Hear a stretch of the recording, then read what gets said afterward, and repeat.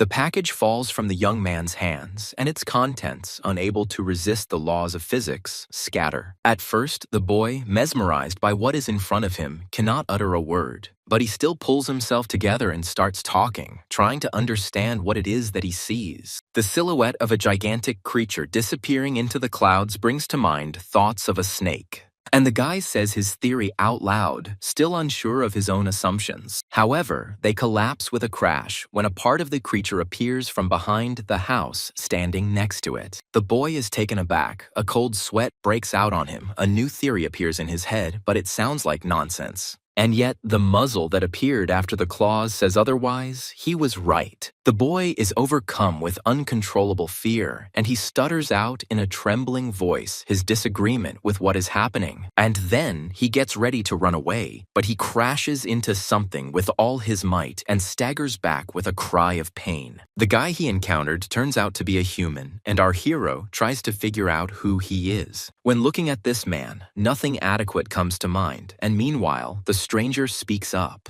The guy's face changes when he hears the answer to his own question asked earlier. The mysterious man counters what was said earlier by saying that this creature is not a snake, but a dragon. The boy's eyes widen sharply, slowly beginning to realize that he is in a different place. He is helped in this not only by the environment of the room he is in, but also by the sounds coming from the street. Little by little, the picture standing before his eyes and the feeling of fear begin to leave him, allowing him to return to reality. And the boy comes to the conclusion that it was just a dream. He swings his legs over the side of the bed, cringing from the cold as he acknowledges the fact. To prevent himself from getting sick, the guy turns the temperature up. Feeling a persistent feeling of hunger, he goes to the multi-cooker and checks its contents. It turns out that there is not much food, which prompts the guy to take appropriate action.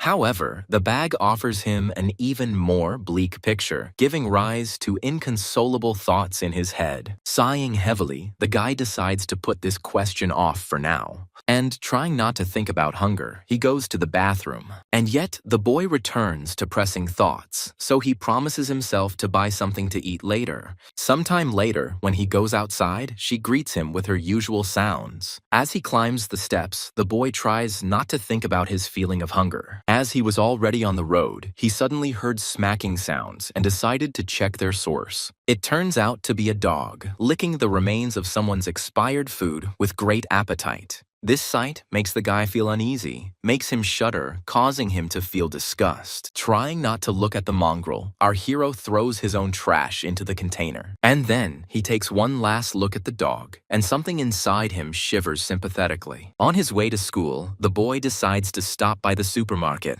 He is going to buy himself something to snack on, but something else attracts the student's attention. On the way to the department he needs, he comes across dog food, and the guy remembers the dog he met near his house. The stray dog won't leave his mind, and his hand automatically reaches out to one of the lamisters. However, looking at the price, the guy mentally becomes indignant, not understanding why dog food is so expensive. As a result, he buys sausages and hands them to the dog, asking him to eat them. He accepts food from strangers' hands, fearlessly and surprisingly politely, immediately eating it. Once the sausage is finished, the schoolboy says that you shouldn't eat from the trash can. As a parting gift, the boy gives the dog another treat and continues on his way along the original route. The dog not only follows his benefactor with his eyes, but also follows him for some time. It's noisy outside. The sounds of the city are so loud that they drown out even your own thoughts. So, the schoolboy is going to drown them out with his favorite music, but suddenly, he notices something. He received a congratulatory message because today is his birthday. However, this does not affect the guy. Jewelry does not see the point in celebrating this date. There are more pressing matters than the number on the calendar, of which there are many, and he continues on his way. When the boy arrives at school and gets to his class, he is rudely asked to close the door behind him.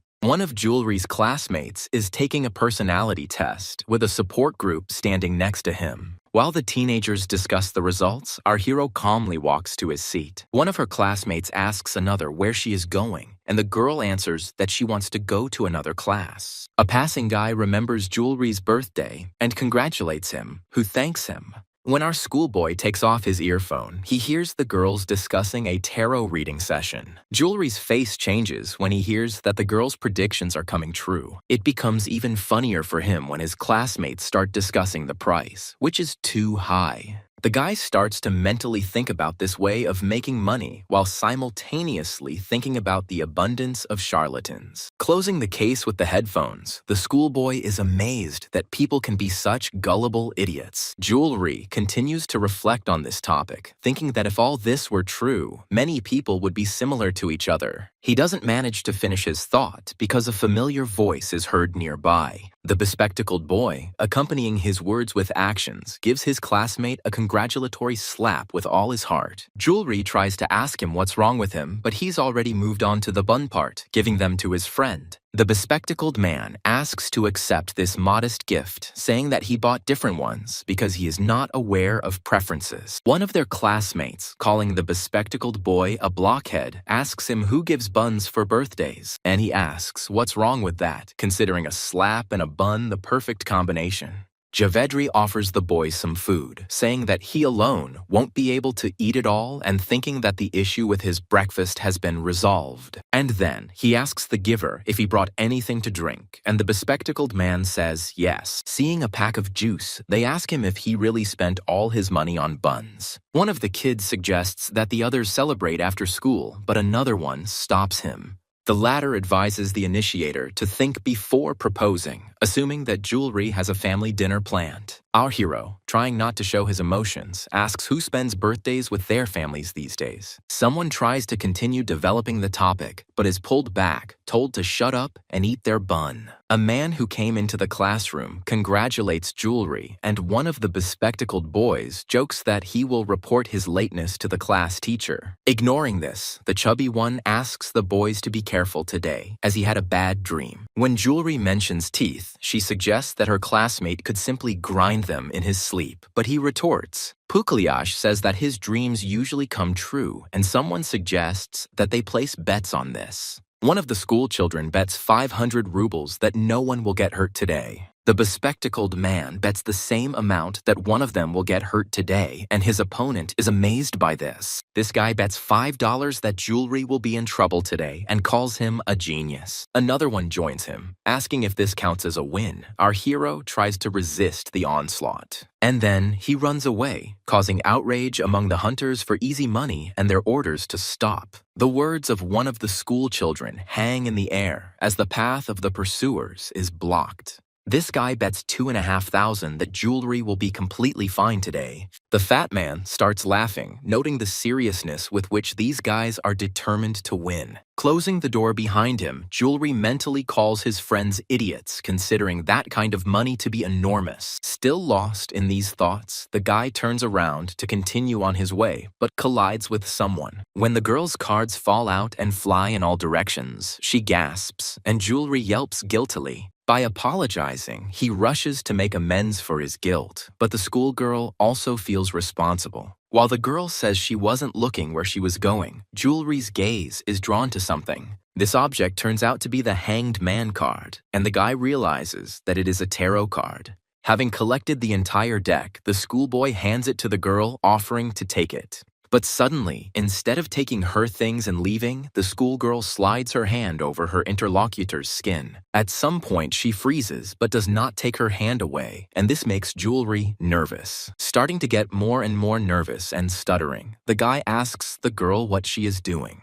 And she hangs there for several long moments, falling deep into herself. This situation puzzles Jewelry more and more, and he asks the girl the question again. The schoolgirl remains silent, which makes the guy start looking around to make sure no one else sees them. Finally, the girl speaks up, stating the fact that today is Jewelry's birthday. The guy starts to hesitate, but answers with consent and mentally wonders what's wrong with her. To Jewelry's relief, the schoolgirl speaks up as she takes the deck from his hands. She offers him to choose a card, promising to tell his fortune for free, but the guy refuses. The girl insists, but Jewelry also stands his ground, saying that he doesn't really like such things. They call out to the boy, laughing ominously and offering to help him get hurt, which makes the schoolboy feel confused. One of the bespectacled men asks the birthday boy to stand still, and the second, calling him a friend, advises him to run.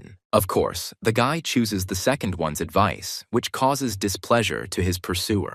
By calling his friend by name, the schoolboy reminds Jewelry that their teacher will be back soon. Meanwhile, something attracts the girl's attention, and she turns her gaze to the object that attracts her. It turns out that not all the cards have been collected. For some reason, the last one was not noticed earlier. And when the schoolgirl picks it up, she turns it over to see the picture. This card turns out to be death, and the girl plunges into her thoughts. They call out to the schoolgirl by name. Her name is Joy, and ask why she is standing there. The girl turns to her friends, still deep in thought. However, as soon as her face becomes visible, she puts on a cheerful mask. Several hours pass since then. Lessons continue. Teachers teach their students. So one of them just finishes explaining the operating principle and announces that that's all he has for now. When the teacher asks the students to copy something, Jewelry can hardly cope with drowsiness. The teacher notices this and suggests that an open window might cheer the boy up. When the teacher announces his intention to open it, the students ask him not to do so as it is cold outside. Jewelry turns to her friend asking him what page they were on. But he doesn't hear him because he's sleeping, and the boy mentally calls the schoolboy a sly one. Suddenly, Jewelry's attention is drawn to something, and he is distracted from his friend. It seems to him that some huge shadow appears on the other side of the window and moves slowly.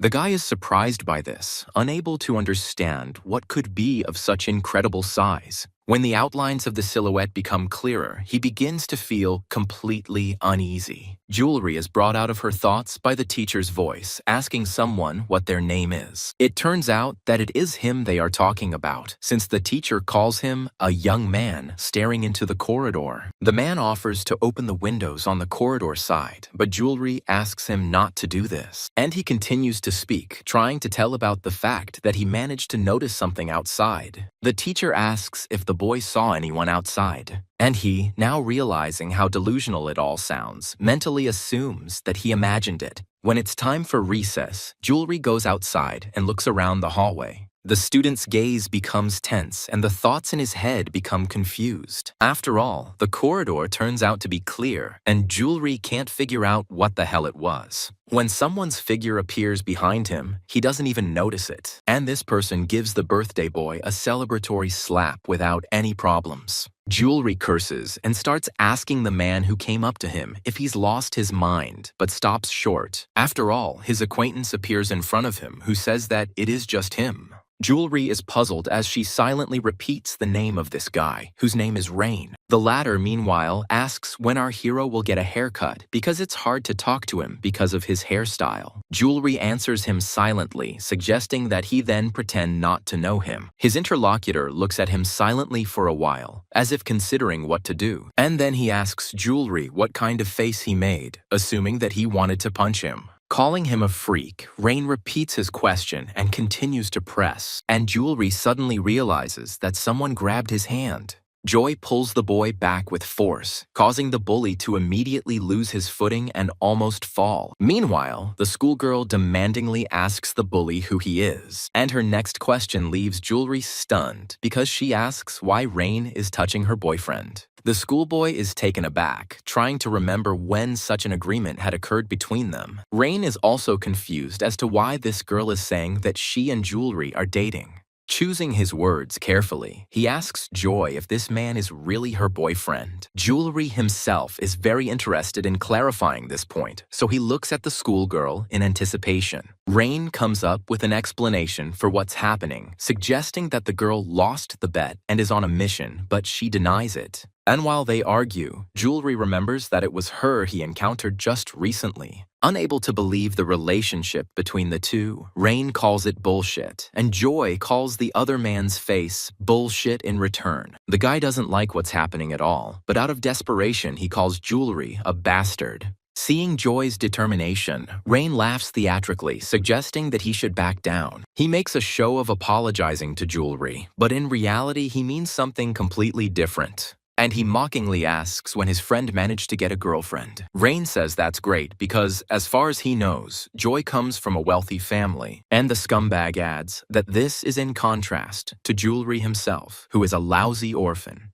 The guy leaves laughing, and our hero plunges into deep, joyless thoughts. Joy asks Jewelry if everything is okay and what that idiot told him. Breaking free from her grip, the boy asks the schoolgirl what she is doing anyway. And he asks another question. Why did she call herself his girlfriend, since they don't even know each other? Jewelry reminds Joy of how quickly rumors can spread and asks if it bothers her. The girl says that she doesn't care what the guy is surprised about and clarifies this point. And then the schoolgirl, addressing Jewelry by name, invites him to start dating. The guy asks the girl if she is really carrying out someone's task, but Joy vehemently denies this, saying that she really likes him. Thinking it's some kind of stupid joke, Jewelry apologizes and refuses. When he leaves, the girl stands there for a while, confused. However, no one passing by sees the look she gives Jewelry. The girl does not give up trying to get closer to him, and after some time she appears in the guy's class. She meets him, even near the toilet, as if she is waiting for him at every step. In the dining room, the girl chooses a seat opposite, greeting Jewelry for the umpteenth time. And when the guys notice a present on Jeverly's desk, his friend suggests being honest with them.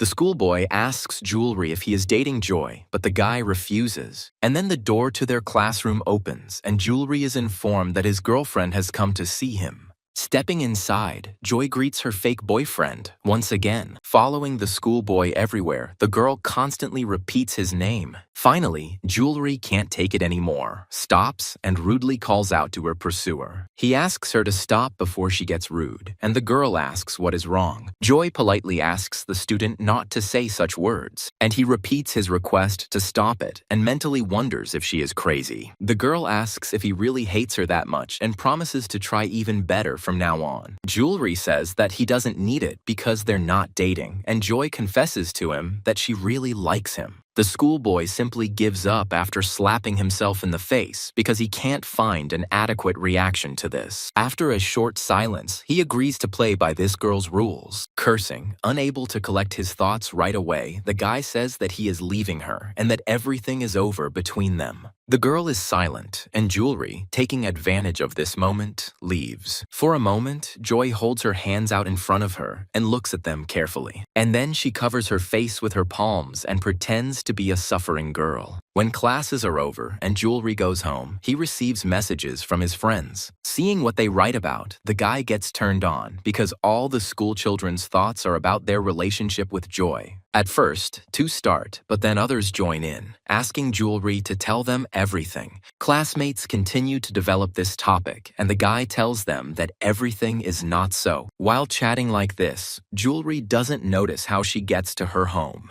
But then his peripheral vision catches something, causing the guy to look up from his phone. Noticing a familiar dog nearby, Jewelry makes a mental note of this fact. The guy assumes that the animal is still eating trash because she is sitting next to the garbage dump. But to be honest, Jewelry doesn't really care about that right now, so he just walks past. While the boy is fiddling with his keys, his attention is drawn to a sound in the air. Looking up at the sky, the schoolboy sees clouds gathering and hears thunder rumble. This sows some doubts in his soul, but the guy still goes into his apartment. Anxious thoughts do not leave the guy's head even when he is already taking off his clothes. Approaching the window, he notices how the first drops begin to drum on it. The rain does not stop even after a few minutes, but on the contrary, only gets stronger. Eventually, Jewelry gives in and is soon drying the dog's now wet fur. Tom doesn't like this method, and he fixes everything using the usual method. The dog gives his savior a long, uncertain look, after which he throws off the kindly borrowed towel and rushes to the place he noticed. Jewelry asks his new friend if he has been living on the streets all this time. Of course, the dog doesn't answer him, but his happy face is enough for the guy. Wanting to do another good deed for him, Jewelry involuntarily starts a conversation with the animal again. The guy assumes that the dog's owner used to live in the place where it was located, although at the same time he comes up with a theory that the dog could have been abandoned. Or, Jewelry suggests the dog never had an owner at all. Having quenched his thirst, the dog slowly approaches the guy, and at some point, she climbs right onto him, staring into his eyes. This makes Jewelry, to her own surprise, begin to feel warm feelings. But the oddities don't end there, because the dog rises, placing first one paw, then the other on the guy's chest. What the animal does next makes the schoolboy swear. He asks the dog, puzzled, what she is doing. Jewelry curses, noting that today is full of surprises. The schoolboy reproachfully calls the dog one of these very surprises. The dog doesn't listen to him and doesn't even look anymore, turning towards the window. However, contrary to the alarming thought that had already arisen, there is no one there. But the next moment, there is an insistent and confident knock on the door. The dog starts barking angrily, and the boy wonders what happened this time. The animal does not calm down, and Jewelry asks him to be quieter. The knocking also does not subside. Glancing at his watch, the guy tries to figure out who has arrived at such a late hour. He asks himself this question, mentally going through the possible options, but no one suitable comes to mind. The schoolboy walks towards the door carefully, and as soon as the knocking stops, comes closer. Trying not to give away his presence in any way, not even breathing, he tries to make out the night guest. But it's already so dark outside that there's absolute blackness in front of him. Suddenly, a familiar voice is heard on the other side, saying that it is she. And although the voice seems familiar to him, Jewelry cannot remember who exactly its owner is. So the guy asks who exactly is standing behind the door and gets the answer that it is Joy. The schoolboy recoils in fear, refusing to believe his ears. And yet, remembering what the weather is like outside, he opens the door. The first thing that catches the guy's eye is the girl's wet feet. Jewelry asks, pausing in shock, what Joy is doing here. And she admits that she decided to play the fool who came to the guy who dumped her. Jewelry can't believe her ears, so at first she stupidly asks again and then begins to speak angrily. But suddenly he stops short as his gaze involuntarily catches on something that shouldn't be there. And the schoolboy, flying back into his apartment, asks the girl to wait a little. He returns after a while, silently throwing a towel at Joy. And then he carefully gives her an umbrella, asking her to take it. The girl asks Jewelry to go under one umbrella, arguing that she is cold. Then the guy takes off his sweater, offering to put it on to warm up. And then Jewelry asks how the girl knew where he lives. And she replies that she followed him, which causes even more confusion in the guy. The schoolboy decides to ask the question out loud and asks the girl if she is really crazy. Jewelry is not happy with this arrangement and rudely asks what came over this girl. The guy asks her to stop talking nonsense and tell him directly what she wants from him. Joy asks if he'll agree if she confesses, honestly, but Jewelry asks her to answer the question first. When the girl calls his name, the guy is at a loss, and the schoolgirl explains her words, saying that she wants him.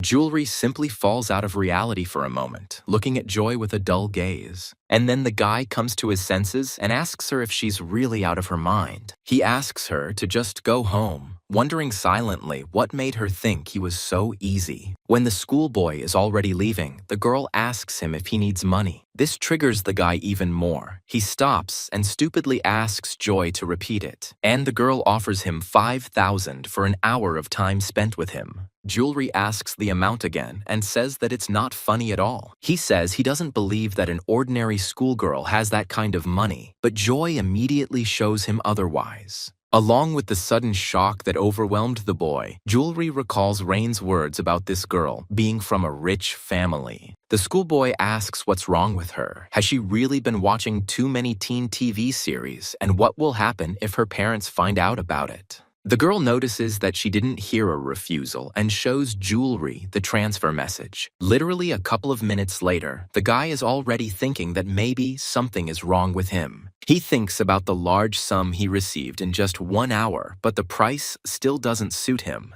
Jewelry is already imagining friends who find his selling out for money disgusting. And he tells Joy that he agrees to walk her only to the bus stop and at school to pretend that they don't know each other. The girl is interested in the reason. She assumes that the guy is so afraid of rumors. Joy believes that he would agree even without money because he doesn't have parents. The schoolgirl pretends to have let it slip, noting that it was the schoolboy's secret. She suggests that jewelry be a good boy if he doesn't want everyone to find out. The guy looks at the hand extended to him, beginning to understand what they want from him. And Joy asks him why he's frozen because her hands are cold. Overwhelmed by doubts, the guy tries to fight himself. And in the end, he succeeds. Instead of grabbing the girl's hand, he gathers his strength. Jewelry tells Joy to get lost, saying he'll wire her the money back. The guy assumes that this girl has no boundaries at all. He lets her take the umbrella and talk whatever she wants at school, saying he doesn't care. Joy repeats the trigger word after the guy, listing that he doesn't care about girls or money. And then she calls him a prude and says words that knock the wind out from under Jewelry. The girl says that no matter what he is, he will still die. The stunned guy asks her again what all this means, and Joy says that he will die today. Taking a tarot card out of her pocket, the schoolgirl offers to look at it. Showing the major arcana, the girl says that her tarot readings always come true. Hearing again that today he will meet his death, the guy makes an attempt to parry his opponent's words. But the girl suddenly bursts into a piercing scream, drowning out his words. She screams, telling Jewelry to stop and saying that she has had enough of this. Joy says that the guy just irritates her beyond belief, even though all he has is a pathetic carcass. While she is amazed at his pride, the schoolboy tries to understand what came over the girl. She, throwing a card in his face, asks why he still doesn't understand. Jewelry tries to snap back, but the girl interrupts him, calling him by name. She asks him to give her his body because he doesn't have much time left. These terrible words and the schoolgirl's suddenly changed behavior awaken horror in the guy. Meanwhile, Joy holds on to Jewelry's hand with a tight grip. An unknown force pulls the guy forward, and he tries to understand where so much of it comes from in the fragile girl. Jewelry, not expecting this, falls to his knees, unable to hold the umbrella in his hands. He stutters, asking what the hell, and winces at the pain with which his hand is squeezed. But he has a strange feeling that it is not only Joy who is holding him. And then the guy slowly lowers his gaze, guided by some sixth sense. A wave of shivers runs through his body when he sees a terrible picture in the reflection of the puddles. And while the guy is trying to comprehend what is happening, the girl standing in front of him speaks up.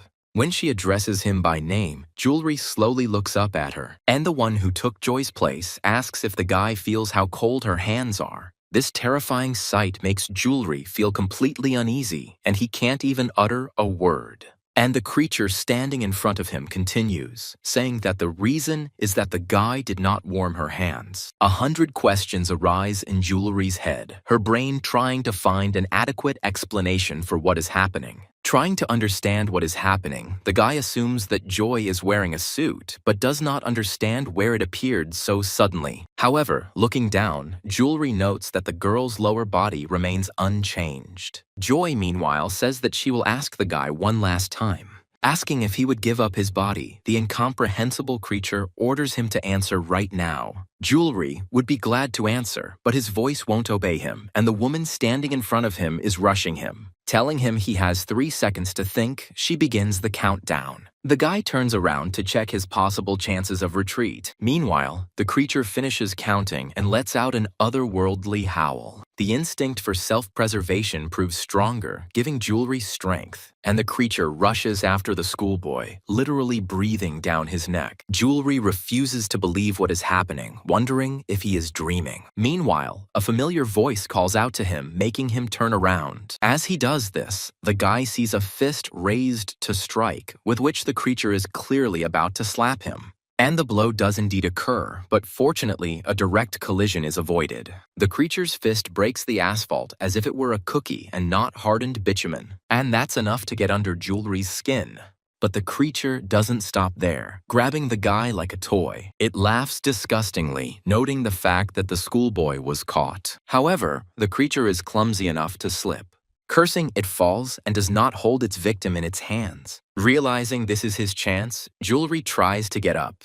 This is given to him with great difficulty because his whole body has become disobedient from unbearable pain. However, the creature behind gives motivation to run, and the guy trusts his instinct for self-preservation while realizing that this is not a dream at all. Jewelry is sure that if he lets himself be caught, he will definitely die, but fortunately, he sees salvation. Assuming the creature is too big to fit between the buildings, he runs in there himself. Allowing himself a break, since he can't see or hear his pursuer, the guy tries to bring his ragged breathing back to normal. But he still turns around periodically, afraid of being caught off guard. Estimating the distance between the buildings, the guy notes the fact that it is very narrow here. And yet, doubts remain that this creature will not get him here. The guy's legs begin to shake violently, and he allows himself to collapse to the ground. But at that moment, a familiar voice permeates everything inside with a terrible question. The creepy creature asks Jewelry if he really thought he could hide from it.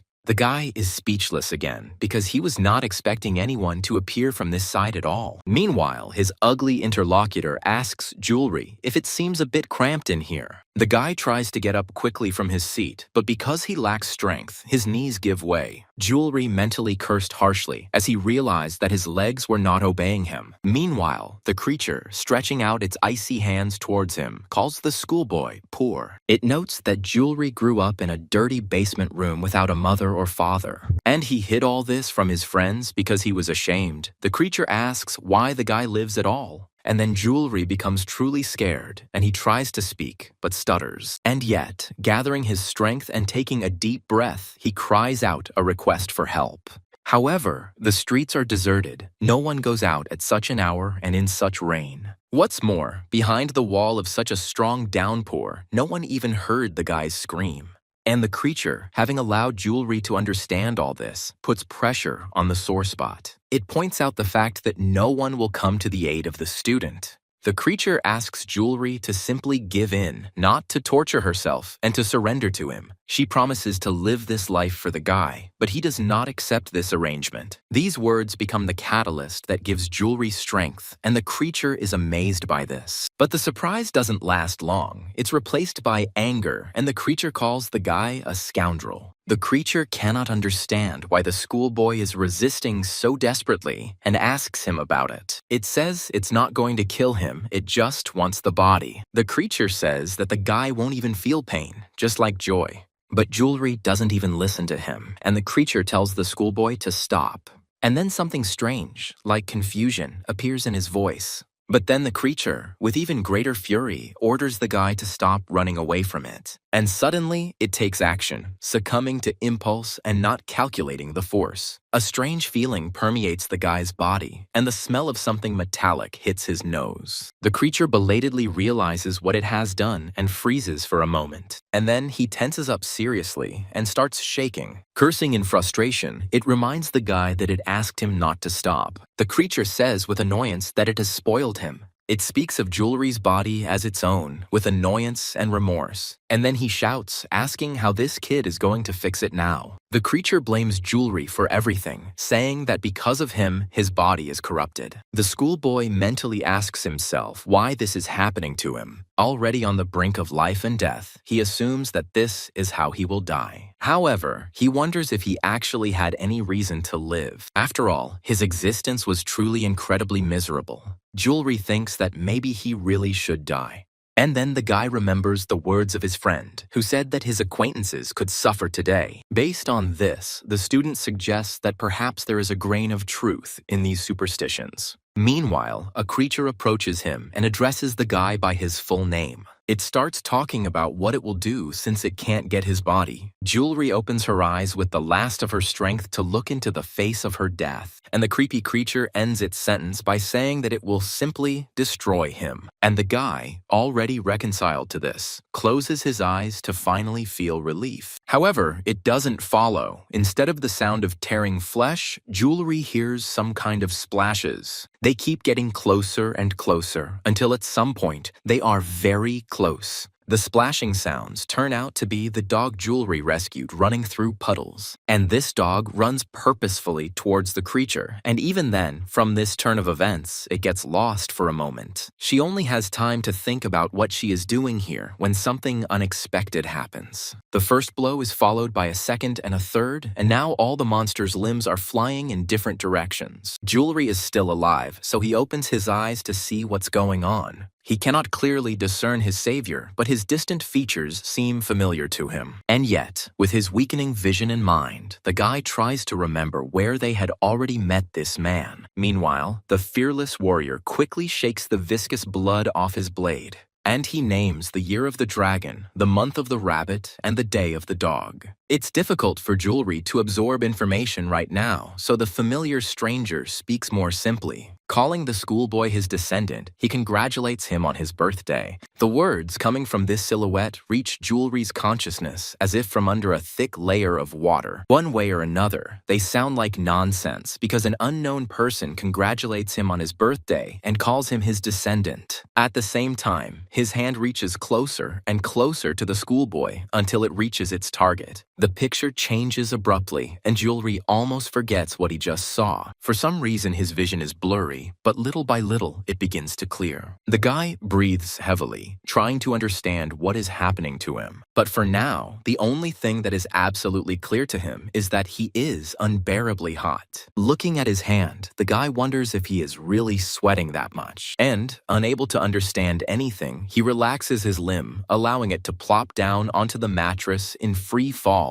Hearing the sound of the message, the guy checks who has already missed him. Glancing involuntarily at the time, Jewelry realizes with horror that it is almost lunchtime. Cursing, he begins to quickly get ready, trying to remember what time he went to bed last night. But another mention of yesterday makes the guy stop, and a sickeningly unpleasant picture from the very recent past comes to mind. Jewelry quickly glances at her hand and is amazed that it is still there. The guy starts squeezing and unclenching it to make sure the limb is okay. Then he doesn't understand what it was. Mentally replaying the events of yesterday in his head, he remembers the girl with whom this strange story began. But suddenly, the guy is pulled out of his thoughts by a phone ringing, causing him to flinch in surprise. Checking the contact, Jewelry notes that it is his homeroom teacher calling him. At the school where the boy studies, the repairmen are grumbling because the wire has come loose again. They assume that someone is probably playing around there while Jewelry is rushing to class. Along with thoughts about being late, the guy's head is spinning with the question of whether Joy is at school today. But he decides to let go of thinking about it for now and sighs heavily. While someone is discussing what to have for lunch, Jewelry is listening to other conversations. The girls discuss what's wrong with Joy, but none of them have a clear answer to this question. It turns out that they are more concerned not with the schoolgirl's condition, but with her fortune-telling. And as they run away, Jewelry cautiously looks into the classroom. What the guy sees there puzzles him while the fortune-teller talks about everyday topics. But instead of happily agreeing to tell these guys fortunes, she refuses. But Jewelry doesn't really listen to the words, being primarily carried away by her appearance. The guy wonders if he should just ask the girl about yesterday. And at that moment, the voices of friends are heard from behind, calling Jewelry's behavior inappropriate.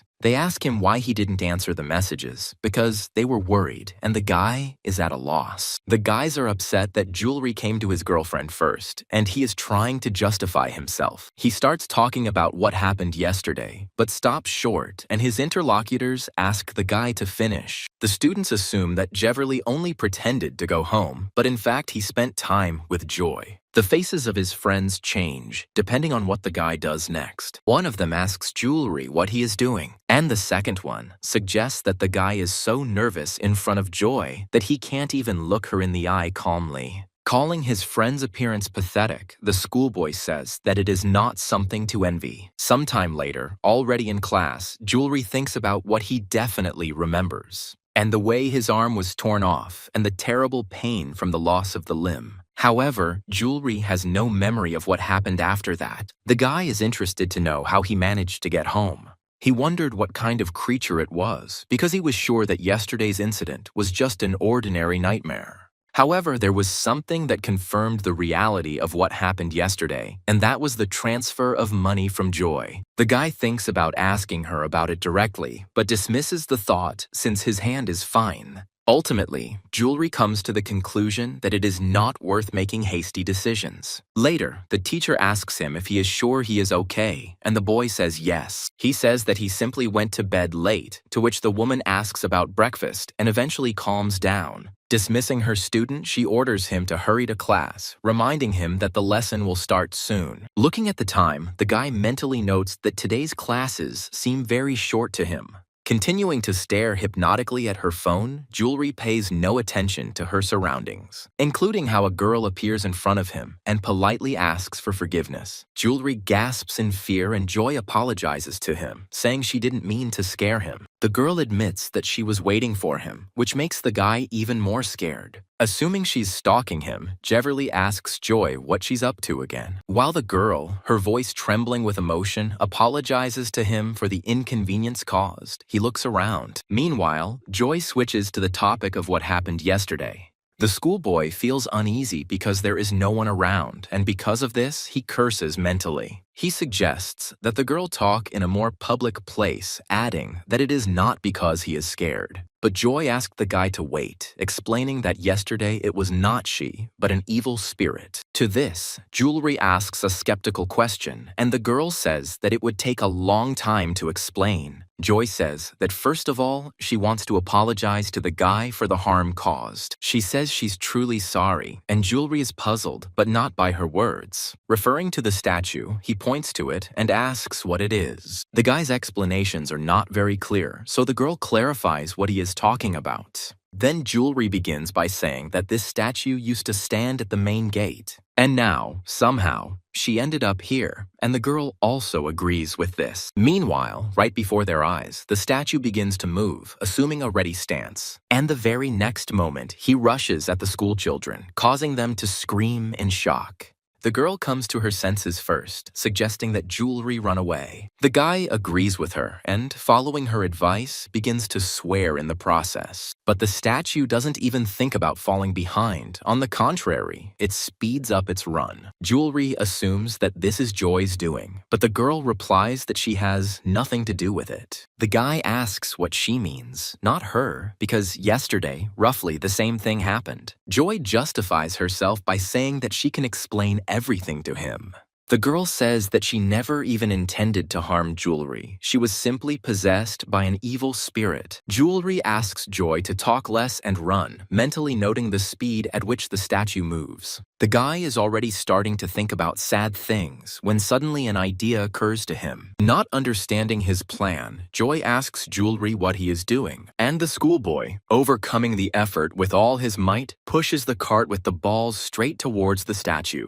His plan is being implemented, but it is not yet clear whether it will be a success or a failure. In any case, as planned, the balls roll towards the statue, blocking its path. However, tilting its head to the side, the stone runner begins to look as if it is analyzing something. Jewelry notices how the huge legs tense up, gaining more support. The next moment, the statue pushes off the ground with force and jumps. Jewelry couldn't help but admire him because he didn't expect that this giant could do that. Reaching the end point, the statue suddenly breaks with a nasty screeching sound. Realizing that his plan had failed, the schoolboy swore harshly. Joy slows down, to which the guy calls out to her, reminding her that they need to get to a crowded place as quickly as possible. But the schoolgirl doesn't seem to hear him, instead taking a bag out of the inside pocket of her jacket. When she's full of enthusiasm and about to do something, Jewelry gets really tense. By scattering some small objects, the girl expresses confidence that this method works. However, the statue has a different opinion on this matter, which it demonstrates in the next moment. Each of Joy's small projectiles is repelled. The giant does not miss a single one.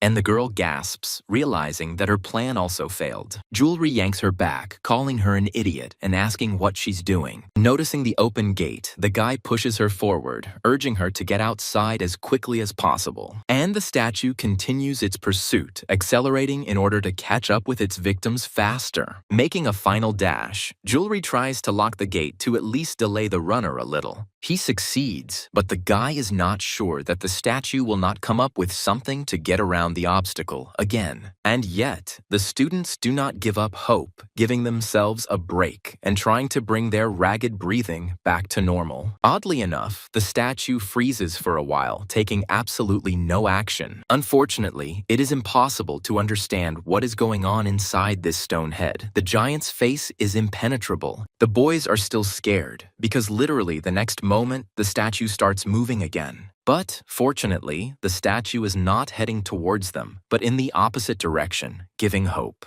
Jewelry lets out a sigh of relief, allowing herself to relax so she doesn't see the same thing as Joy. And the girl warns the guy that the statue is going to jump over the fence. The guy can't believe what he hears, but soon he is convinced of everything himself. Jewelry starts to panic, trying to figure out what to do in this situation. Looking around, unlike Joy, frozen in a stupor, he tries to find a way out. Meanwhile, the stone athlete has already found his footing and pushes off the ground with force. And then he makes such graceful movements in the air, as if he wasn't made of stone at all. Jewelry calls out loudly to the frozen girl, drawing attention to herself. Having found a way out, he orders her to get out of the way immediately. And the stone statue is already descending in its graceful fall. But this time, Jewelry calculates the distance precisely in advance, and he literally knocks the statue off its feet, forcing it to end its performance in disgrace. Falling into a pile of rubbish, the statue stops moving. The foul smell makes school children cover their noses, unable to help themselves. Meanwhile, the statue begins to move again, causing the teenagers to flinch. When the statue turns its head in their direction, the boys feel that its gaze has changed, becoming angry. Jewelry comes to her senses again before her friend in misfortune, telling her to run quickly. However, he miscalculates, barely managing to notice how something rushes past him. The enraged statue anticipates the student's trajectory, acting in advance. Not intending to stop there, she moves on to more active actions.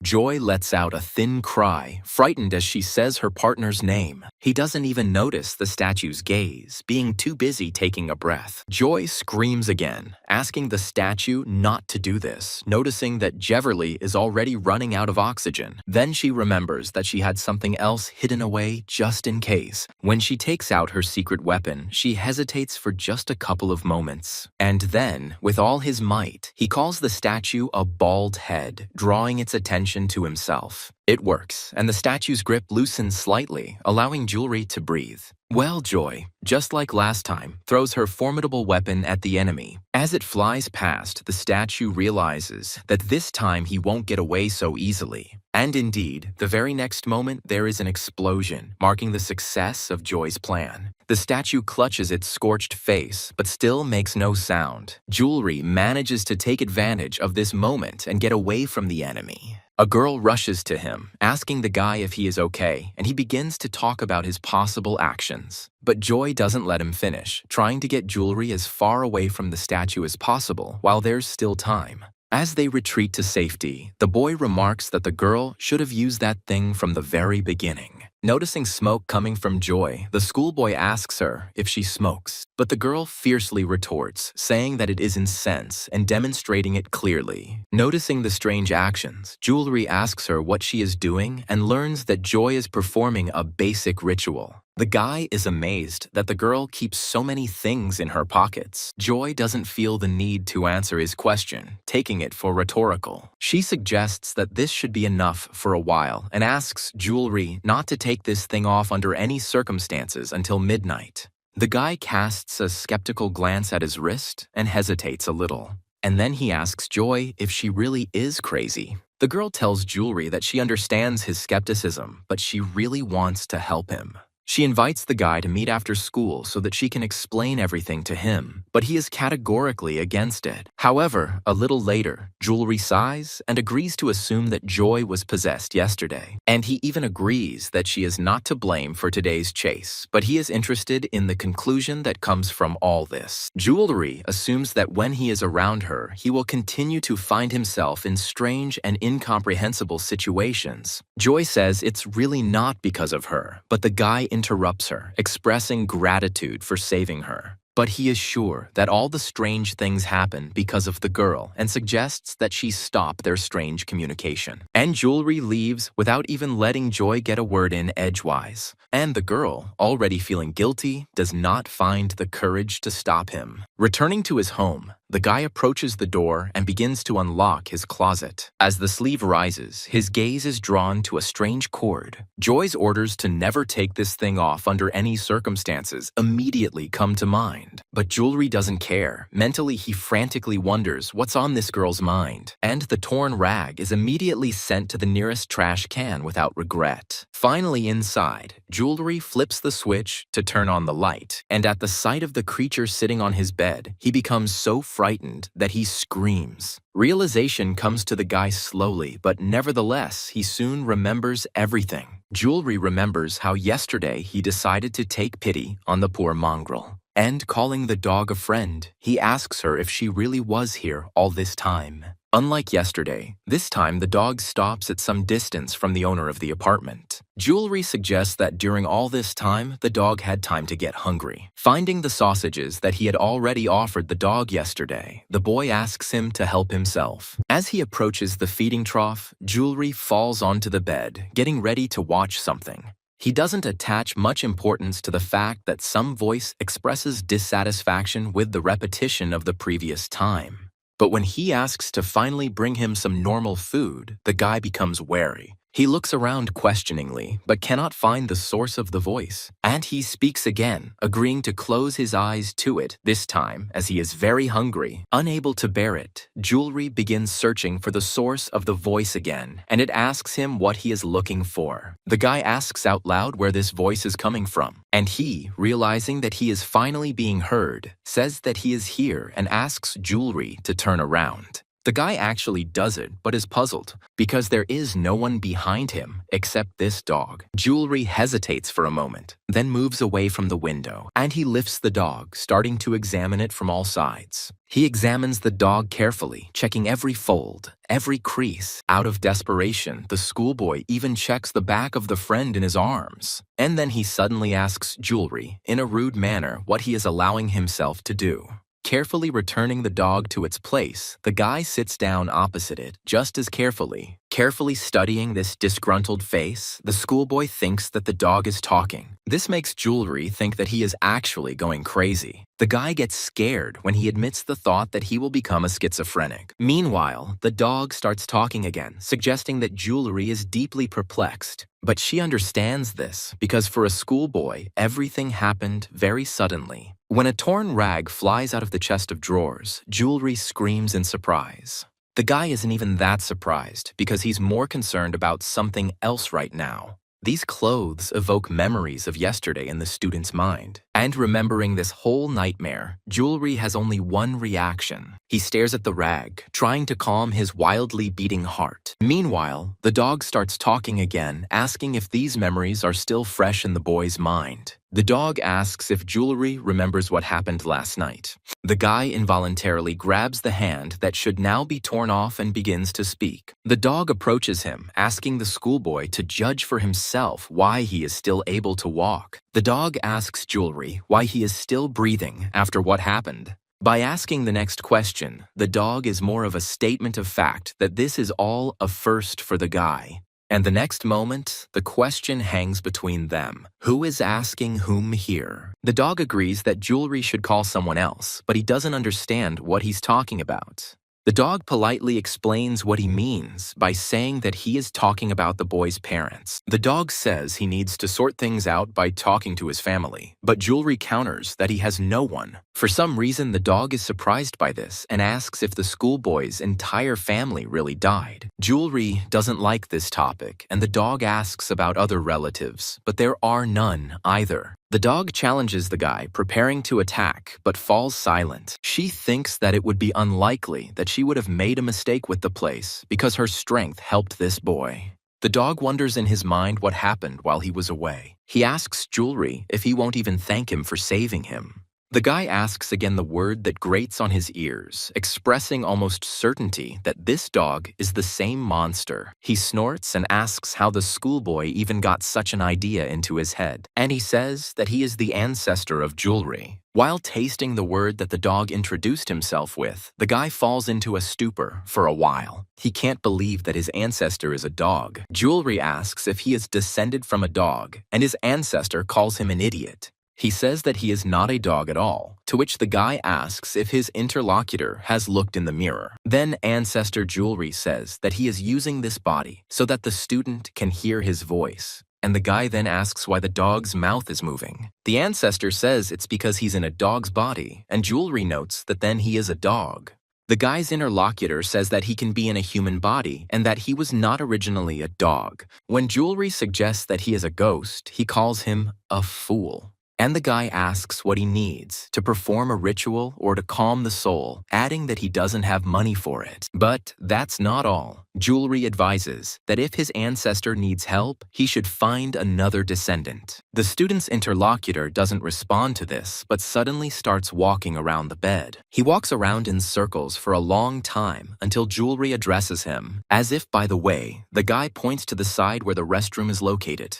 And his ancestor suggests that his family no longer honors his memory. Jewelry asks the dog why he keeps saying this, since he said he doesn't have any family. And he has no idea what the so-called ancestor is talking about, and the latter decides something for himself. To make it clearer, he says that from this day on, Jewelry will help him.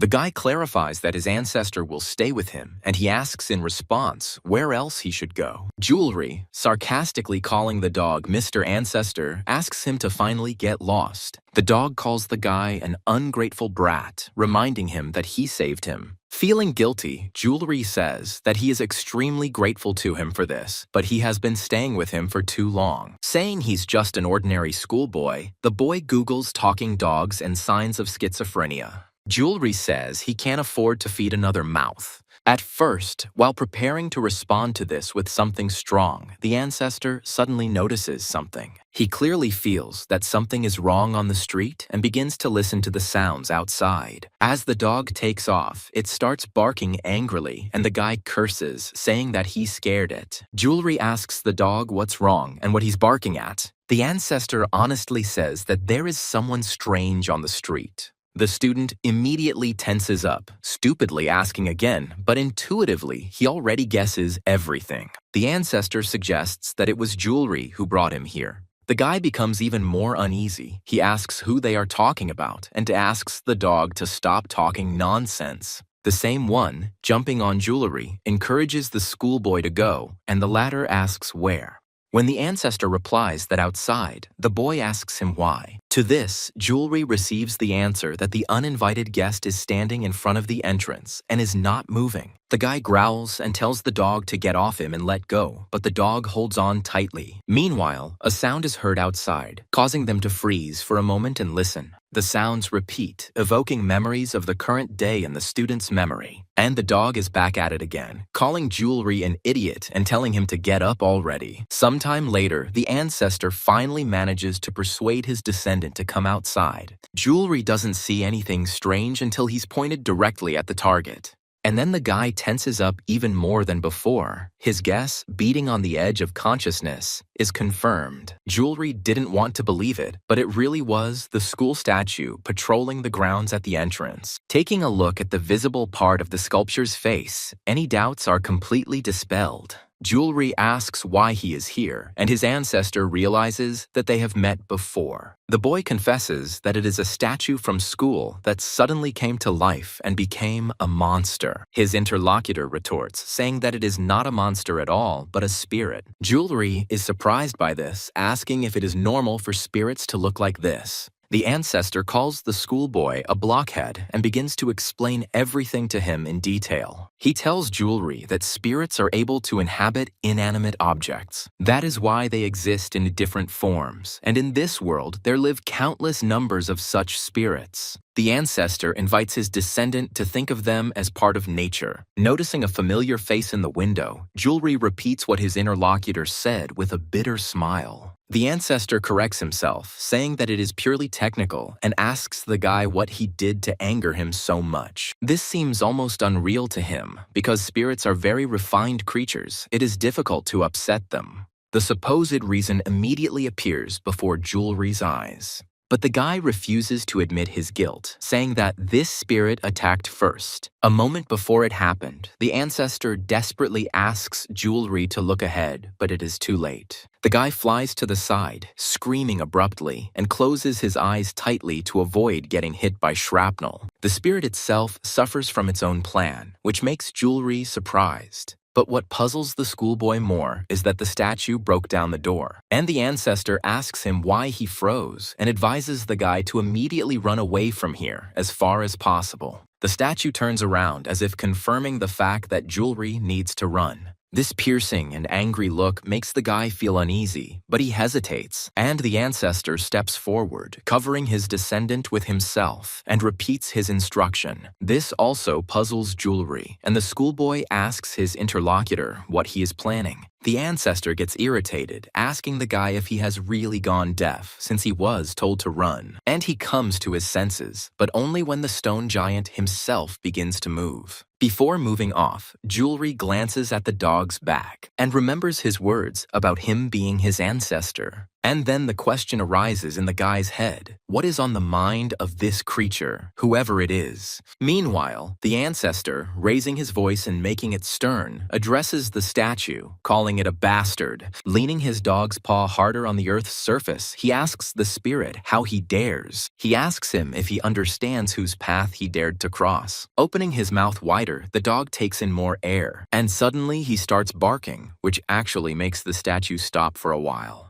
But this does not last long because the next moment the giant decides not to tolerate such insolence. When the dog hits the wall, it bounces off it and then jumps up on all fours. And he runs away, realizing that in such a state he will hardly be able to help his descendant. Catching up with Jewelry, his ancestor hears the question of what happened and feels internally ashamed. Changing the subject, he asks the guy why he didn't run away and learns that less than 10 seconds had passed. Jewelry doubts the dog's abilities, and his interlocutor asks him not to be rude. He asks the guy, calling him a brat, if he really decided to make fun of him. And in the midst of these squabbles, they do not notice that their pursuer has already caught up with them. Jewelry curses silently, noting the fact that he's been caught. However, he comes up with an idea on how to buy a little more time and prolong his existence. The ancestral dog barely manages to jump aside in time to avoid being crushed. The spirit freezes for several long moments, staring at the schoolboy's windbreaker. The ancestor tells Jewelry to get up quickly, but he breathes heavily, unable to come to his senses. The guy is even more impressed by what the spirit inside the statue does. The schoolboy does not understand why he needs all this, what goals this entity is pursuing. The expression on his stone face changes again, making him tense up even more. But the statue takes up a familiar position, preparing to squeeze the maximum out of itself. And it was here that both fugitives, groaning, decided not to hesitate in order to save their skins. When the giant takes off, the dog notes the fact that he has become even faster. It seems that this is definitely the end for them, but something happens that none of them expected. Something incredible happens because the statue freezes, bending into an unnatural pose.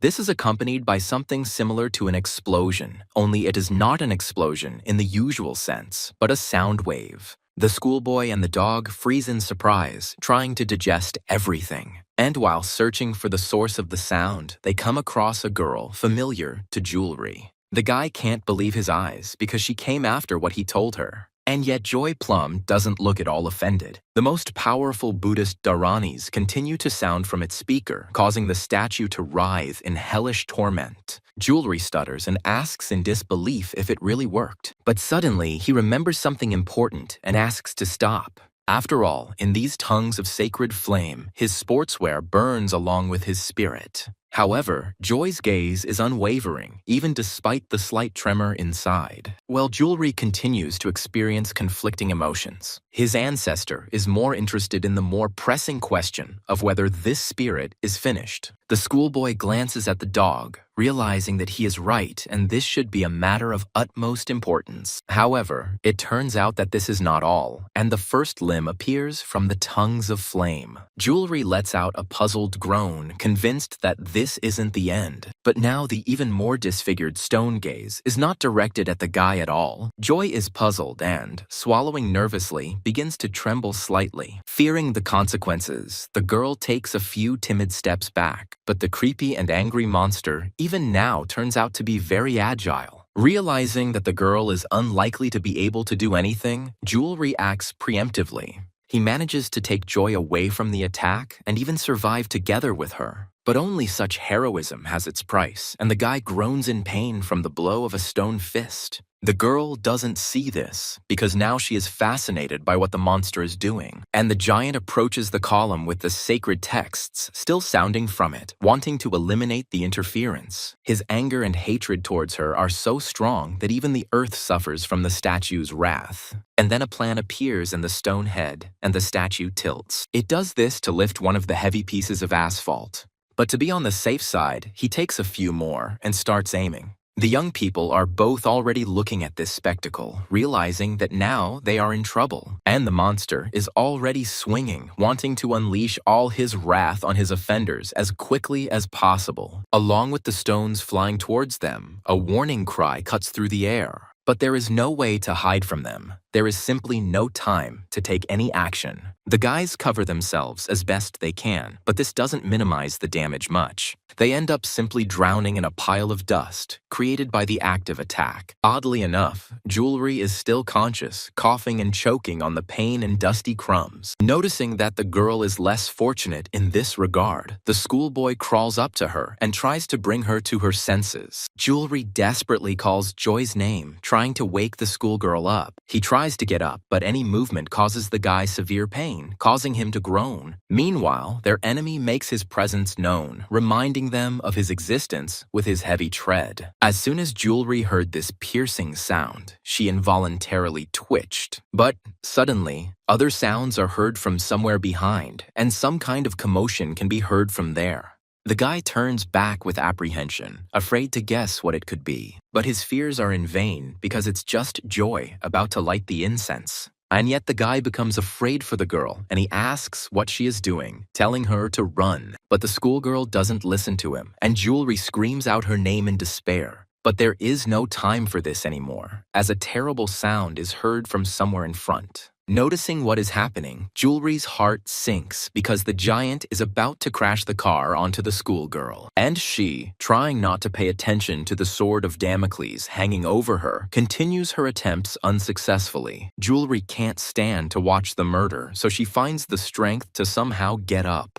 The guy remembers that it was his supposed ancestor who told him to go outside. But he himself does not intend to sit on the sidelines while someone suffers, and the guy decides to take a desperate step, asking his ancestor to help them. At the last moment, the schoolboy jumps, trying to quickly cover the girl with his body, and the thought flashes through his head that this time he won't get away with it. It's definitely the end for him. However, the next moment, the guy realizes that something is wrong, and even the surroundings are perceived differently. He begins to look around, simultaneously trying to understand where he is. When the schoolboy tries to speak, his voice trembles treacherously from fear of the unknown. Seeing nothing familiar in front of him, he tries to figure out where everything went. And then the guy starts calling his friends by name, but none of them answer. Sometime later, a voice is heard from behind, suggesting that Jewelry was on the verge of despair. He seems familiar to the boy, and soon the schoolboy realizes that this voice belongs to his ancestor. Jewelry turns around sharply, addressing his ancestor, but suddenly stops. The thing is that instead of the usual dog, a young man appears in front of him. Jewelry peers into his face, trying to figure out if he's seen him before and who he is.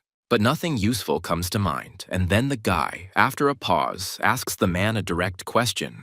He asks him who he is and what strange clothes he is wearing. The man asks if Jewelry can't recognize him even by his voice, And the next moment, he calls the schoolboy his descendant. Jewelry gives himself time to think, and in his imagination, the dog's voice is superimposed on the image of the man. The schoolboy, hesitantly, because it is difficult for him to believe it, assumes that an ancestor is standing in front of him. He agrees, confirming the guess, and in an instant finds himself behind the guy. Jewelry is surprised by this, but doesn't have time to say anything. His ancestor gets ahead of him. Taking his hand, the man says that originally there were 12 gods. Ancestor Jewelry says that he is one of these 12 gods, and those over whom he rules are creatures called dragons. Somehow, filling Jewelry's hand with magic, the man says his name.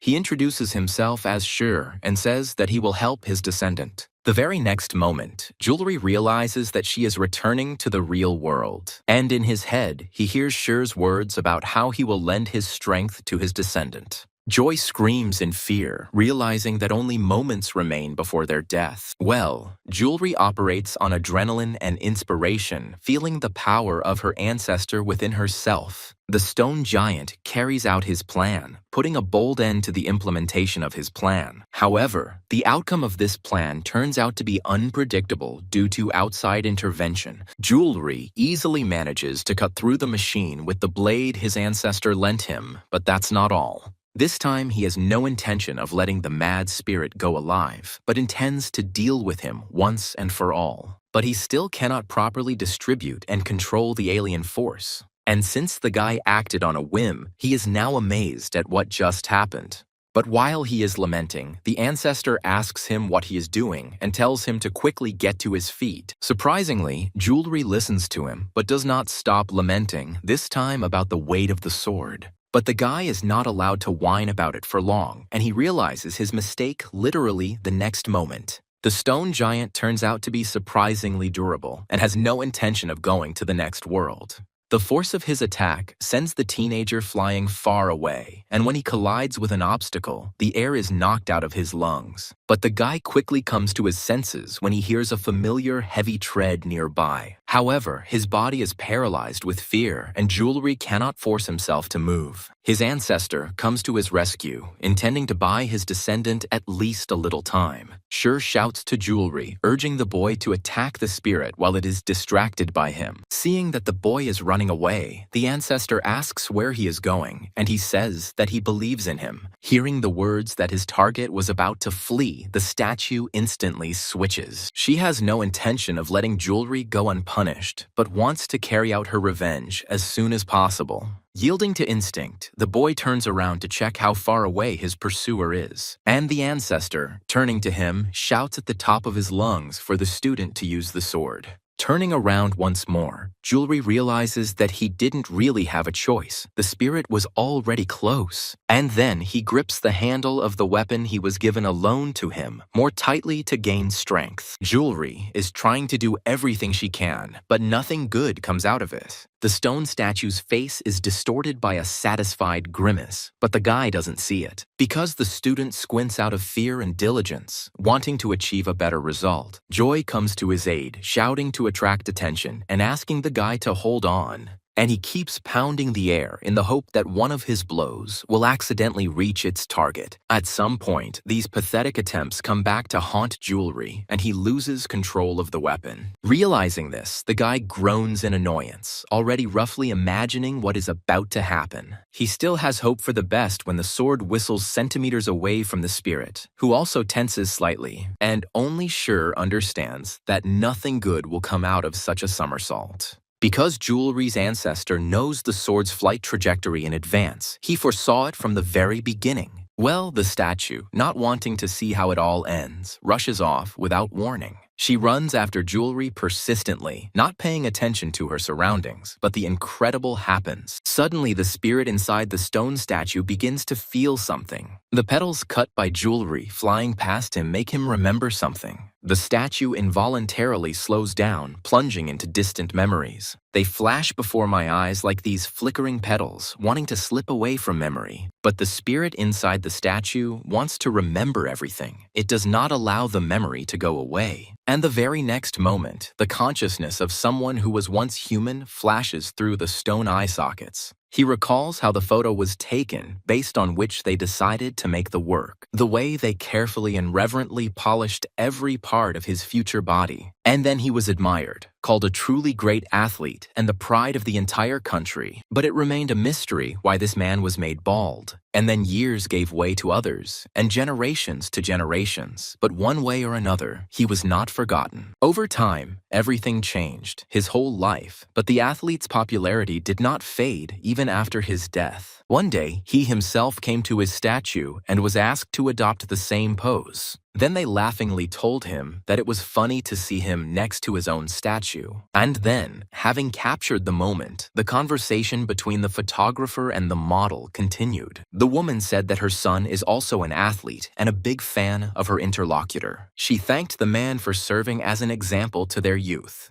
And then, even more years later, they decided to move the statue of the once great athlete. And she was forced to become an adornment to the school, losing the meaning that was originally put into her. Having remembered his whole story, the spirit stops and thinks deeply. And in front of him, this boy continues to run, saving his life from a terrible monster. And then, having decided something for himself, he moves again from the spot, but no longer runs, but walks at a calm pace. He sees the boy fall from helplessness and making a bitter sound from frustration and pain, curses. The boy turns around in fear, checking how far away the one who will become his death is. And, closing his eyes tightly and covering himself with his hands, he tries to protect himself, at least a little. However, his former pursuer doesn't even think about harming the boy as he passes by. And Jewelry even rises up from shock, silently asking herself a question. He watches as this strange statue takes off and runs like it's running a marathon. And the spirit inside it imagines itself in a completely different place. He imagines himself taking first place and the crowd of his fans erupting in uncontrollable, joyful screams. He also recalls how the same woman spoke to him as he stood by his own statue. And it seems to him that it was he, in his original form, who conducted the autograph session. Now he does not separate himself from the statue, so he believes that it was he who took pictures with his fans. And all this flashes through the stone head in just a couple of moments as it crosses the finish line. Jewelry feels uneasy about such a sudden change, and a lot of questions arise in the guy's head. Joy shares his friend's bewilderment as he tries to figure out how to act. Well, the spirit suddenly evaporates, forcing Jewelry to ask what that was all about. Before answering, Sure thinks, but then he has an idea. Ancestor Jewelry suggests that this spirit was able to find peace because it achieved its goal.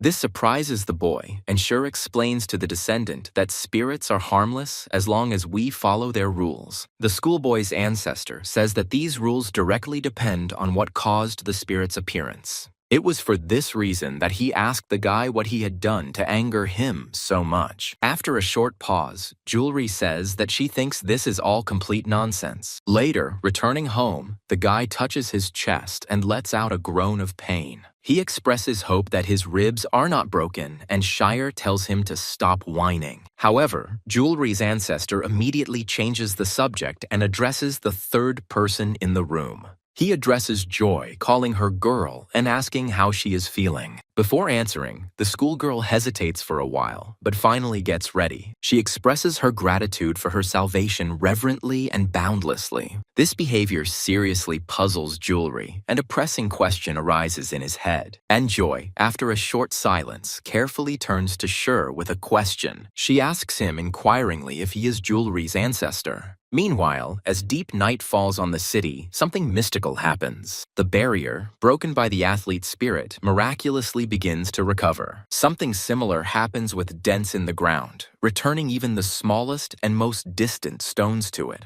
The car also fails to escape their fate, and literally a couple of moments later, it becomes as good as new. A wonderful wizard works at close range above the door of a residential building, zealously assembling it. It even restores broken branches, returning the plant to its original appearance. And then, rejoicing in their creation and discussing it, the mysterious guardians of order disappear into thin air. When the girl asks Shiru a question, it puzzles Jewelry. He is surprised by the schoolgirl's insight. His ancestor suggests that Joy is a shaman since she can hear him. The girl says that this is not entirely true and that she is just learning from her mother. Shur expresses understanding, stating the fact that Joy is the daughter of a shaman. The girl remembers how yesterday Jewelry's ancestor saved her from an evil spirit. However, she lost consciousness and was unable to thank him properly, but now she can. Jewelress pulls the girl up and asks her if she can hear that dog too, and she agrees. The guy breathes a sigh of relief, glad that he is not schizophrenic, and Joy is puzzled upon hearing this. Shiru becomes curious about something and asks the girl how she knew he was Jewelry's ancestor. Before answering, the schoolgirl begins to hesitate, but still speaks the words with embarrassment. Looking at them both again, she replies that they are very similar. Jewelry asks if he really does look like a dog, and Joy asks him in return if he doesn't see his ancestor. When the boy looks at the dog, he asks if the boy can't see his irresistible beauty. Sheer continues, saying that he is already used to it when girls blush in his presence. Jewelry laughs sarcastically, showing the dog his own reflection. The boy calls it irresistible beauty. And while these two are fighting, Joy finds a way out of the situation, but is still trying to figure out the settings. In the end, she succeeds, and the girl invites Jewelry to see for himself. She points the camera and mask at both of them, but at first, everything looks as it should. When the dog turns to the camera, a second mask appears much higher than the level of his muzzle.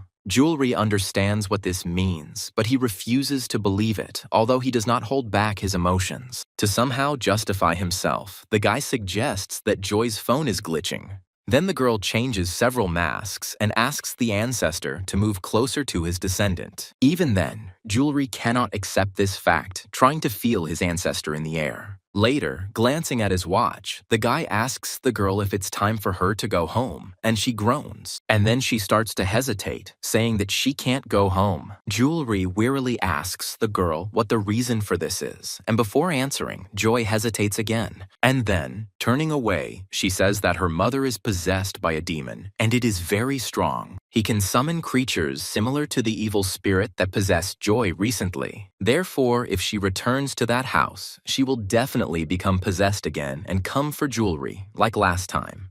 The guy asks why exactly he is the one and is told that they want his body. Jewelry asks about this too, and Joy says that his body is a perfect vessel for spirits. The guy still doesn't understand anything, but he doesn't ask anything else either. Approaching him, Joy says that she will now try to explain everything to him. Shur watches the two in hopes of gaining useful information for himself. While filling a bowl with water, Joy asks Jewelry to imagine that she is an ordinary person. After this, the girl goes to the sink and pours out all the water from there and continues her explanations. She explains these actions by the fact that Jewelry's cup is now empty. The girl says that a huge number of spirits would gladly occupy such a pure vessel. She justifies her past omissions by saying that she couldn't think of a way to explain everything clearly before. But now Joy is capable of it, and she says that the spirits need Jewelry. The boy still doesn't understand, and his ancestor asks him a question about it. Shur directly tells Jewelry that he himself is the cause of all the recent events. And before the guy's eyes, images from the past involuntarily flashed when he blamed Joy for all his troubles. Shur says that nothing happened until Jewelry's 16th birthday, but the boy can no longer hear him.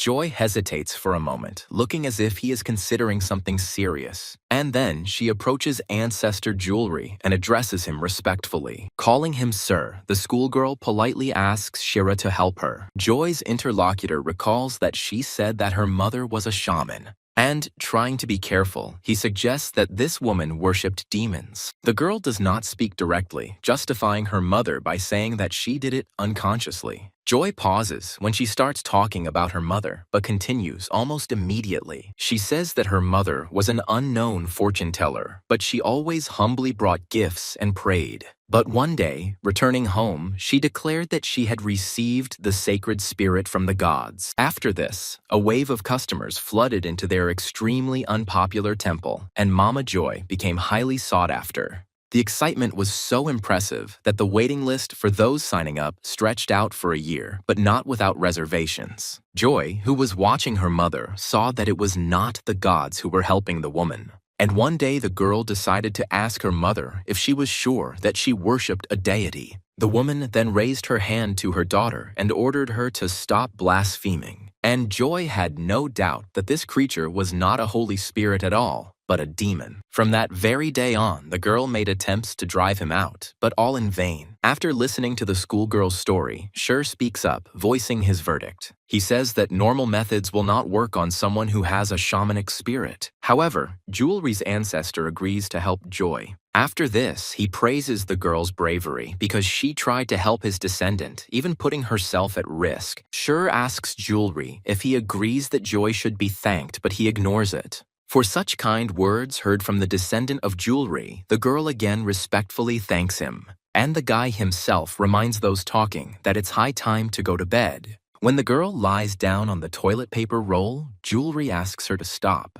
He asks her what she is doing, and Joy replies that she is going to bed. The guy says he gets it, but he's curious why she's going to do it here. Joy reminds him that she can't go home and that she has no friends or acquaintances. Remembering the girl with the curlers, Jewelry asks if they weren't friends. Joy says that it wasn't she who was friends with her, but that evil spirit, and the guy asks her to pretend and act like that spirit. The girl says that she is an introvert and she won't be able to do it, but Jewelry asks her to do without it. Joy turns to the guy, but he responds sharply and categorically negatively. The girl asks him to listen to her first, and he asks what she wants. Joy asks if she can spend the night at his place. Guy isu idoa predicisidas stem im trishbas de sustain rafrons ans enomawarinas disashimensis. The girl says that she only needs a place to stay for the night and asks pleadingly, and Jewelry is about to refuse her again. But something still makes him change his mind. But the guy says that the service will not be included in the overnight stay. Hearing that the students will be sharing a roof, Sher says he can leave them alone.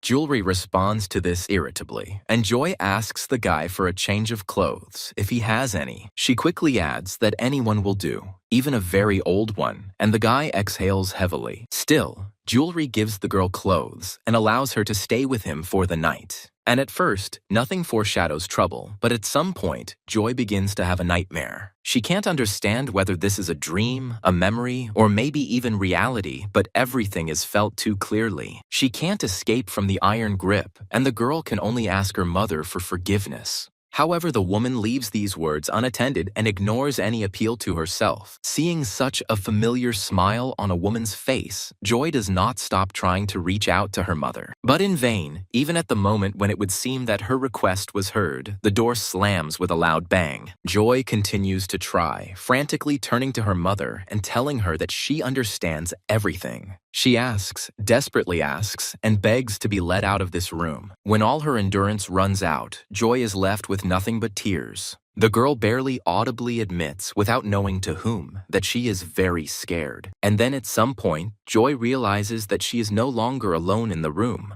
The creepy creature, approaching the girl like a predator, greets her, calling her by her full name. Looking straight into Joy's eyes, it expresses its joy at meeting her. And the poor girl continues to call for her mother, but not in a dream, but in reality. And just like that, in reality, tears begin to flow from her eyes. Joy Plum sobs. But at some point, everything suddenly stops, and she feels good and calm.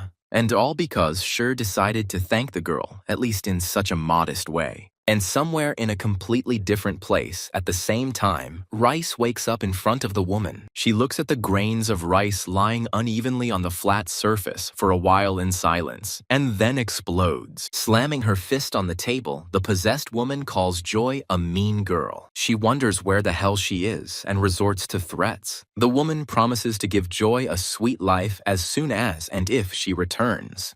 The next day, Jewelry wakes up, huddled in a corner from the cold. Barely forcing himself to open his eyes, he tries to figure out what time it is. Feeling for his phone, the guy checks the time and realizes it's time to get up. Opening the bathroom door, he yawns loudly and indecently. But then his gaze meets the girl's gaze, and for several long moments, there is silence between them. However, the girl gasps, and Jewelry quickly slams the door. A girl's voice can be heard on the other side wishing the guy good morning, and his ancestor joins in. A little later, Joy watches Jewelry in silence for a while, but then asks a question. She asks him where he is going and receives a comprehensive answer. Jewelry admits that he has no food at home, so he needs to at least go to the store. At the same time, the guy adds that his ancestor has been complaining about his diet for a long time.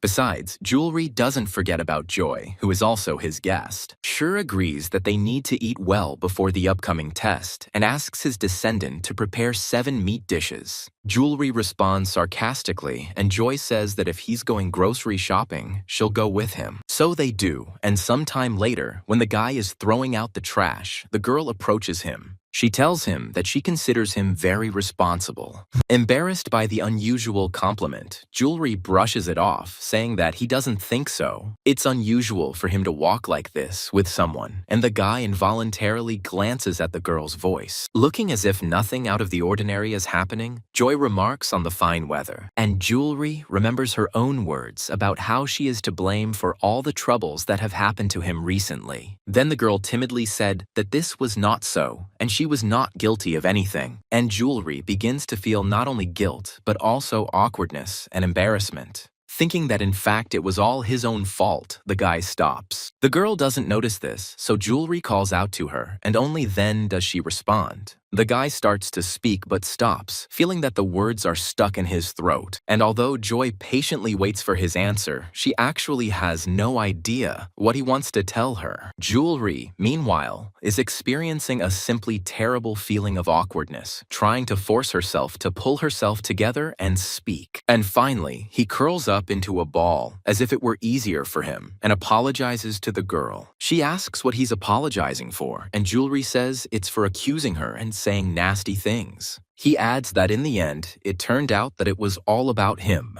And then Jewelry thanks the girl for the fact that despite his words, she still decided to help him. He pulls his hood tighter, noticing that it wasn't even her concern. And Joy, addressing Jewelry by name, says that it is very brave of him. Taken by surprise, the guy pulls her back as usual, and the girl assumes that he was very worried about this. However, Joy says that everything is fine and asks Jewelry not to worry about anything. She believes that anyone in his place could have come to a similar conclusion. Besides, now Jewelry himself agreed to help Joy, although her problems do not concern him, and this is worth a lot. The guy allows her to rely on him, mentally correcting himself to his ancestor. At the store, when the girl picks up a pack of candies, Jewelry asks her to wait. He asks her why they need them, to which Joy replies that candy is good for raising low sugar levels. The girl is wondering what else to buy, but the guy asks her to stop because they have already bought enough. Jewelry decides to confess to Joy that he simply doesn't have any money. The girl asks not to worry about this, saying that she will pay for everything herself. The guy is surprised by this and asks why she is going to do this. Joy suggests that they consider it rent, but Jewelry thinks that's too much. Then the girl asks, how about this being the price for saving her from the evil spirit? As Jewelry leaves the store, he thinks that this is the first time in his life he has bought so many products. Joy suggests that the guy is a good cook, but he denies it, saying that she probably won't like it. The girl says that if he manages to make bad dishes from these ingredients, it will be impressive in its own way. Suddenly, Jewelry notices his friend nearby, and it's as if he's struck by electricity. The guy thinks about how awkward it would be if he and Joy were caught with their groceries heading to his house.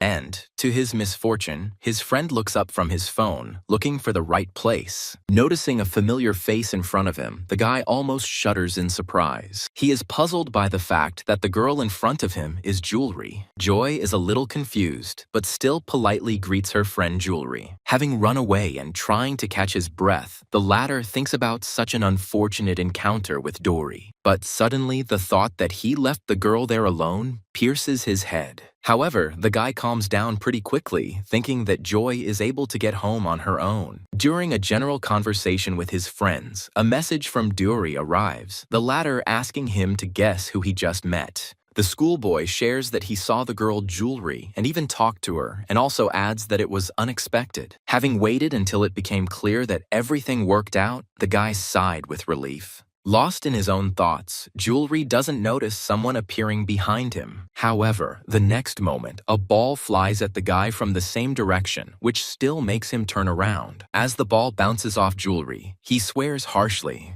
Noticing a group of children in front of him, the boy asks the oldest of them if he threw the ball at him. He does not answer the question asked, but asks Jewelry to be careful. The guy is outraged by such impudence, and he remarks that he should be the one to say something like that to his interlocutor. But the younger children, saying they were worried about him, ask Jewelry to be more careful. When they say goodbye to the guy, they ask him again to be more careful next time. Jewelry sarcastically replies that next time he will try to head the ball more carefully. In his mind, he annoyedly calls his little interlocutors small fry. When the kids run away, this teenager's behavior makes Jewelry tense. The boy doesn't understand why this child is looking at him as if he wants to say something else. And just as he is about to ask the teenager a question, he turns around and leaves. Jewelry, watching him for a while longer, mentally wonders what is wrong with him. Joy, looking around, notes to himself that Jewelry has already left.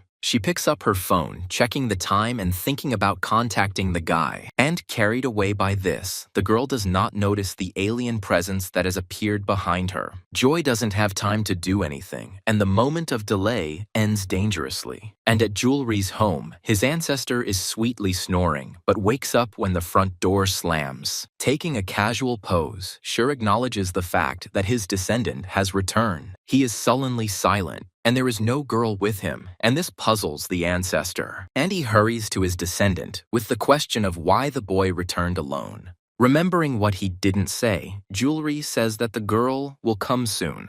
Thus 15 minutes pass, forcing the guy to call her. Instead of beeps, the other end of the line says the subscriber is unavailable. Sure becomes wary when Jewelry curses in confusion. Without further ado, the guy sets off to find the girl, while simultaneously trying to call her. He still can't do it, but that's no longer necessary. At the sight of the girl, Jewelry initially loses his speech, but he pulls himself together. And yet, the boy shouts Joy's name uncontrollably, and she greets her friend in return. She continues, saying that she has already looked everywhere for him, and Jewelry apologizes to her. In his defense, the guy says that he didn't want to catch Dory's eye, and the girl asks who he is. Jewelry explains that it's his friend, the guy with glasses, and Joy drawls, expressing his understanding. She clarifies that this child is a bad boy, but the guy says that this is not true. He would just probably start pestering him. Suddenly, Jewelry feels uneasy. Some sixth sense inside him tells him that something is wrong. For some reason, it seems to him that something is wrong with the girl, that she is somehow not right. And the guy's attention is drawn to one detail that clearly stands out from the rest. Jewelry thinks for just a few moments before making a decision. Taking a step back, the schoolboy addresses the person who is now standing in front of him. Jewelry asks the unknown creature who it even is. When Joy starts laughing, her voice also becomes distorted along with her external transformations. And the very next moment, the schoolboy is finally convinced that the person in front of him is not a schoolgirl at all. The creature that appears before him is called the grandfather Sacker, who steals naughty children. The fact that he encountered a folklore character in person literally paralyzed Jewelry. Somehow, Sharu manages to find himself outside, and he desperately screams out the name of his descendant. However, he doesn't make it in time by just a couple of measly moments, and freezes in indecision. Sure mentally cursed himself in annoyance for being late. However, Jewelry's ancestor is not going to remain idle, immediately trying to find a loophole. At some point, a voice behind him is heard remarking that Sure looks good. Ancestor Jewelry pretends not to hear his interlocutor because he has other things to do now. The same one comes closer, asking Sure how he likes life as a dog. Ancestor Jewelry is silent for a moment, then calls the name of the person standing next to him. His name is Prathrim. And Pratrim already officially greets Sure, noting that they haven't seen each other for a long time. Ancestor Jewelry turns completely to face his interlocutor, casting a surprised glance at him. Climbing higher, Shur asks Prathrim a question. He asks his interlocutor about what happened to his body. Prathrim can't contain the strong emotions that are bursting out, so he sarcastically clicks his tongue. And then he asks Shira if he really doesn't know, or if he's just making fun of him. Ancestor Jewelry's reaction is ambiguous as he holds back, realizing the situation he finds himself in. And Prathrim, without waiting for a clear answer, asks his interlocutor how he managed to destroy the seal. At first, Shur's answer is vague, but then his response becomes more and more like a provocation. Ancestor Jewelry says that one of them could have changed their mind, or even the sky god himself. Prathrim cannot stand such blatant impudence, so he takes action. When he waves his fan, its nimble currents rush straight towards the Shire. At the same time, some changes occur in the boy's appearance. When they reach the Shire, the currents are so merciless that they cause the dog's body to become deformed. And the very next moment, instead of the dog, Jewelry's ancestor appears before Prathrim in all his glory. His interlocutor reminds Shuru that he is capable of tearing it apart and sealing it again at any moment. The children around him are also transformed, but they remain silent. Shur looks at his interlocutor silently, as he knows perfectly well that he has not finished. And Prathrim does indeed continue, saying that, given the current state of his interlocutor, he alone will be more than enough. Ancestor Jewelry asks to be allowed to ask him one question, and does so without waiting for an answer. He asks if he was the one who did this to him with this body. Prathrim doesn't answer out loud, but his smile is more than eloquent. Having shown off enough, he quickly folds his fan, calling off the magic. She also steps back from Shire, allowing him to breathe freely. When the teenager puts the fan behind his back, the remnants of his magic disappear along with it. And only then does Prathrim answer the question asked earlier, suggesting that Shira ask the Sky God about it. He admits that even he has never seen anything like it. Ancestor Jewelry can't keep silent. He's grieving, so he asks a question, causing the children to turn around. He asks why they sealed him. Is it because they are so afraid? Before saying goodbye for good, Prathrim turns around to call Shur an idiot. As he disappears, Ancestor Jewelry asks who he called an idiot. Noting the fact that Prathrim simply took off, Shur says he got lucky this time. But then he comes to his senses, remembering that now is not the right time for talking. Shur continues to search for traces of his descendant, but someone approaches him again. The child who appeared right in front of him calls him Doggy and scares him terribly. And then, expressing their knowledge that Shur is looking for Jewelry, the children say that they will help find him. After all, they know exactly where he is. The old man sharpens his knife, humming something that only he can understand. From these sounds, Jewelry begins to slowly come to her senses. Opening his eyes with difficulty, the boy hears words about good children. Grandpa the bagman says that obedient people are supposed to eat pies. As the spirit begins to talk about whiny children, Jewelry comes to his senses, trying to understand what is happening and where he is. Hearing the words that such children are carried away by a tiger, the boy glances at the back of the creepy old man. And the last one, half turning and showing that he sees Jewelry, says that bad children are put in a bag. And then the boy is overwhelmed by memories that were the last ones before he opened his eyes. Realizing that nothing good can come from this old man, Jewelry gives herself just a couple of moments, after which he begins to actively resist, but suddenly a voice is heard nearby calling his name.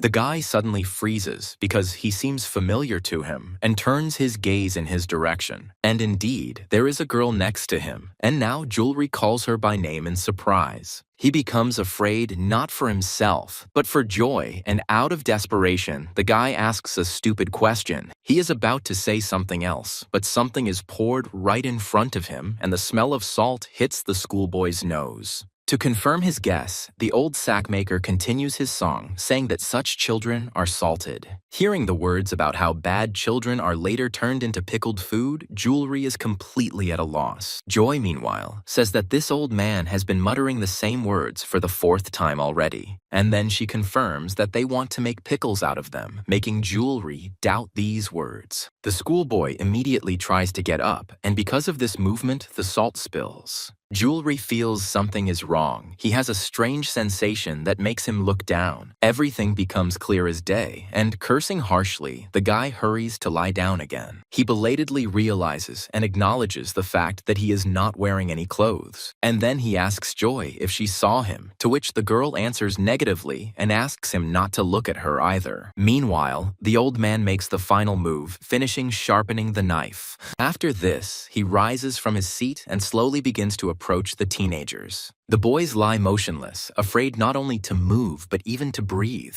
And at some point, the steps fade away, forcing Jewelry to think with hope that the creepy old man has left. To check this, the guy carefully turns his head in the direction from which the evil spirit steps were last heard. And he, finding himself very close, asks Jewelry if he is awake. What he sees makes the guy feel uneasy because the old man is not just lying next to him on the floor. Meanwhile, the man continues his conversation, calling Jewelry a bad boy. The schoolboy begins to speak, but his voice trembles from fear and he stutters. And then he finally pulls himself together and asks why his interlocutor decided that he is bad. Joy, reading the guy's intentions, joins him, saying that, actually, they are good. The girl gets into character more vividly than Jewelry, reminding the old man of his words about good children eating pies. She demands to give them their pies, but the guy pulls the schoolgirl back, asking her not to provoke the evil spirit. Gripping his cleaver more tightly, the old man asks how they can prove their words. Jewelry asks in response how the spirit is going to judge whether they are good or bad. And the old man says that he will decide whether these children are respectful to their parents, and also asks them to try to convince him. Jewelry, puzzled by his own words, says that, in fact, he doesn't have parents. The old man misunderstands him and says that this is unforgivable, and his indignation takes his breath away. He angrily asks how this boy dares to disown his parents. The old man says that he has made a decision and considers Jewelry bad, so he will pickle him. Joy stands up for the boy, saying that he is telling the truth, and the student realizes that something is wrong. The old man shuts the girl up by saying that she will also go to the pickles, and this gives Jewelry a clear idea. The spirit continues to discuss the topic of renouncing parents, believing that this is tantamount to murder, and he starts screaming that such a sin is unforgivable. But Jewelry says that his parents died. The old man's plan goes to hell, and he freezes in midair, regretting that he even continued this conversation. However, he finds a way out of the situation by saying that only then the girl will go to the pickles. He says her mother prayed every single day because she was a naughty child. Joy starts talking about her mother being possessed by a demon, but a sound is heard from somewhere outside. The old man hesitates for a while, waiting for it to stop, but it doesn't. He waits for a while longer, continuing to listen, and finally makes a decision. As he heads out of the room, the old man tells the children to be quiet. Once the door slams behind him, Jewelry hesitates for a moment, after which, trying to make as little noise as possible, he begins to rise to his feet. The girl follows his example and begins to look around, trying to at least roughly understand where they are. And then, with a sinking heart, she notes that this is their temple. These words surprise and puzzle Jewelry. The guy notes with regret that they're in trouble, and Joy points out that they were planning to come here anyway. The thing is, Jewelry doesn't know what to do without his ancestor, and when the girl prompts him, he says that the sword is also left at home.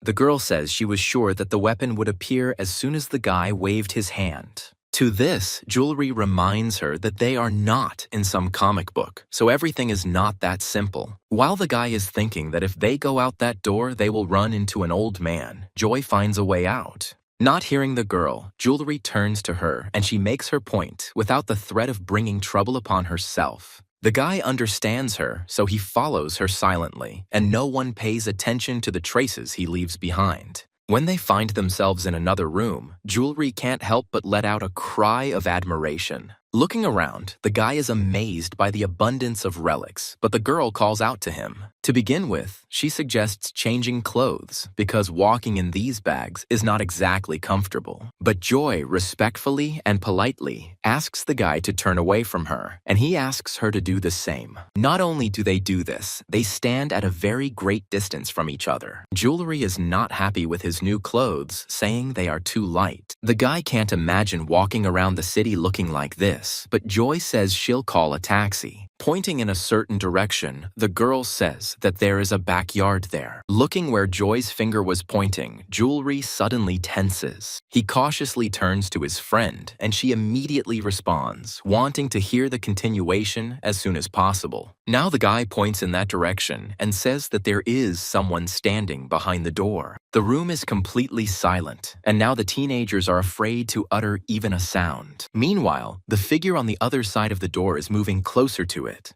And the next moment, the doors slide open, letting someone inside. Until this time, the schoolchildren manage to find shelter, but they cannot see anything from there. The doors of the cabinet they are currently sitting in close tightly, not even leaving a clear opening. Some time passes in this way, but from then on, not a single sound is heard from outside. Jewelry quietly acknowledges this fact and decides to act. Wanting to see what was outside, at least with a peek, the guy carefully places his hand on the closet door. However, as soon as he opens it, the picture that appears before his eyes makes him shudder. Intuitively, Jewelry slams the door and turns sharply to Joy. Turning to the girl, he says that it looks like this is the end for them, but the schoolgirl, who hasn't seen the woman, doesn't understand what he's talking about. But this does not last long, because in the next moment, everything becomes clear to Joy without words. Raising a frightened gaze to the shaman, the girl begins to speak, but stumbles. She still manages to pronounce a word with her disobedient lips, which turns out to be her mother. And then the room is cut by Joy's desperate, pain-filled, piercing scream. When the woman pulls her daughter out of the closet, Jewelry screams out the name of her friend in fear. The shaman also addresses the schoolgirl, noting that if she had returned, she could at least have said hello to her. Calling her daughter by name, the woman says she was worried about her. And then the shaman's eyes twitched and moved sharply, turning her attention to the uninvited guest. The woman speaks up again, asking her daughter if she brought a friend with her.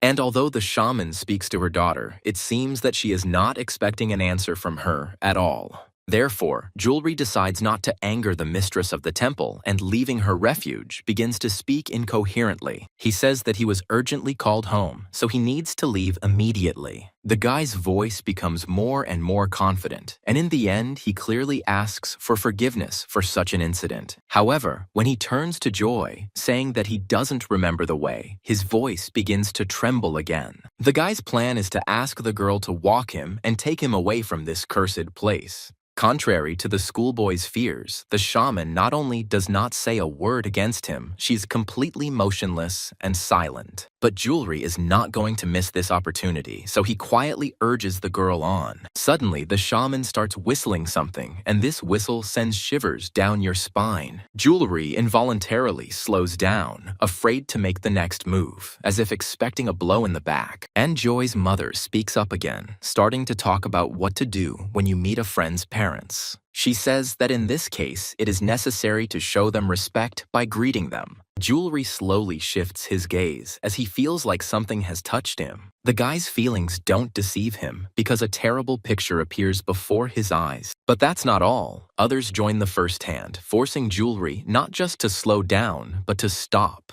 And the shaman turns to the boy again, asking if he really wasn't raised properly as a child. When she calls Jewelry's full name, his blood runs cold. It sounds so creepy. The guy wants to leave this place, run as far as possible, but he can't move even a millimeter. Joy comes to his aid, but her efforts are also not enough. And the possessed woman says that there is no need to try so hard because everything has already been decided. The woman, savoring every word, continues, saying that these naughty children will no longer be able to leave her temple. But suddenly, from behind, interrupting this epic moment, a familiar voice is heard asking what is happening here. An old sackmaker approaches their company with a leisurely gait, and the shaman woman answers him. She allows him to leave, saying that the spirit has already completed its task. The old man glances at the boy who told him that his parents had died. Something flashes in the ghostly eyes, and the spirit speaks again. A woman's gaze becomes harder when he expresses understanding, agreeing with his own thoughts. And then, the old man says that it seems that these kids weren't lying to him when they said that they were good. In the eyes of the schoolchildren, alongside horror, a ghostly spark of hope flickers. And the spirit continues his conclusions, saying that, unlike the children, the mother is bad. The bagman says that he considers bad parents to be the worst punishment for children. The shamanka almost interrupts him when she says that apparently he doesn't understand something. The old bagman chuckled questioningly, prompting his interlocutor to continue, and she asks him if he knows the reason why he is still here. The woman asks him for permission to clarify the situation he is in. With the movement of her finger, some dangerous ribbons appear out of nowhere. Not only do they have the power to bind, their material is so strong that they can easily cause a serious wound. And their agility significantly exceeds the old man's speed, so his attempts to free himself are in vain. Finally, he screams, calling the shaman a shameless scum, and is about to ask how she dares to do this to him. However, his last words remain unspoken, and at some point, the old man falls silent. As a result, he turns into something like a mummy, but the shaman doesn't finish with him there. Using her magic, the woman compresses the bagman into a more compact size. Then the possessed woman opens the lid of one of the many vessels and places a miniature version of the old man inside. But the shaman also does not forget about safety precautions for greater reliability. It consists of placing a seal on top to ensure reliability, which is an additional method of protection. As if expressing her thoughts out loud, the woman says that sometimes old people are not fit for even the simplest work. Asking what good are they if they don't even listen, she turns her gaze to jewelry. That's what it seems to the guy, but the woman turns to the children, asking if they have finished eating. At first, jewelry doesn't understand what they're talking about, since no one offered them anything, but then she understands everything. The thing is that the question asked about food did not concern them at all, and now there is no need to even explain what these creatures ate. The schoolboy's legs give way, and unable to hold himself up, he falls to the floor. Jewelry realizes that not only can he not stand on his feet, he can't even breathe easily. And the possessed woman asks him what's the matter because he said he was in a hurry to go home. Jewelry mentally acknowledges the fact that he has absolutely no strength left. This is truly puzzling, and Joy, with all her might, asks the guy to look ahead. Guessing his thoughts, the girl suggests that these creatures are to blame for such a sharp decline in strength. Meanwhile, Jewelry is knocked off his feet by something. At first, he doesn't even understand what it is. However, at the moment when the guy falls, a familiar voice is heard above him. The possessed woman asks Jewelry again why he doesn't go anywhere. Joy can't stand such cruelty, and she stutters in a trembling voice and asks her mother to stop. But with each new word, the girl's voice becomes more confident until she is pulled up short. The possessed woman says that Joy herself understands perfectly well that she is not her mother. Calling the girl a naughty girl, the woman tells her to shut her mouth before she boils her alive. While Jewelry quietly awaits his fate, they finally pay attention to him. The possessed woman says she can't believe she succeeded. She starts talking about what she can do now, but is interrupted. Knocking on the doors of the temple, someone calls for its mistress, and quite insistently. The possessed woman glances at the children, wondering what she can do with them for now. Eventually, they are moved to another room, and the teenagers talk in hushed tones. Jewelry can't believe they ended up in this situation. He tells Joy that she has a scary mother, but when the girl retorts, he apologizes to her. To soften his words, the guy suggests that she is really a good person, and his interlocutor agrees with him. Joy says that her mother is kind and caring. She never even scolded her. However, the girl's happy expression quickly changes as soon as she superimposes these two images on top of each other. Turning away, Joy addresses Jewelry, and the boy immediately responds. The girl apologizes to him because it was because of her that he got into trouble, but the guy considers this not the best moment for such words. Joy suggests that Jewelry now thinks she's selfish and problematic, but he retorts. But he says that if she cries, he will definitely feel uncomfortable, and the girl can't help herself.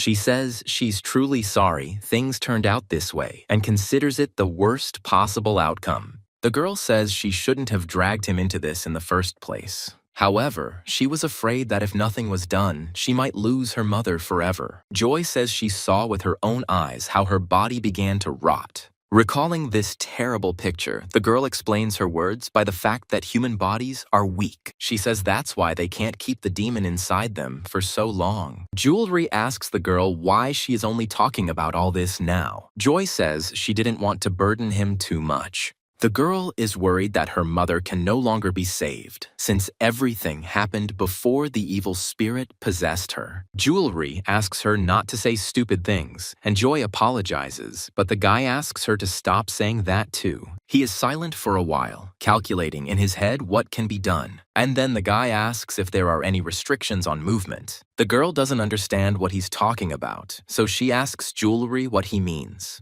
The guy gives a clear example, asking why the demon didn't move into her own body. After all, instead of using the girl's body himself, he gave it over to that evil spirit. Joy remembers her mother saying something along the lines of her needing a divine vessel, and then it suddenly dawns on the girl, piercing her with its knowledge like an arrow. She shares her guess with Jewelry, saying that it seems the demon wants his body. Another guess comes to Joy's mind, and the girl asks if there were any deities in the guy's family. The girl says that it could be some kind of special gift, but Jewelry brushes it off, wanting to get out of this place first. Along with these thoughts, other thoughts come into his head, and the guy understands something, and he immediately tries to move his hand, noting with glee that it can move again. Jewelry expresses joy at this, saying that his powers are slowly returning. He suggests that Joy try to move too, but the girl is unable to do so. And while she's talking about how it's still hard for her, the guy is already waving his arms around. And then he makes a dash, and surprisingly, he even manages to get up. Jewelry is so happy that he can't hold back the words that are bursting out. The guy's mood has improved so much that he invites Joy to grab his shoulder. The girl does it delicately, but Jewelry doesn't particularly care about tenderness because something else is important now. He starts counting, and on the third count, Joy asks the guy to stop, but it's too late. The girl decides to just keep quiet, and Jewelry says in a depressed tone that it's not even funny. The guy switches gears, asking her to stop pretending, assuming that her powers have returned as well. However, the girl says that this is not true, which makes Jewelry hiss in displeasure. Meanwhile, a familiar voice is heard from somewhere off to the side, saying that he has found them. Turning towards the speaker, Jewelry sees her ancestor in front of her. Joy also manages to somehow make out a familiar silhouette, and she happily greets him. However, the boy expresses bewilderment because his ancestor did not come alone. The children greet Jewelry, calling him brother, and make fun of him for being naked. Suddenly, the little guy holding the sword in his hands addresses the boy again. He throws the weapon in his direction and asks the schoolboy to catch it. Despite Jewelry's fears, things turn out quite differently. The sword hilt, describing quick and wide circles, lands right in his palm. The problem turns out to be different. Despite her returned strength, the sword is still too heavy for Jewelry. The boy starts to moan in pain, and the children laugh at him and ask why he is putting on a comedy act. But then Jewelry becomes curious about how this child managed to throw such a huge thing so easily. And while he is pondering who these children are, one of the little ones turns to Joy. Asking the schoolgirl if she is a shaman, the girl asks if she needs help.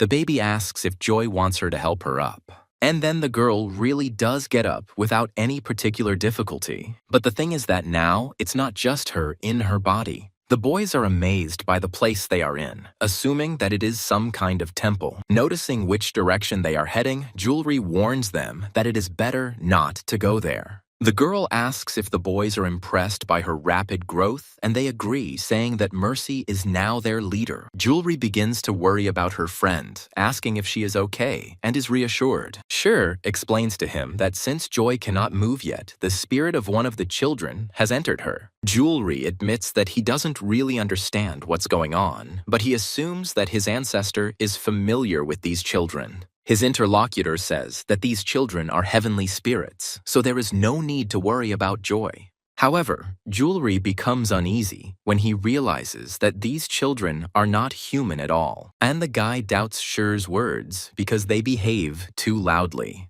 In another part of the temple, the shaman places a vessel on the table in front of her and addresses her interlocutor. The woman tells him that he needs to put it next to his bed before going to bed. However, she warns her client that looking into the vessel is strictly prohibited. The poor woman, unable to believe her luck, humbly thanks the lady shaman, and she, putting on a businesslike appearance, is actually disguising herself so that half of her face is not visible. The possessed person needs this in order to carry out the manipulation for greater persuasiveness. To make the woman trust her, the shaman allows herself to partially lighten her burden. The trusting soul admits that, for some reason, after talking with the possessed person, she feels much better. She continues to talk about her feelings, but the shaman rudely interrupts her. The possessed woman tells the woman not to relax because she is holding back the heaviness that has accumulated within her with her energy right now. She says that if this doesn't work, they'll have to perform a ritual, and the poor guy agrees.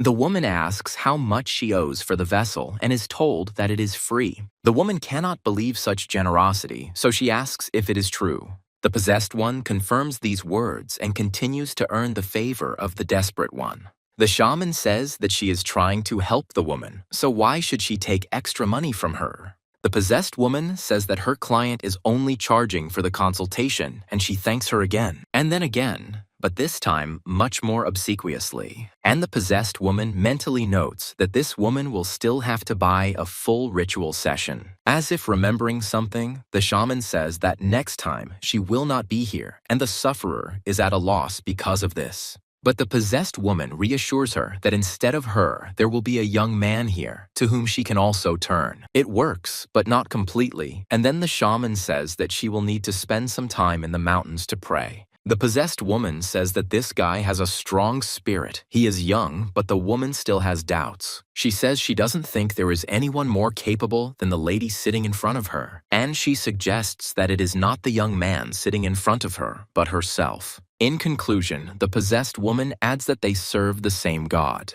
Some strange sounds are heard behind the door, and the woman pays attention to them. She asks if the lady shaman is expecting other clients besides her. And her interlocutor answers this in the negative, adding that she has a cat. She says that this little devil often makes a mess. The possessed woman assumes that the cat saw a mouse, and at this time, one of the children calls out to the other. He asks him to be more careful, and he apologizes to his friend, saying that he will immediately return everything to its place. While Shire is busy with important matters, Mercy finds something that catches her attention. Noticing the cluster of vessels, the girl asks why there are so many of them in this temple. Hearing these words, one of her friends reacts. Jewelry's ancestor, who had not yet gone far, also cries out, forbidding the girl to touch the vessel. Sternly calling Mercy by name, the boy also forbids her to touch the cursed thing, ordering her to move away from it immediately. However, it was too late, and without knowing it, the girl had made a big mistake. The explosion that enveloped the space made Mercy let out a long, loud scream. Out of fear, she loses control of her abilities and leaves Joy's body. Realizing what she had done, the girl screamed again, but briefly and out of fear for the schoolgirl. Looking at her lifeless body, Mercy shouts out a message to Joy. This has a sobering effect, and the girl slowly opens her eyes. Carefully, trying to come to her senses, Joy asks sluggishly what that was. And Jewelry, overcoming her efforts, is already rushing towards her, shouting out her friend's name. Trying to warn her, the guy tells the schoolgirl to immediately get out of the way. Joy isn't quite sure what he means, so she turns around, and then it dawns on her. The spirit looming over the girl not only looks creepy, it makes her already unruly body literally freeze with terror. Joy stutters and tries to scream in protest, but the words that come out sound pathetic. Realizing that there is nothing to be done, Jewelry comes up with the only correct plan. Swinging with all his might, the schoolboy throws his sword, cutting the spirit in two. However, at its final point, the weapon hits the wall and gets stuck in it. The children, who became unwitting witnesses of this scene, simultaneously let out a cry of admiration. The guy himself is breathing heavily from such intense actions, trying to bring his ragged breathing back to normal. But he is not allowed to do this, as a familiar voice notes the abundance of mice in the room. The possessed woman, casting a glance at each of those present, continues to discuss this topic. And then, turning to Jewelry, he notes the fact that the guy has already recovered. Suddenly, a ragged laugh bursts from the woman's chest, followed by a full-blown laughter. Calling Jewelry a vessel capable of containing a god, she says that he is truly perfect. However, the possessed one is unhappy that the two disobeyed her order, saying that they should have remained quiet. The woman makes a strange sound and everything inside Jewelry goes cold. Meanwhile, the possessed one continues to publish it, and everyone understands that this is not without reason. Those strange spirit children start appearing around again, making an otherworldly howl. They appear out of nowhere and crawl from all sides, surrounding the uninvited guests. The possessed woman is asked if she really intends to take control of children's souls. This boy is categorically against this, so he says that he will not allow her such liberties. The woman laughs, and other children join their friend, asking if she was doing anything bad here. They say that such behavior is inappropriate for a shaman. It is typical only of those who have weak spiritual strength. Showing the hands of the children's souls, the boy tells the possessed woman to answer where their fingers are. The woman is about to respond with something sarcastic, but she is not allowed to do so. The sound of the door opening is followed by a frightened and trembling voice addressing the lady shaman. This woman asks the possessed woman what is going on here. Some unknown force makes her turn her hunted gaze to the side.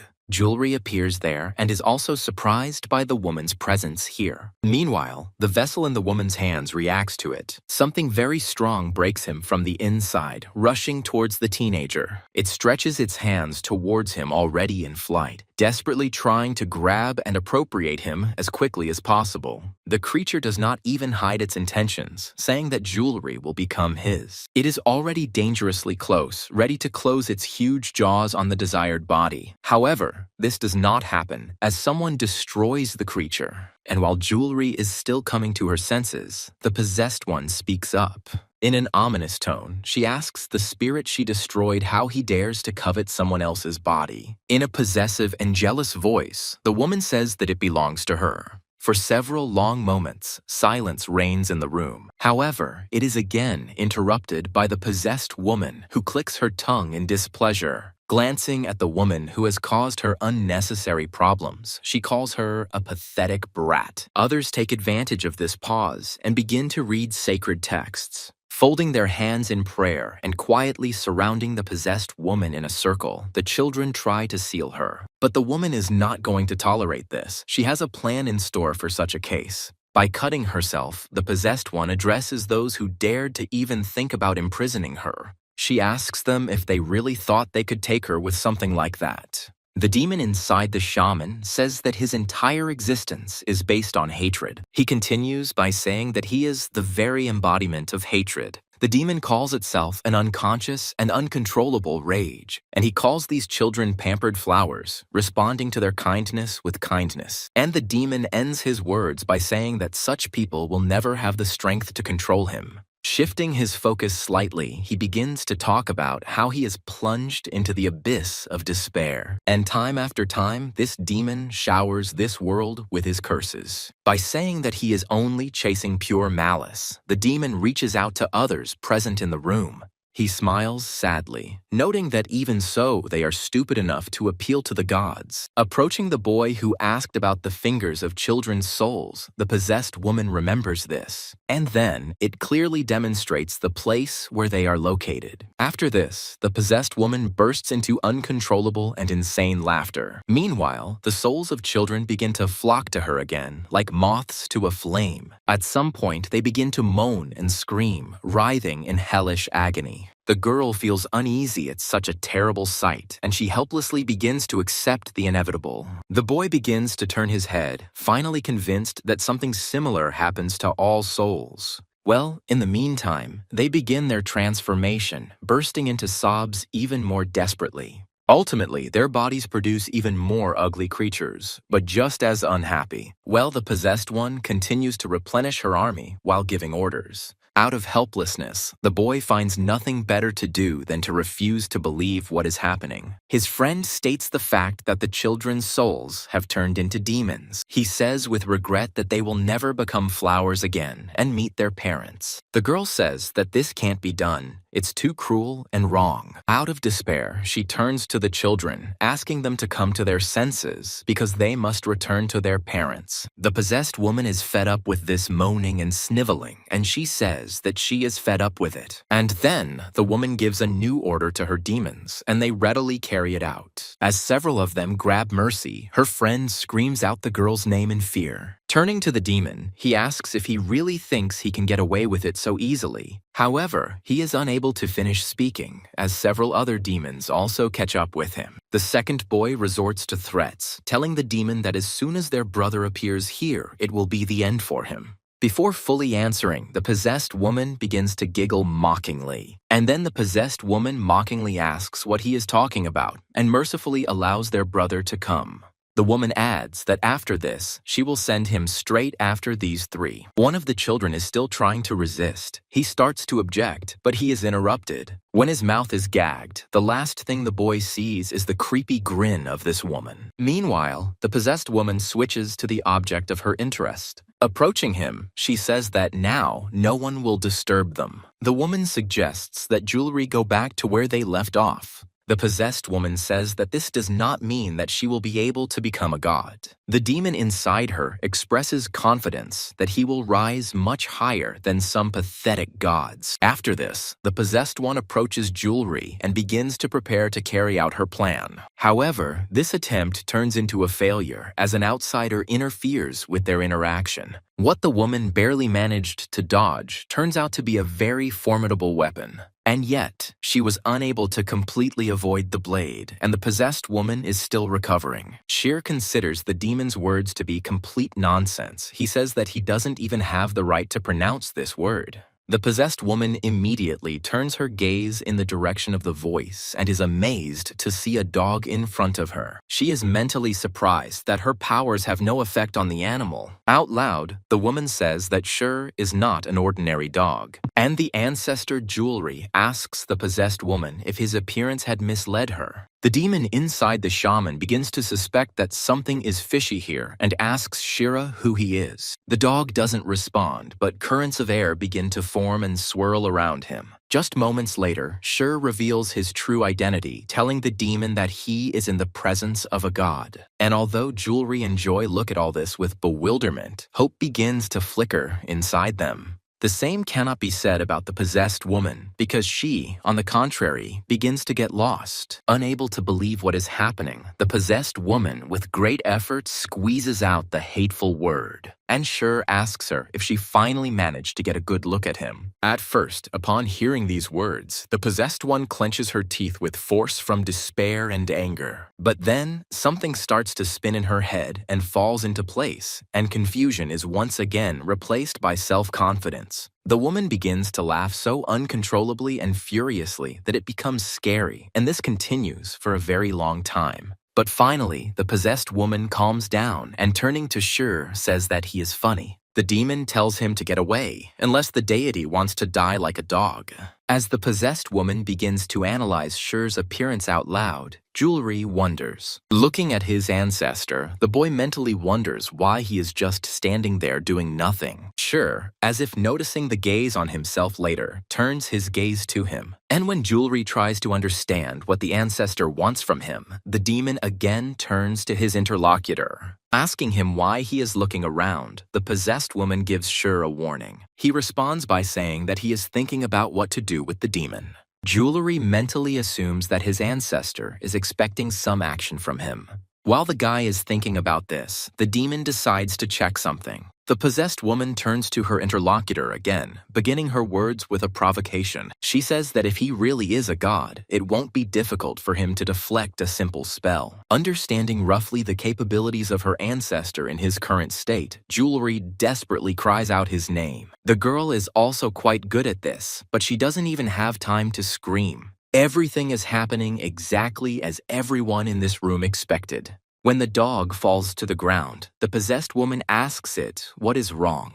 She asks Shi where all his divine power is and mentally confirms her guess. The demon says that if her opponent were a god, he would have driven him out of this woman's body long ago. Besides, he believes that no self-respecting god would inhabit a dirty dog. When the possessed woman calls Shira a pathetic creature, something inside Jewelry shivers unpleasantly. The woman turns her gaze to the schoolboy and addresses him by name. She asks him if this is all his rescuers can do. In this case, the possessed one asks Jewelry to be an obedient boy and give her his body. She then promises to spare all his friends, but says that resistance will lead to his senseless death. In a deceptively gentle voice, the possessed woman begins to express her assumption. Grabbing Jewelry by the chest and pulling him towards her, the woman says that it looks like the guy has no other choice. The guy chuckles, saying that he can still die so that the demon doesn't get his body. And he offers to check it out. He says that he will take Jewelry's body a moment before his breath stops. The possessed woman begins to say that it is his turn to rise, but she is interrupted. Feeling some kind of physical heaviness, the woman looks down. It turns out that she is indeed being held by her clothes, and it is being done by none other than Joy. In a weak voice, the girl, in her usual polite manner, asks the possessed woman to stop all this. Jewelry, noticing this, calls her friend by name. He begins to worry about her safety. And the girl, not remembering herself, asks the demon to leave her mother's body. Her voice becomes more confident, and by the end, the schoolgirl loudly tells the demon to leave her mother alone.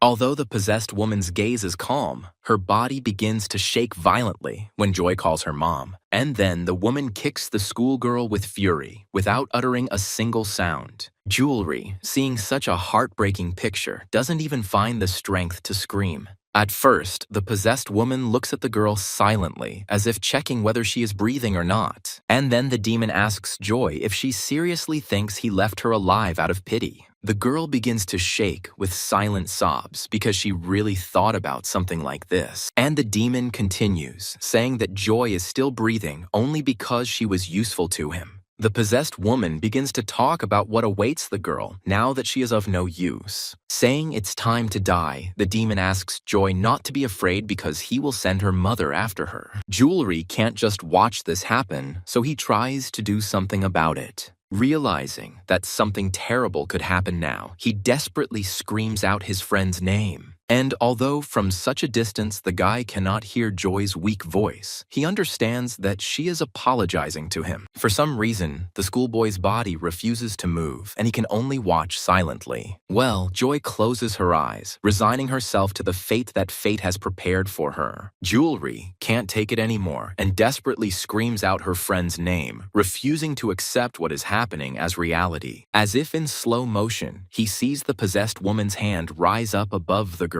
Joy's last thoughts are of her mother, and a memory from the distant past flashes before her eyes. When a woman gives her daughter a bracelet, the girl asks how she can wear it, because it is too big and ugly. And the shaman responds to this, that with this bracelet, no demon will touch her. A memory appears in the girl's head, and she asks inquiringly if this is really all because of this again. And then, drawing the appropriate conclusion for herself, Joy refuses such a gift. The girl says that she is already being teased because she is the daughter of a shaman, and with this bracelet, everything will only get worse. Joy asks her mother to stop putting charms in her backpack because one recently rolled onto the floor during class. The woman says she is worried about her daughter, but her daughter expresses concern that she might become an outcast. Joy notices that other children live happily without all this shamanism. The girl cannot understand why they cannot live exactly the same way. Covering her face because she doesn't want to show her tears, Joy says it makes her angry. And then the woman asks her how she needs another amulet.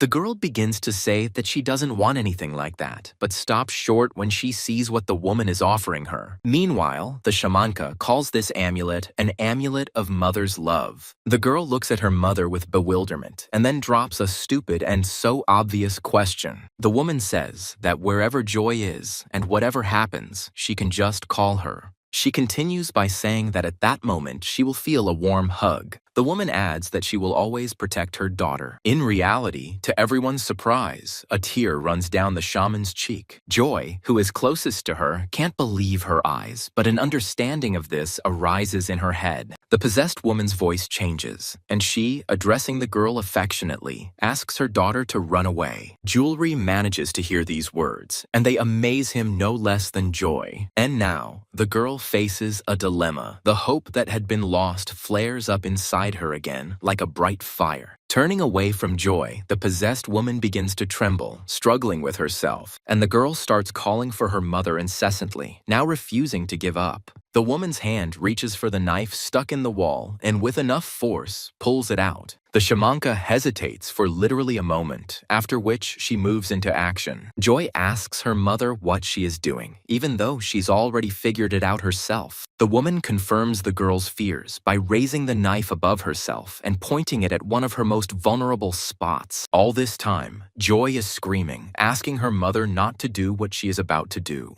Over and over again, the girl repeats her request, begging the woman to stop, and she suddenly turns to her daughter again, calling her by an affectionate word. Joy freezes, a glimmer of hope glimmering in her that her mother will come to her senses, that everything will be okay for them. However, the woman only apologizes to her daughter and deals herself one precise blow. Jewelry's breath caught in his throat at what he saw, as he had never seen anything like it before. His ancestor at this moment comes to his senses and is also impressed. And Joy's insides sink, and she forgets how to breathe.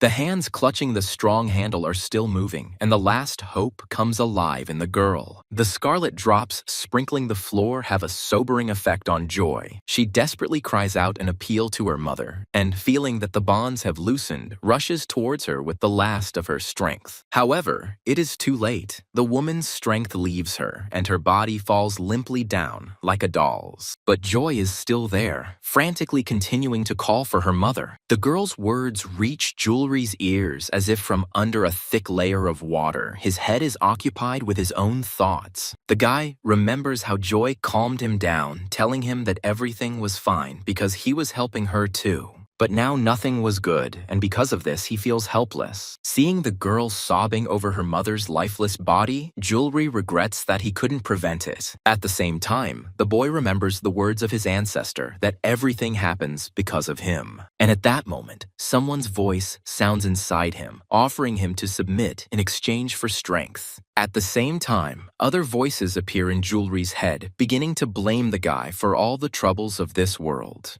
He recalls how he was previously blamed for the death of his parents. He recalls being told that someone like him should not have been born. And at that moment, a crack appears on one of the walls, and something protrudes out from there. Meanwhile, the demon that was in the shaman's body comes out and speaks. He turns angrily to Joy, calling her a crazy bitch and rhetorically asking what she did. Meeting these words fearlessly, the girl doesn't even think about behaving differently, because this creature drove her mother to the brink. The demon also has no intention of backing down from his position, calling Joy a scoundrel. The evil creature is going to kill the one who ruined all his plans and tells her about it. But Joy has no intention of leaving her mother's body unattended and allowing her spirit to desecrate it. The demon fails to carry out his evil plan, instead realizing that something is wrong. A suspicious yet very familiar whistling sound can be heard in the air behind him.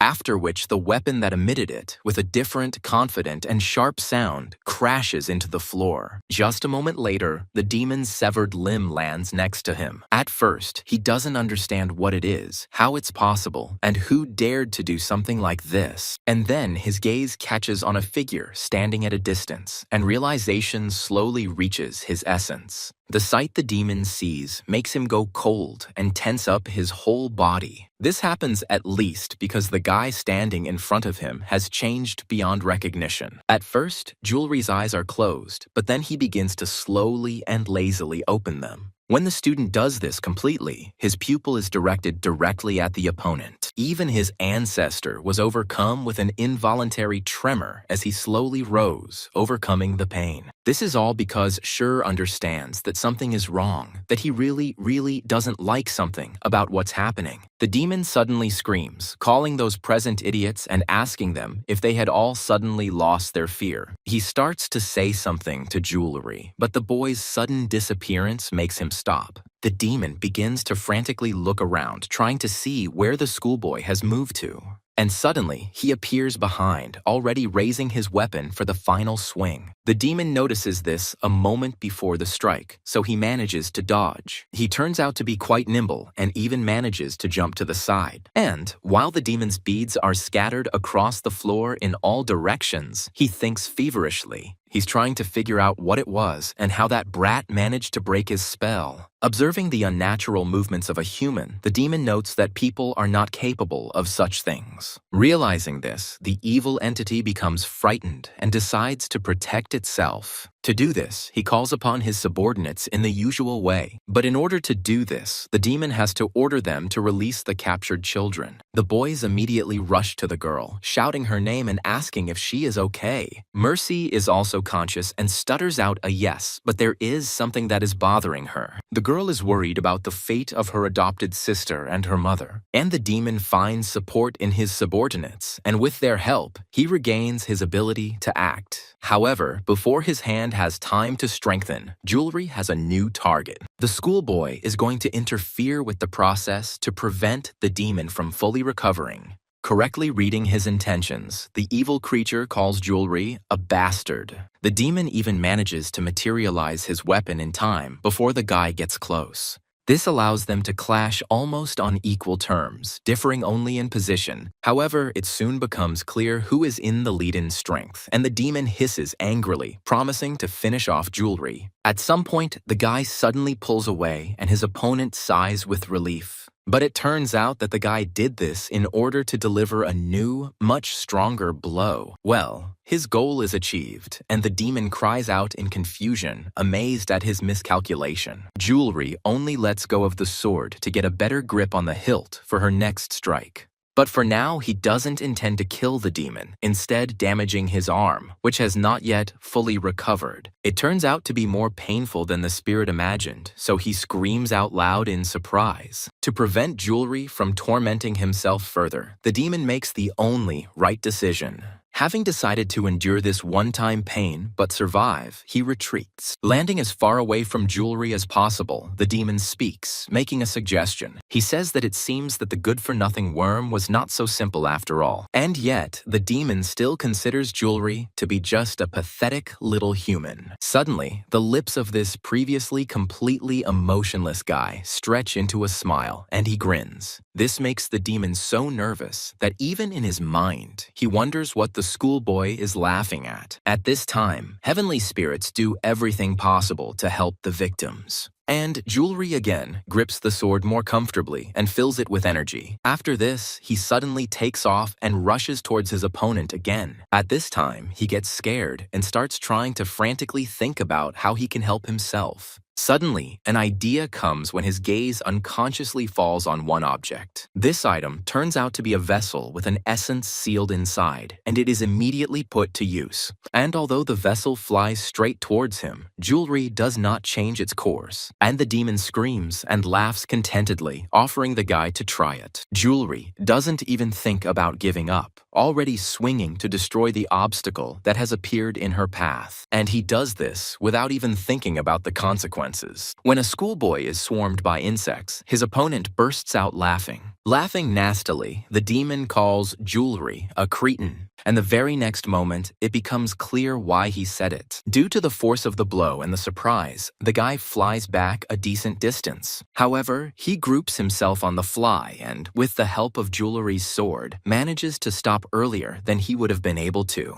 Looking up, the guy assesses his unexpected opponent, and the demon says that this is not an ordinary evil spirit. It was artificially created from his own poisons. And he asks Jewelry if he thinks he can defeat someone like that. The heavenly spirits scream in fear, wondering what it is, as they have never seen anything like it before. But Joy, unlike them, is much more concerned about something completely different. Looking at the guy with fear, she mentally and worriedly says his name to herself. The demon thinks that Jewelry turned out to be stronger than he expected. He wants to take advantage of the moment. Rushing towards the woman, the demon thinks that while there is still an opportunity, he will take her body. He doesn't like it, but the demon believes that while he is in a human body, Jewelry will not dare to attack him. Having made sure that his opponent is far away, the demon decides to cross over. Opening the woman's mouth wider, he begins to enter her, but the demon is unable to finish. The next moment, he flinches because a loud sound is heard not far from him, behind him. The demon pauses and turns around to assess the risks for himself, just in case. And he, seeing something he couldn't even imagine, tries to digest what happened. Running his eyes from jewelry to the severed body, the demon can't believe that the boy cut him down with one blow. However, the next moment he puts on a confident look and grins. Bursting into laughter, the demon turns to jewelry, saying that he is amazed at the boy's ignorance. The demon begins to talk about what happens to the spirit when you chop it down. He says that in this case, the entity will grow new bodies. One of the evil spirits begins to chatter something in his own language. Igoni basaba kaliotapan sasenpai. Dentat koa krata dinar. Hauli dienzagodikan. Yanchasiwatikiao.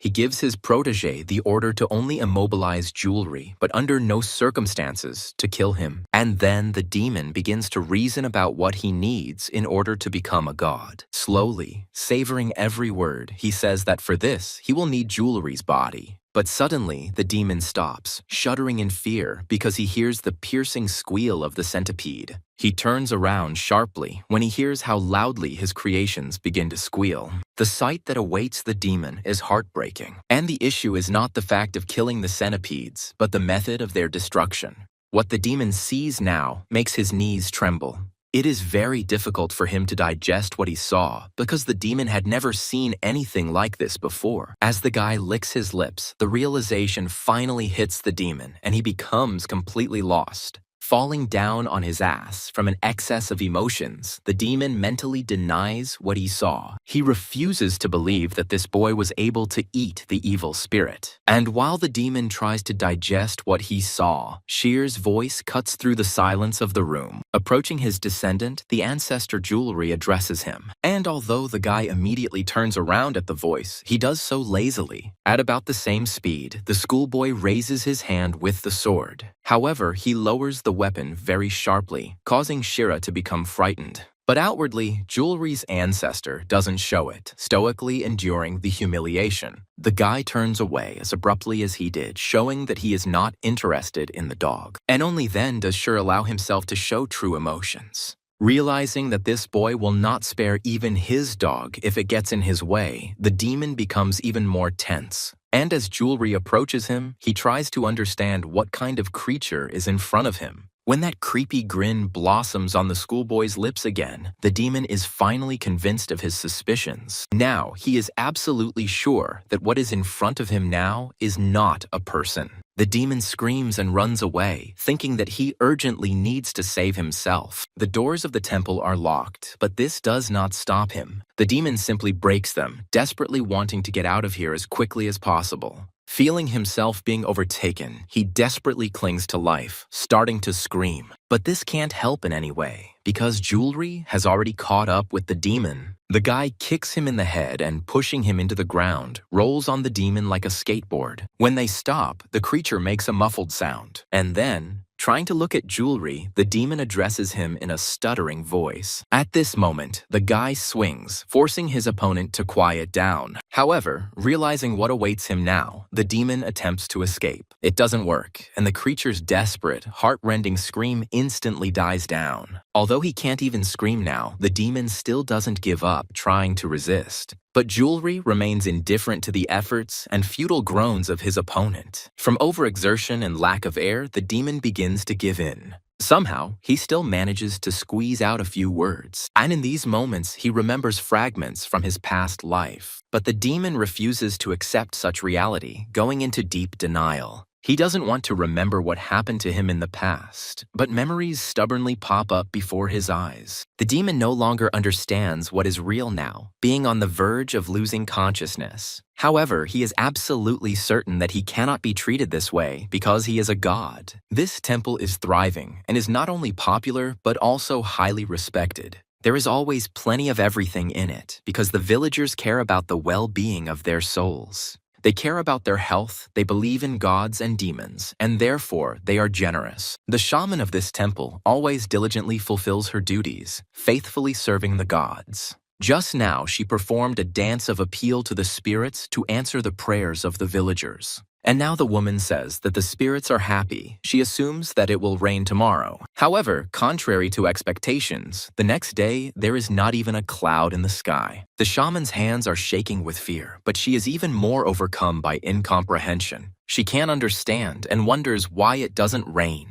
Cursing harshly, the woman rhetorically asks what the point of her is then. She thinks that she can't do anything at all, and she can't even convey the will of the spirits. At some point, dangerous thoughts arise in her head. The woman suggests that the gods may not exist at all. With each passing moment, these thoughts become stronger in her head, and eventually she comes to the conclusion that this was her own gift from the beginning. Voices are heard behind her, and the woman turns around, listening to them. Seeing her looking at them, people fall silent in fear. After this, they do not stay in the same place for long. But the woman continues to listen, and fragments of the interrupted conversation reach her. These people speak of her, suggesting that the gods have turned away from her, and this amazes them. Some say they suspected something was wrong with this shaman from the very beginning.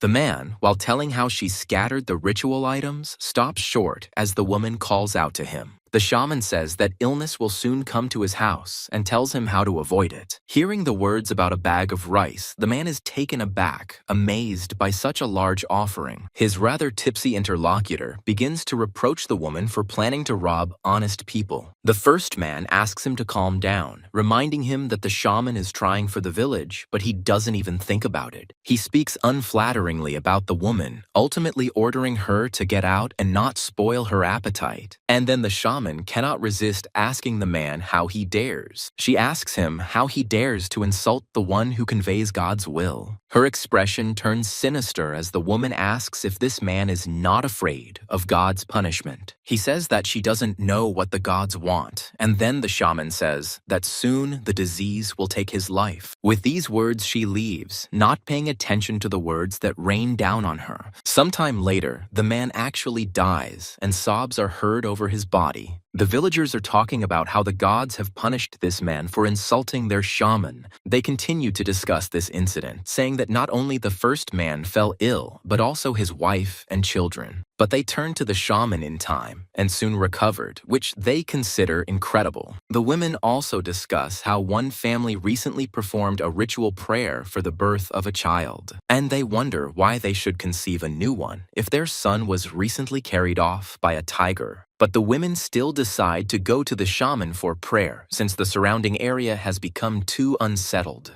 They are interested in why tigers have started taking babies so often, and they decide to keep a closer eye on the children. So the shaman's popularity not only returned, it became even more grandiose. And only she knew that all this was not the merit of the gods, but her own. Sometime later, one night, the woman cries out someone's name. People around her are discussing this, and from their words it becomes clear that the unfortunate mother has lost her child. Some people suggest that he was simply playing hide and seek and will soon return on his own when he gets hungry. And none of them even imagines what fate is in store for this unfortunate child. The starving girl writhes in unbearable pain. The shamaka comes closer to her and affectionately addresses her by name. She asks the unfortunate woman if she wants to eat like this and hands the girl the so-called food. The child is so hungry that he is ready to eat anything. The girl reaches for the food with a desperate, pitiful groan, but the woman asks her to be quiet. And while the child is trying to reach what she wants, the shaman raises a formidable weapon over her. When it plunges into the flesh with a wet and loud sound, the involuntary witness of this spectacle shudders. Somehow, miraculously, the child manages not to utter a single sound, even when the shaman leaves. However, this picture was forever imprinted in the boy's memory and will haunt him for the rest of his life. Entering the room a little later, the shamanka glances around in search of her guest. She calls him in a feignedly affectionate voice, but no one answers her. The woman says that it is dangerous to walk alone at night because there are tigers everywhere. She looks for the boy everywhere, asking where he is, but she can't find him anywhere. The thing is that the resourceful child found a safe shelter, but he is still scared.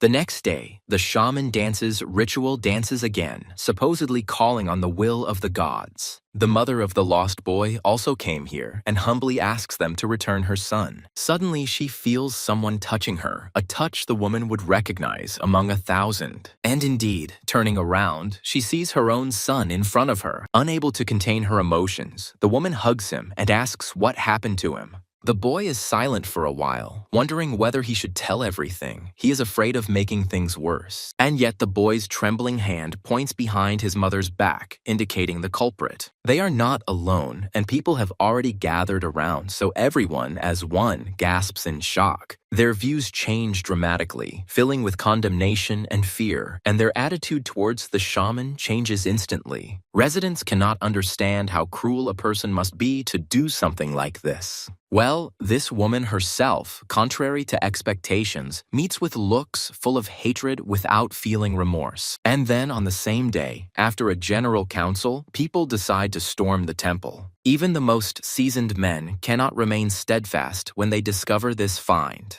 After all, it is impossible to confuse something like this with anything else, and others will soon find out about it. Unlucky mothers and fathers whose children were allegedly carried off by tigers are going into a frenzy. Later, the shaman is called the devil's spawn and asked to return their children to them. However, to everyone's astonishment, she calls the mourners a laughing stock, which causes additional shock. And the shaman reminds people of their own sins, saying that they themselves wanted this. The woman says that they were ready to sacrifice anything for the sake of their greedy desires. Saying that these children have now perished because of their greed, the shaman calls people pathetic savages. The residents are amazed by her, advising her to at least fear God's punishment before her death. However, the woman only laughs in their faces, calling the words about God's punishment complete nonsense. She asks people how the gods, if they really exist, allowed these children to die. One of the men, unable to bear to hear these blasphemous words any longer, snatches the torch from his neighbor's hand. He throws it at the shaman with fury, growling like a wounded animal, and is belatedly asked to stop. But he doesn't care because his grief is so great that no one can share it. And while he wishes the shaman a quick death, she says that their gods do not exist. People are uneasy because even while burning, this woman is talking nonsense. Meanwhile, she says that, unlike the gods, she herself is real. And, bursting into mad laughter, the shaman says that they are all cursed. She says that each of them brought upon themselves the wrath of God by this act. The woman says that it is all because she is the god. Well now, a woman who has thus become a demon, finding herself in a trap, still finds a way out of it. She calls out to the one who devours the light, calling him to come to her. All the vessels in the room begin to move, forcing you to involuntarily look at them. Everything happens so quickly that at first it is impossible to even understand anything. But the next moment, when a stream of furious force blows over everyone, a bad feeling makes everyone tense up. The demon's severed limb grows back instantly, causing even jewelry to jump back. And what was once an ordinary shaman orders her enemy to see his divine judgment. And the next moment, having completely transformed, the demon rushes towards jewelry. Laughing madly, he attacks the teenager with his new limb, but the teenager manages to avoid the blows. Jewelry lands only to set a better trajectory for herself and to check the enemy. He turns out to be too close, but this time, too, the teenager leaves untouched. Well, the demon screams, addressing his opponent, expressing his intention to finish him off. And not only that, following Jewelry's threats, the creature says that each of them will fall by his hand. The demon begins to read some ancient text, calling upon the one who hears this world. Seeing what is happening, Mercy calls out to Jewelry in fear. Joy worries about the guy silently. The heavenly spirits are also worried about the schoolboy, asking him to be careful. However, one of them is tormented by doubts. One question won't leave his head. Watching the battle very closely, the boy has been keeping an eye on Jeverly for a long time, and he wonders why he looks even more sinister than the demon himself. Jewelry pulls off a maneuver similar to the one he did before. But since the current situation is different in some way, the demon becomes perplexed. Well, in just a few short moments, Jewelry appears behind him, throwing him into an even greater stupor. As his new limb crumbles away on its own, the demon hisses in pain and frustration. However, that's not all. He's not going to give up so easily and lets out a heart-rending groan. And the severed limb of the demon swells, pushing out new shoots. But they don't have time to reach Jewelry, as he is already in another place. The demon's gaze changes in the blink of an eye, and this makes him feel uneasy. And Jewelry is already towering over the enemy, getting ready to move on to the next stage of their game. He too is affected by the transformation. The second eye also turns black. The aura around him becomes thicker. This completely throws his opponent off track. But as Shuru watched this, a guess crept into his head. Looking at what is happening to his descendant, he wonders what the hell. But then, somewhere nearby, the rustling of a fan is heard, and a familiar voice uses thunder wisdom. Jewelry and his opponent not only hear it, but also feel it perfectly on themselves. After all, this technique, like the subsequent ice wind, is aimed specifically at them. The alien attack envelops the demon from all sides, not giving him the opportunity to concentrate.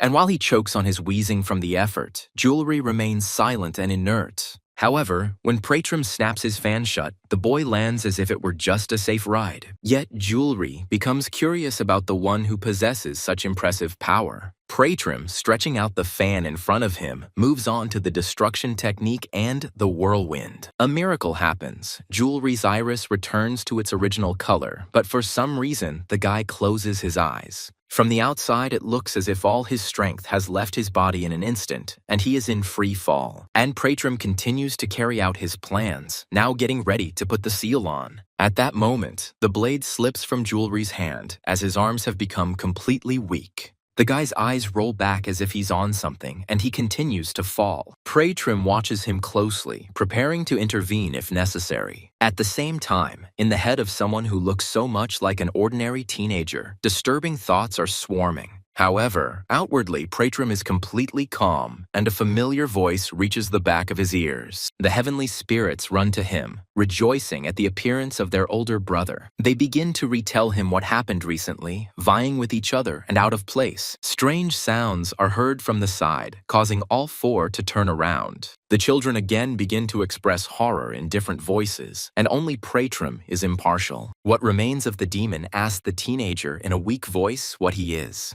The creature asks how he manages to use the power of the gods, since he recognizes it among 1,000.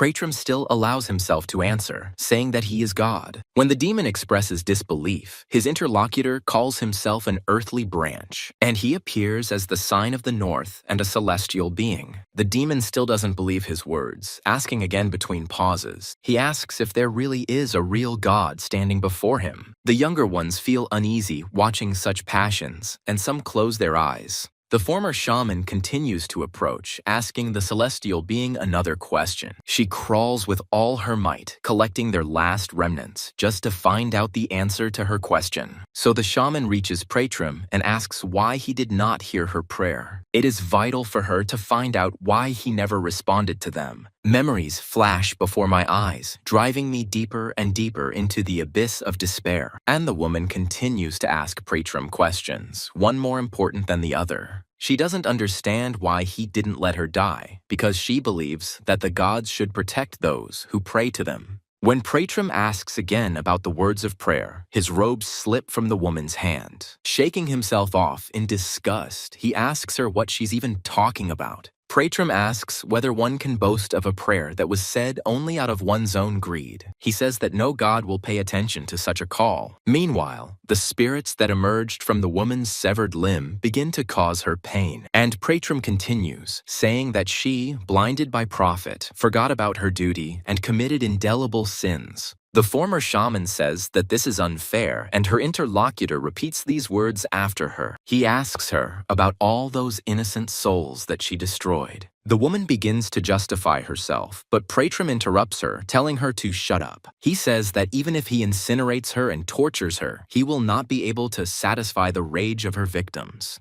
And yet, the celestial being says that the former shaman will experience hellish torment, and this will continue for as long as she has managed to take away children's fingers. But that's not all, because it's also worth remembering how many people she hurt. And Pratrim calls on the shaman to bear punishment for all her sins. With these words, he opens his fan again, preparing to complete the cycle of the earthly branch. And, pausing before the final part of the spell, Prathram pronounces its very last word. When he waves his fan, the shaman becomes truly scared. But the celestial being does not care about the fear of the one who herself kept so many innocent souls in fear. A black whirlwind, breaking out from his fan, rises upward towards the full moon. At first, the shaman does not find the strength in herself to utter even one word. However, then, in a weakening voice, she says that this cannot be done. She asks for mercy, saying that she cannot die like this. She begs and begs, constantly asking for mercy so that they will have mercy on her, at least this time. But the celestial being doesn't care, and he ends everything with words about imposing a seal.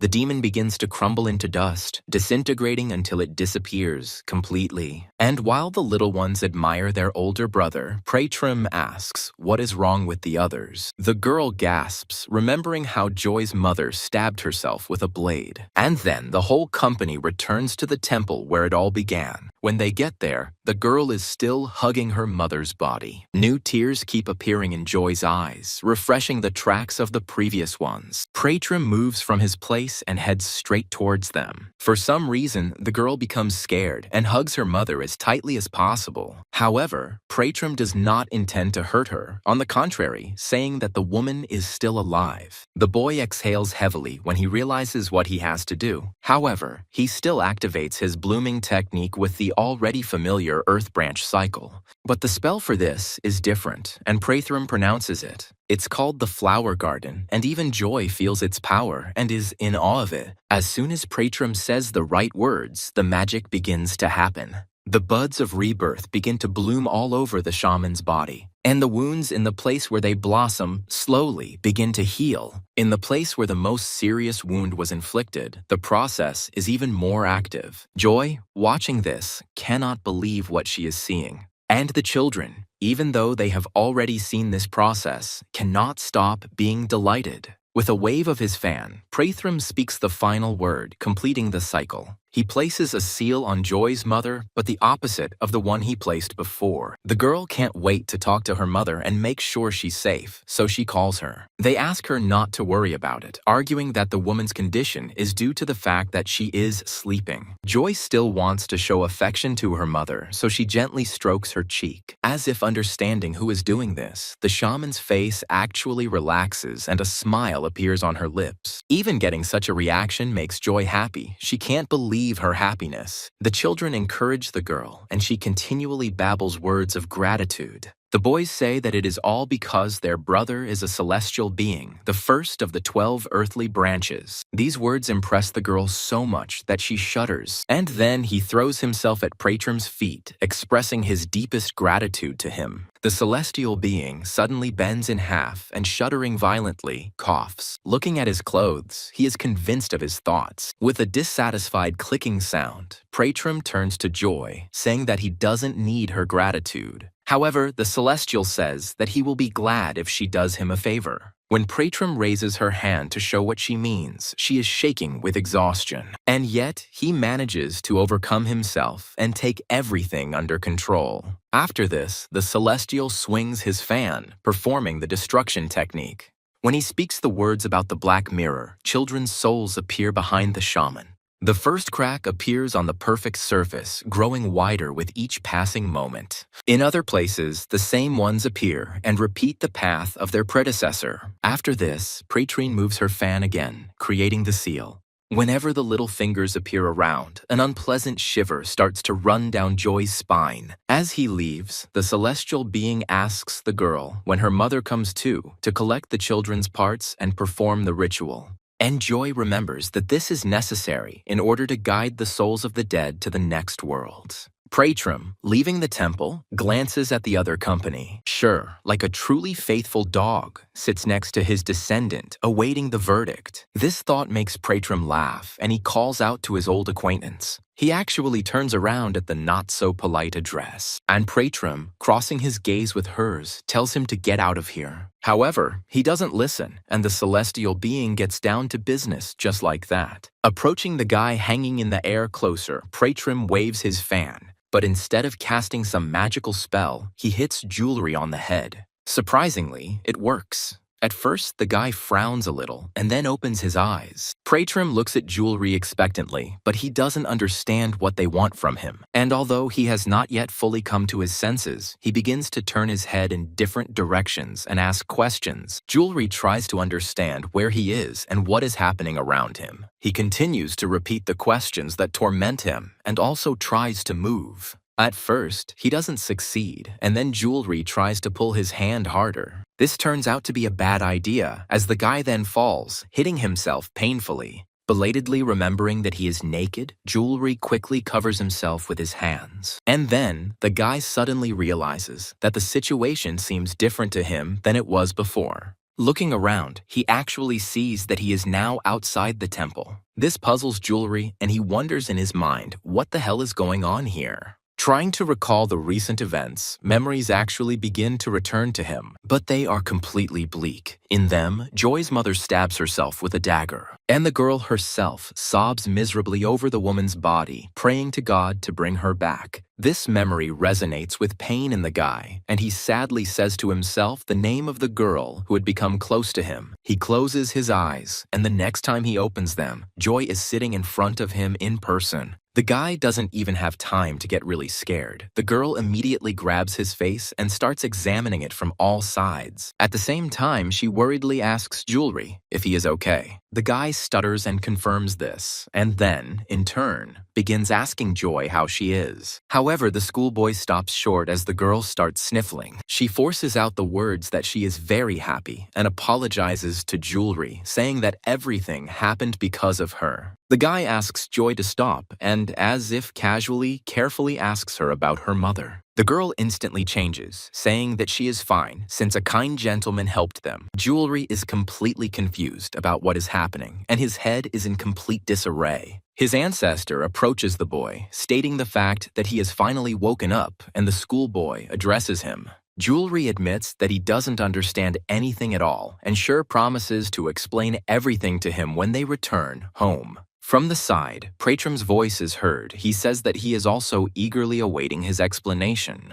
For several long moments, a tense silence hangs in the air. Then Joy introduces Pratrim, calling him by name and adding that he is one of the earthly branches. Looking at the teenager, Jewelry asks his name again, confused, and he has a vague feeling that they have seen each other somewhere before. And at the moment when Jewelry remembers him, Pratrim suddenly has a coughing fit. He is surrounded by heavenly spirits who begin to ask their older brother with concern if he is okay. Pratrim doesn't respond to this, picking up his fan and saying that it's time for them to go.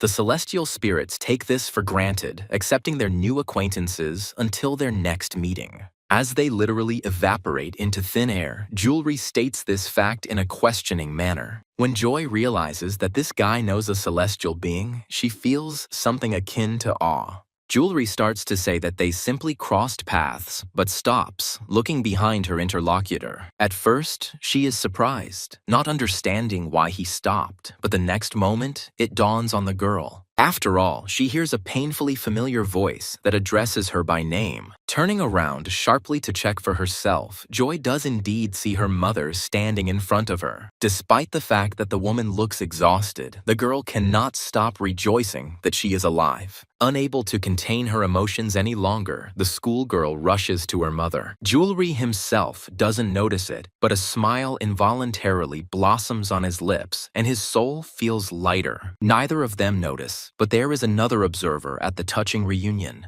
He watches the happy family for a while, then turns around and leaves. The old sackman shifts his grip on his bag and throws it over his shoulder. As he walks away, he starts singing his favorite song about whiny and obedient children. And near the temple gates, as he promises, rice treats are left for Jewelry and Joy. Returning home, Jewelry sees a message from the courier who delivered his order 8 hours ago. Putting the device away, the guy sighs sadly, upset that everything has already cooled down. Sure asks the Descendant whether he has become some kind of official, that they give him food as a tribute. The guy, calling his ancestor a fool, says that Joy bought it all, the package just arrived. Sheer is shocked by this treatment and calls Jewelry impudent.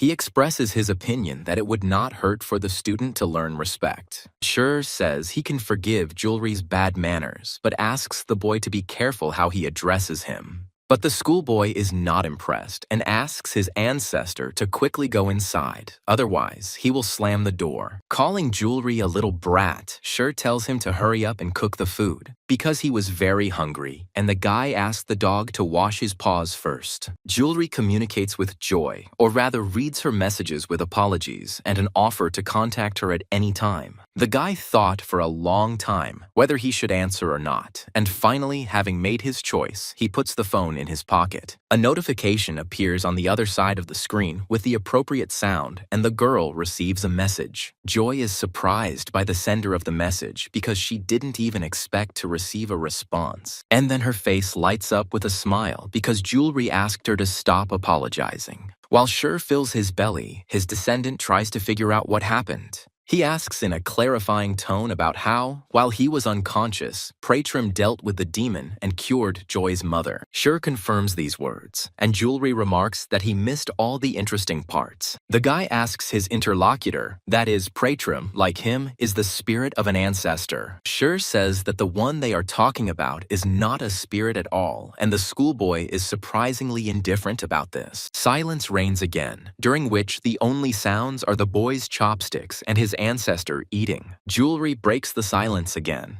asking why Sher just stood by when they almost died. The guy continues to develop this theme, believing that his ancestor could have figured everything out. Hearing the words that, if Prathram had not appeared, everything could have ended badly, Sher begins to speak. He says with great reluctance that he stood aside not of his own free will, but that he simply had no other choice. Ancestor Julri tells him that he couldn't do anything physically. The guy asks if Sher really wears that sword, just as decoration, and receives the answer that in the current situation, yes. Ancestor Julri admits that he has now almost completely lost his powers. Then the boy doesn't understand how Sher saved him from that first evil spirit. His ancestor says that this is the main reason. Sher addresses his descendant, maintaining rather long pauses. He tells the guy that he was on the verge of his own death that day, and in order to save his descendant, Shire put into his body the power that was stored in him. And Julri learns that his abnormal regeneration comes from the energy of his ancestor, because it is now inside the schoolboy. The boy asks again, puzzled, and Sher tells him that that is exactly why those words were said. And he means that a little earlier he asked his descendant to help him. On a subconscious level, Julri is already beginning to guess what all this means. And to confirm his thoughts, Sher says that he needs to get his power back.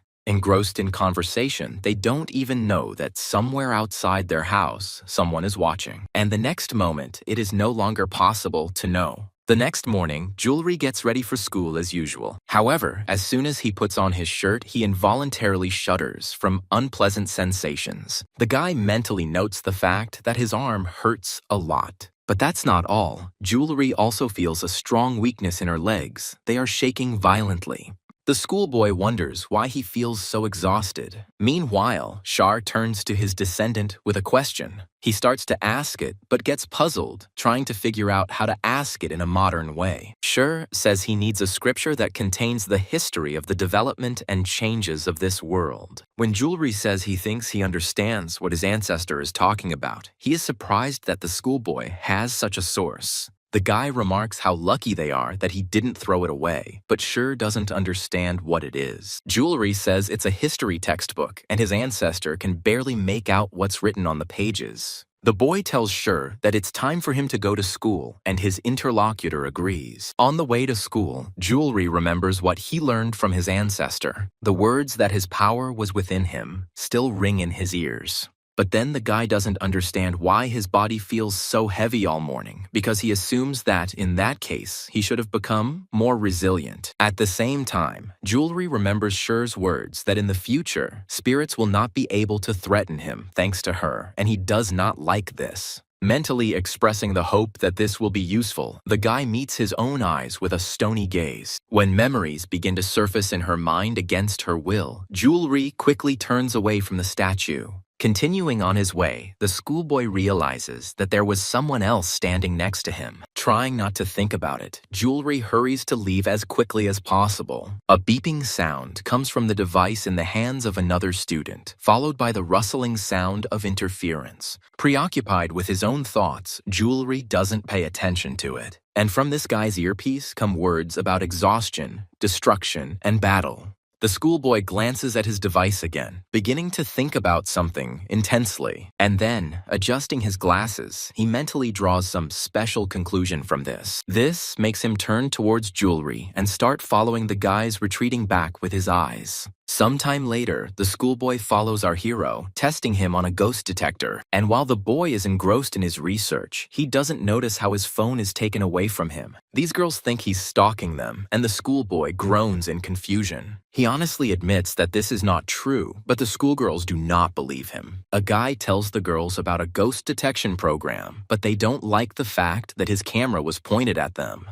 They are about to check his gallery, but the schoolboy retorts, saying that he didn't write anything down. When a hand falls over his shoulder, its owner calls out to Hades. Patrigard asks the latter what he does and clarifies with him about ghost hunting. The guy apologizes to the girls for his friend, explaining that he is obsessed with ghosts. The words that this is why Hades is looking for them are confirmed by another female voice, the owner of which takes the bespectacled man's phone. She asks her interlocutors to be patient because this guy has been a bit out of touch with reality since early childhood. Patrigard asks Hades not to point the camera at people as they might misunderstand him. The girl in the cardigan laughs and shows the guy's album to others, saying that it only contains his photos. Her laughter grows even louder when she notes the care Hades took to take a cool selfie. Patrigard asks the girls for forgiveness, but they apologize to them themselves. Meanwhile, the girl in the cardigan turns to Hades, who calls her crazy. She asks the guy to stop doing this because he could get into big trouble because of it. Hades counters by saying he can explain everything, but Leah reminds him that he was just mistaken for a stalker. Patrigard asks her not to scold him, saying that she is too strict, but Leah says that the behavior of the bespectacled man is already irritating her. The brunette becomes curious as to why Hades chose this particular floor and didn't even leave his bag in the classroom. His interlocutor asks him what he thinks, and Patrigard has a guess. Leah asks her friend to stop playing along with Hades, reminding him that it makes him put on airs. The boy asks the girl again about how he is being self-important because of other people's opinions. He says that this judgment is naive because he does not take into account anything other than his own observations. Patrigard asks Leah if she doesn't remember the trip to the training camp.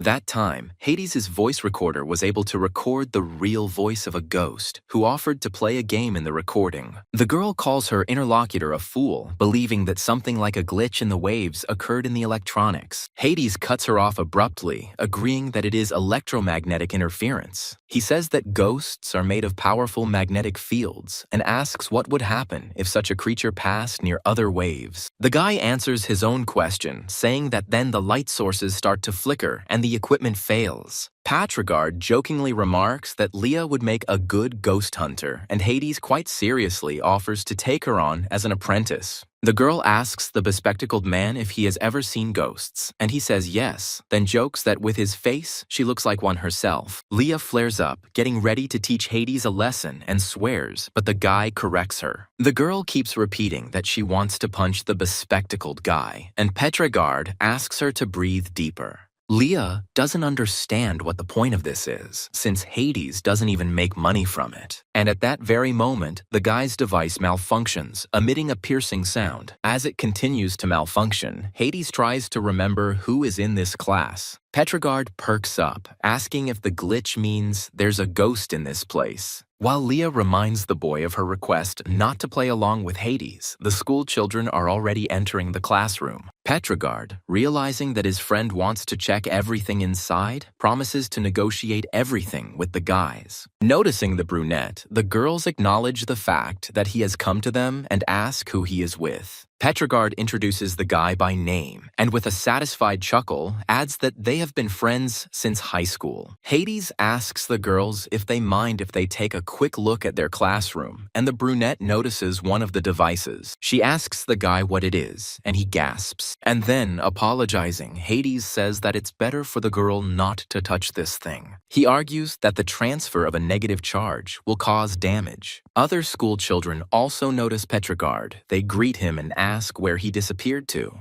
Meanwhile, Joy texts Jewelry, asking if he could come into the lab. The girl asks about this because she wants to give him something, but she is afraid to go into his class as they might be misunderstood. One of his friends, noticing that the guy got up, asks where he is going, and he says that he is going to the restroom. When Jewelry turns his attention to the exit, his friend notices that the popular kids are gathered there. He suggests that the guy tell them to get out so that they don't block the entrance to the classroom. Another man joins him, saying that Jewelry will never be able to drive these guys away. They start making fun of each other, and at that moment Petrogard notices them. He asks people to step aside, realizing that they are blocking other people from passing. While some ask the brunette not to push, he apologizes to Jewelry. Friends begin to tease the guy, saying that he has made his way through with just one look. Jewelry tries to walk calmly and not pay attention to their teasing. But the moment he catches up with Hades, the latter's device literally starts to go crazy. It's not just interference. A creepy voice comes out of the recorder, talking about death, destruction, and blood.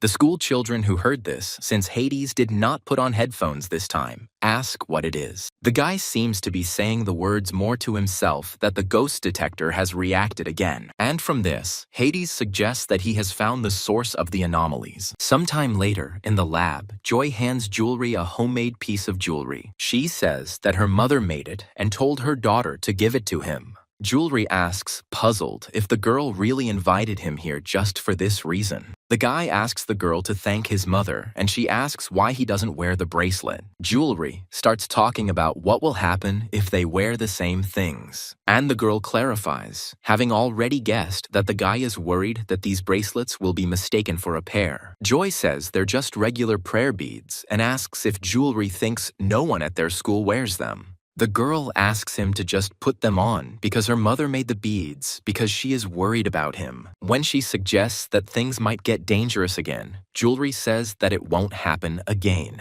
The guy says that the ghosts won't touch him anymore, and Joy asks why. Jewelry answers evasively, saying that there is now some kind of power inside him. The boy recalls his ancestors' words that on that day he was practically a corpse. He guesses what the girl's reaction will be, so he decides not to tell her. Instead, Jewelry says that this is precisely the reason for his quick recovery. He adds that now he needs to live as before, and the girl suggests that this is the power of the ancestors. Now it becomes clear to her, and Joy expresses her understanding out loud. She shares with the guy that back then he didn't seem like himself, as if he was a completely different person in front of her. Jewelry doesn't understand what the girl is talking about, so he asks her about it. Joy replies that he fought really well and held the sword like a feather and was flying through the air. This surprises Jewelry, and he asks if he really fought. The girl confirms this. The guy asks when it was, and now he's surprised by Joy, amazed that he doesn't remember it. The girl begins to tell the story, saying that it happened then in their temple, but she cannot finish. Letting the phone fall to the floor, Jewelry covers Joy's mouth, silencing her. The guy himself is surprised by this, because he didn't intend to do this. That's why the very next moment, Jewelry jumps away from the girl, seriously frightened by what happened. Looking at his hand in fear, he asks out loud what just happened. Joy asks the guy what's wrong with him, and he apologizes and says it wasn't him.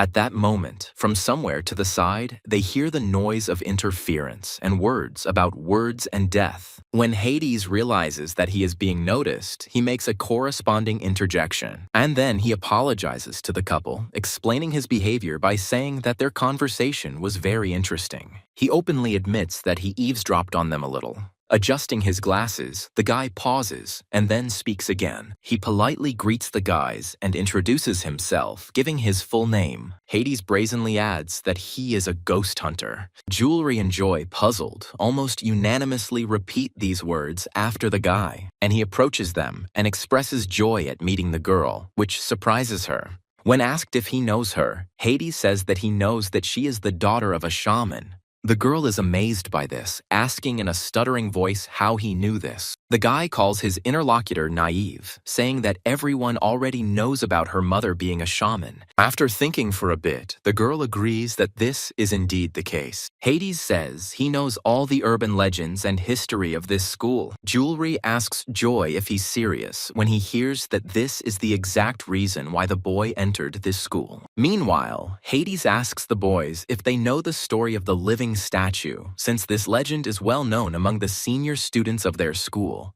However, contrary to expectations, Jewelry answers negatively that Joy.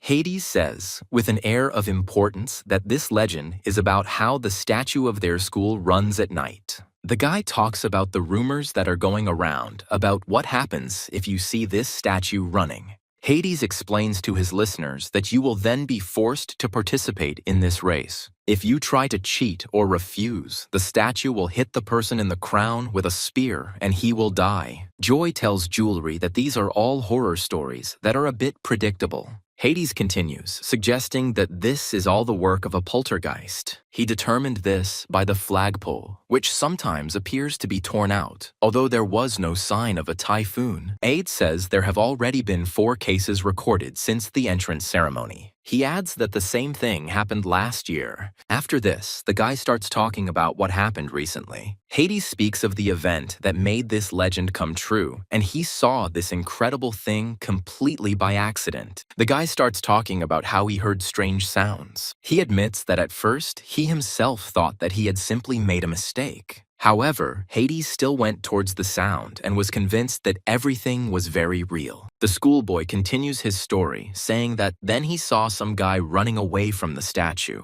and some girl with her hair pulled back was running after him. The most surprising part of all this is the part concerning the flagpole. Hades explains this by saying that he was mysteriously torn out.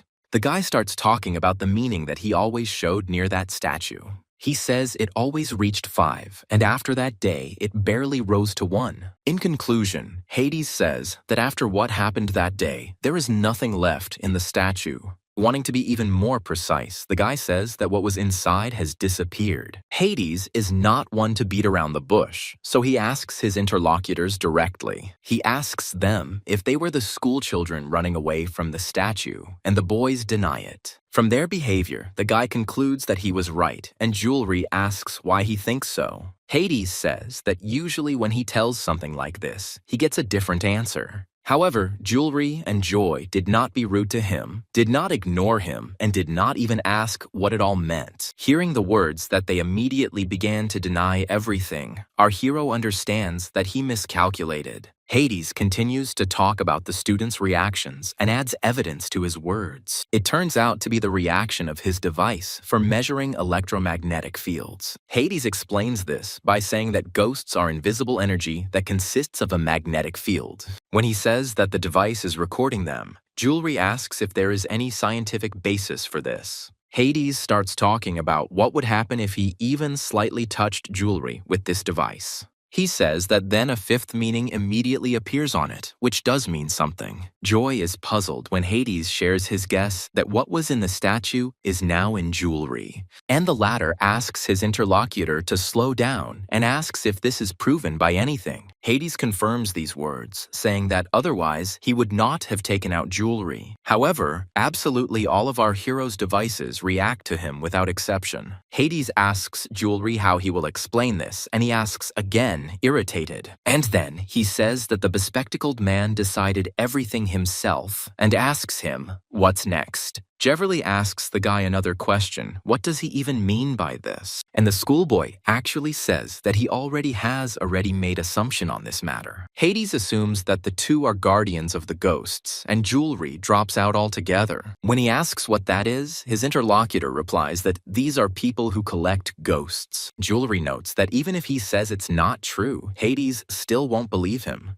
The guy again denies that they have anything to do with the statue or anything else. After this, he turns to Joy and suggests that the girl leave here. However, Hades calls out to Jewelry, asking him why he constantly lies. The ghost hunter admits that he didn't want to resort to extreme measures, but the situation forces him to.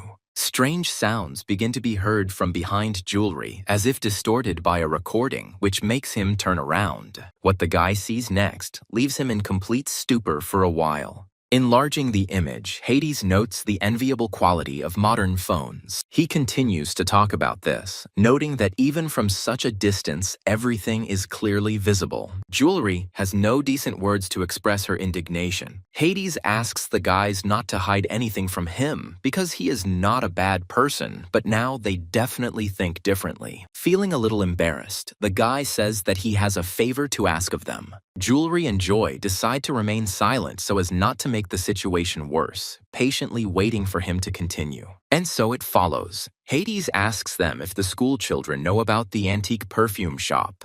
Just as Patrigard is about to return to class, an ingratiating male voice calls out to him. The guy turns around in surprise, trying to understand what this man needed from him, and he hands the schoolboy a box, saying that it is a gift and it is for him. Patrigard expresses his admiration and admits that this is the first time he has received something as a gift from a guy. The boy thanks his giver and asks him what class he is from. He can't believe that no one remembers him, but he says it so quietly that the words are inaudible. When Patrigard asks his interlocutor to repeat, he quite loudly calls him a hypocritical bastard. The guy is taken aback and, confused, asks an obvious question, expressing his lack of understanding. Meanwhile, something in the box begins to glow, forcing the schoolboy to lower his eyes to it. There is some strange set at the bottom, and the glow comes from the writing on the little man. The next moment, it becomes brighter, flaring up, and the paper burns completely. This creates a strange, dense haze that, emerging from the box, takes on a terrifying shape. Later, the teacher asks the class how far they have progressed in the past week. Yawning deeply, Jewelry wondered why he was so tired.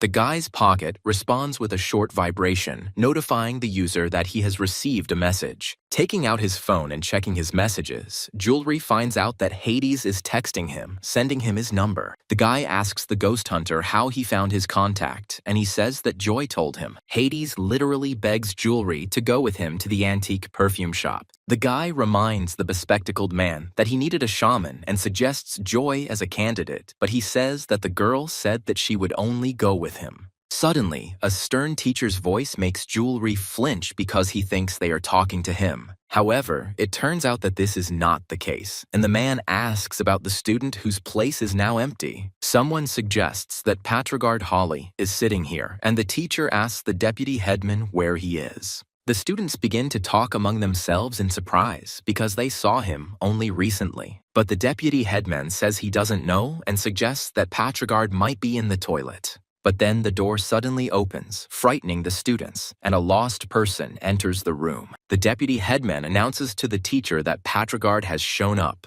Addressing the student, the teacher asks him where he has been, but he remains silent. He remains silent for some time, and the teacher loses patience. He begins to address him, but Patrigard, gasping, apologizes. As the guy passes by his place, his neighbor calls out to him. Pointing to this, the schoolboy asks Patrigard where he went. Before taking his seat, the guy glances at him and lets out an interjection. When Patrigard settles down, Jewelry mentally notes his strange behavior. And not only did he pass by his place, but he was also fiddling with a strange bone in his hands. When the bell rings for the end of class, Patrigard's classmates approach him. The first question they ask him turns out to be whether the schoolboy has gone crazy. The boys remind Patrigard of his own words about his promise to attend classes without fail. They wonder if he really went to the toilet, but the student doesn't answer, doing something else instead. As he extends his fist to them, the guy standing on the right asks Patrigard what he wants, and he assumes that it is fist, but the schoolboy says that this is not what he meant at all. Patrigard invites his classmates to play rock, paper, scissors, and they are puzzled by the suddenness of the request. The guy continues, saying that he wants to play for 10, and this puzzles his interlocutor even more. Laughing nervously, he says that he doesn't have any money with him, but he gets an answer to that too.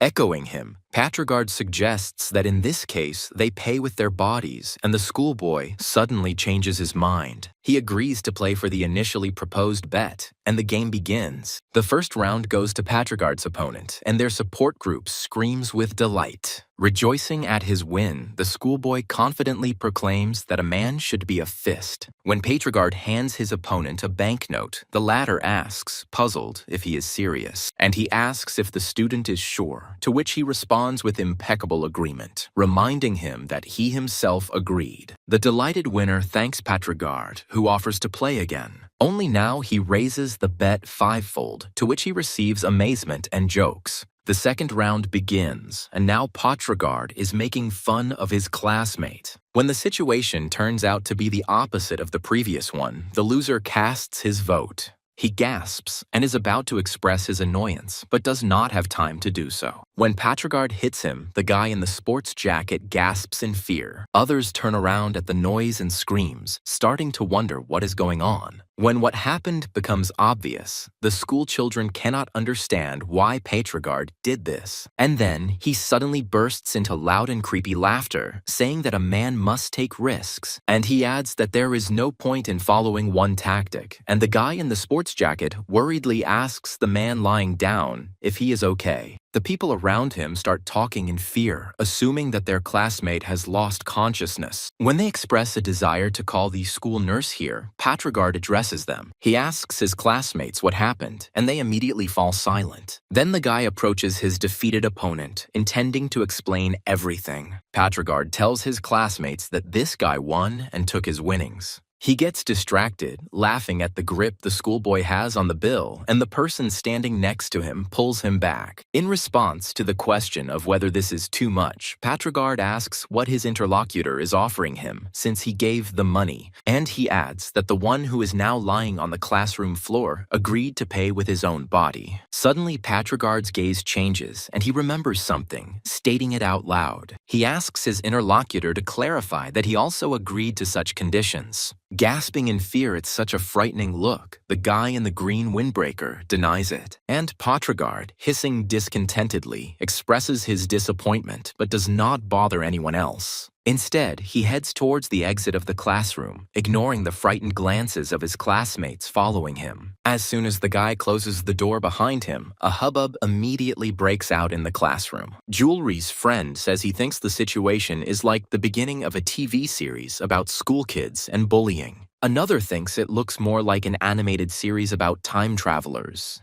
He argues that from the outside, it looks as if some villain has entered Patrigard's body. Hearing all these words and going over the experience in her head, Jewelry comes up with her own guess. The students' dramatically changed behavior becomes the most pressing topic for discussion. The girls are trying to understand why Patrigard suddenly behaved this way, out of the blue.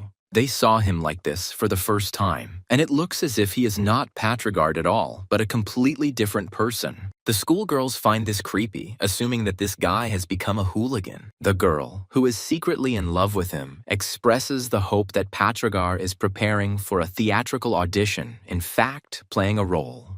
Her interlocutor does not understand why they rehearse in class, and in this way. Meanwhile, a brave man appears who decides to turn to Patrigard. He reminds the boy that smoking is prohibited and warns him that the teacher will be arriving soon.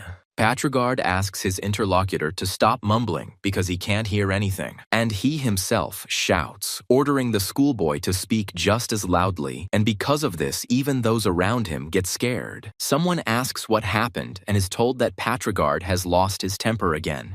The latter changes the tone of his voice and softly says that he was joking. Patrigard says that it's not even a cigarette, but his classmate still tries to object. Then the guy's tone of voice changes. Again, he asks asks if his interlocutor really wants to argue with him. Patrigard wants to bet that the teacher will not come when the bell rings. The schoolboy puts 10,000 on the line again, and his opponent starts to lose. Patrigard continues to stubbornly insist on his position, saying that the teacher will not come, but his interlocutor tries to object. The schoolboy repeats the words he said to the guy he hit earlier about paying with his body when there is no money. His opponent remembers how it all ended last time, and he becomes even more scared. Patrigard asks the boy why he is shaking, but he is called out to in a confident tone. The schoolboy slowly turns his indifferent gaze to the one who entered their class. It turns out to be the girl we already know and his friend, Leah. The schoolgirl immediately notices that something is wrong with the guy, and she turns to him again. However, Patrigard's changed gaze puzzles her, and she falls silent. And yet, this girl is not one to be timid, so she does something that makes the guy glance sideways. She confidently grabs his hand and, pulling him along with her, orders him to go out with her. Outside, Leah asks what happened to him and whether Patrigard really hit someone. She also asks where the guy got this thing because he despises smoking. But Patrigard does not listen to his interlocutor, his behavior raising questions in her. Little by little, the girl starts to lose her temper and asks the guy if he is listening to her. Patrigard continues to ignore Leah, asking her his own question. When the girl asks again, he repeats, asking her to choose odd or even, but she says that she is not in the mood for jokes. But Patrigard doesn't care. Contrary to his own behavior, he advises her to choose faster. The girl is puzzled, but still chooses, naming the odd number. A predatory grin appears on the guy's lips as he shows Leah his palm. As if knowing the outcome in advance, Patrigard says that she has lost. He begins to speak slowly, drawing out his words, but the guy's movements are very fast. Abruptly pulling the girl towards him, Patrigard orders her to pay with her body. With one sharp jerk, he presses her even closer to him. And at that moment, looking into the eyes opposite, Leah begins to experience fear that she had never felt before in relation to this person. And yet she hits him, not intending to tolerate such humiliation towards herself. And in an icy tone, Leah calls Patrigard a crazy bastard.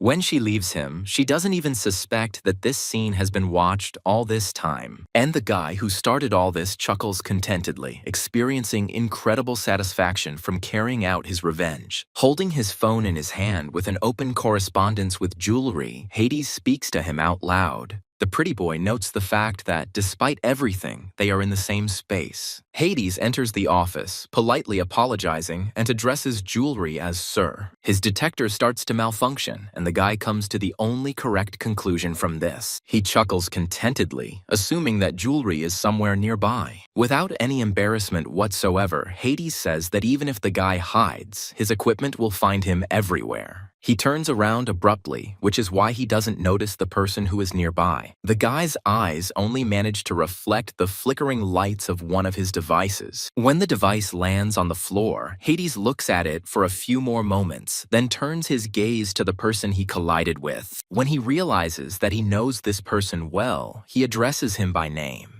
A breeze from the corridor rushes past, bringing the smell of tobacco to Hades' nose, which puzzles him. Meanwhile, Patrigard bends over his friend's device and lifts it. Once in the hands of a schoolchild, the previously silent device begins to emit a piercing sound. The rest of Hades' instruments also come to life, showing abnormal values. A voice also appears in the guy's headphones, talking about some kind of repetition. For a few moments, everything is quiet, and then Hades hears a loud, single knock, followed by a drawn-out hiss and screams. He can't figure out what it is, suggesting that there is a possibility of a frequency conflict. And yet, the boy turns to Patrigard, asking him to call jewelry from their class. He almost winces when his communicate with ghost check reveals a multitude of messages asking for help.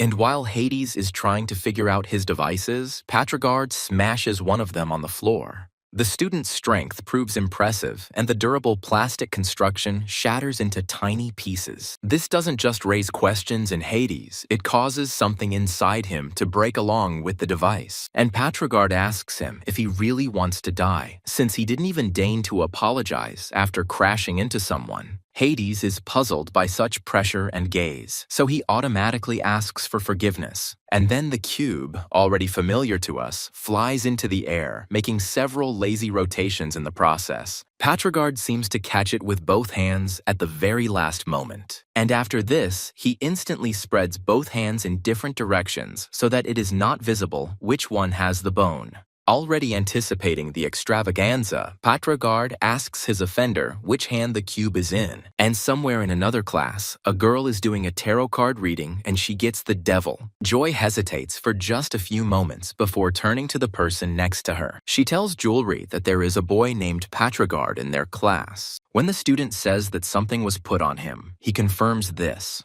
The girl jumps up from her seat, urging the guy to go there immediately. When Jewelry asks why he would go out anywhere, she says it was to save his friend. The guy says they're not friends, and the girl corrects herself by saying he's a classmate, but even this prerogative doesn't impress her interlocutor. Jewelry asks why Joy even thought it was because of some card. The guy says that Patrigard was fine in the morning, and why would anyone send a ghost to him anyway? Recalling how his classmate congratulated him on his birthday, Jewelry concludes. He says that this guy just has such a character, his mood swings back and forth. Although, remembering what happened today, Jewelry agrees that now it's too much. Getting up from his seat, the guy says that Patrigard doesn't bother him much. Joy becomes sad when Jewelry asks her to forget what he told her. The guy asks his interlocutor to have less contact with him. He doesn't want them to be seen together. And the girl asks what if Patrigard is really a good person? Then what? Joy overdoes it, starting to play on pity when she remembers what happened to her when the evil spirit took over her body. The girl says she thinks this is unfair, and then a third voice enters their dialogue. As someone who used to go to the same school as Patrigard, Hades says he's really good. The guy adds that this person is not brave enough to argue with anyone or compete. And Hades turns to Jewelry, guessing that he has run away from his class again. Joy asks the guy what happened to his face, and he replies that a ghost hit him. Hades begins to address Jewelry, but he abruptly interrupts him, saying that he will not go. The ghost hunter is silent for a moment, then speaks again. Expressing a slight regret, he says that he will not ask Jewelry to go with him to the antique perfume shop. And at the same time, the guy apologizes for his recent behavior. After this, Hades turns to Joy, remembering her recent words. It turns out that this guy heard her talking about an incident where an evil spirit took over her body. Hades asks the girl if she was able to return to normal life after her exile. The boy analyzes their past words and draws a conclusion from these inferences. Jewelry is irritated by his assumption and question about how he and Joy cleaned the statue together. The guy starts to say that they have nothing to do with it at all when the girl screams in confusion. Having transferred the money to Joy, Hades explains that he made an advance payment for the upcoming order. He promises to give Jewelry the remainder, he says, and the guy is outraged that everything was decided for him. Hades almost interrupts him when he asks him, in an uncontrollable but polite manner, to help him. He pauses long enough to understand that his interlocutors are listening to him attentively. And only then, the guy asks Jewelry to return his friend, Patrigard. Some time ago, the latter hit Hades so hard that his glasses flew off. At that moment, the only question that was running through the ghost hunter's head was what had happened to his friend. And Aida's instruments were going off the scale, showing critical readings. And when their sound became unbearable, Patrigard turned to the guy. Having called him out in a disrespectful manner, the schoolboy apologized to Hades. However, it turned out that this was nothing more than sarcasm, because he called the guy a damn weakling. Now Jewelry refuses to help Hades and turns to Joy. He offers the girl to help the ghost hunter, saying that he needs to go himself. Running past the unfortunate man, the girl mentally apologizes to him. When the door slams behind them, Hades remains alone and stands motionless. As Jewelry walks down the school corridor, he thinks about how they are always trying to drag him into something. Remembering all the horror that happened to him recently, the guy wonders if he can already live in peace. And then he remembers his ancestors' words, that he almost died that day. This is precisely the decisive reason why Jewelry now chooses to be cautious. He thinks that from now on, he will not interfere in dubious adventures. And then Jewelry notices Patrigard in the guy passing by. Watching him, the schoolboy silently agrees with his own thoughts. And in his head, against his will, the words of Hades pop up asking him to help. At this time, Patrigard is talking very actively with his interlocutor, and Jewelry involuntarily catches himself thinking that this suits him better. They are almost on par, and the guy decides to throw everything unnecessary out of his head. However, the next moment, his hand, just as before, begins to move on its own. Patrigard's interlocutor is confused because nothing foreshadowed trouble. In this silent scene, everyone is confused, including Jewelry, who does not understand what is happening. The guy tenses up, not even imagining how to get out of this mess now. And as if to confirm this, Patrigard begins to grind his teeth. Meanwhile, Joy comes around the corner, shouting a message to Jewelry. When her gaze falls on this scene, the girl becomes puzzled, focusing on Patrigard. The schoolgirl misinterprets Jewelry's intentions and therefore allows herself to think of his boundless kindness. Meanwhile, Patrigard's friend addresses the impudent fellow who allowed himself to do such a thing, calling him a pest. Jewelry reacts with lightning speed, causing surprise to those watching with her actions. And the next moment, he apologizes to Patrigard for his behavior. In his defense, he can find nothing better to say than that it wasn't him.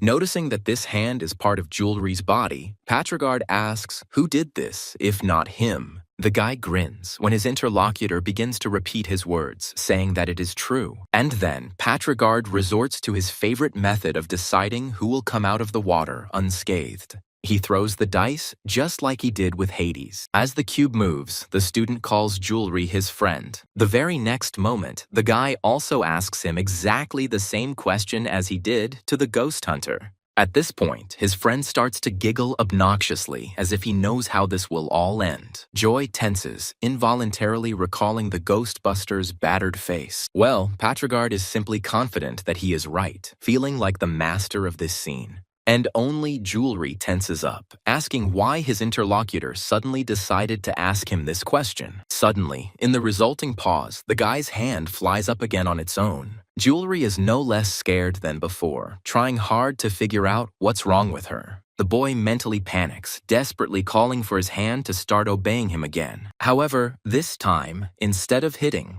the following happens. Patrigard's expression changes abruptly. He hesitates, pausing, although he was about to say something. Jewelry is puzzled, trying to predict what will happen now. But nothing terrible happens, and Patrigard is forced to acknowledge the fact that the guy guessed right. Moving from their place, the friends continue on their way, and the guy asks Jewelry to be careful. His friend chuckles annoyingly, stating the fact that this Jewelry almost got it. Well, the latter is still trying to digest what happened and understand the reason for the willfulness of his hand. Because of this, he doesn't notice how Patrigard casts an interested glance at him one last time. Later, after studying her hand for a while, Jewelry begins to move it in different ways. In his mind, he wonders what this all means. And at that very moment, the fist clenches tighter and begins to fly straight at Jewelry's face. And although the guy notices this and tenses up, he doesn't have time to do anything about it. A passing schoolboy notices his friend's strange behavior and asks him what he is doing. The guy suggests that Jewelry is practicing a new slapstick method, and while he continues to laugh at his friend, he asks him to take his hand. When a student picks up the wrong hand, Jewelry asks him to correct it.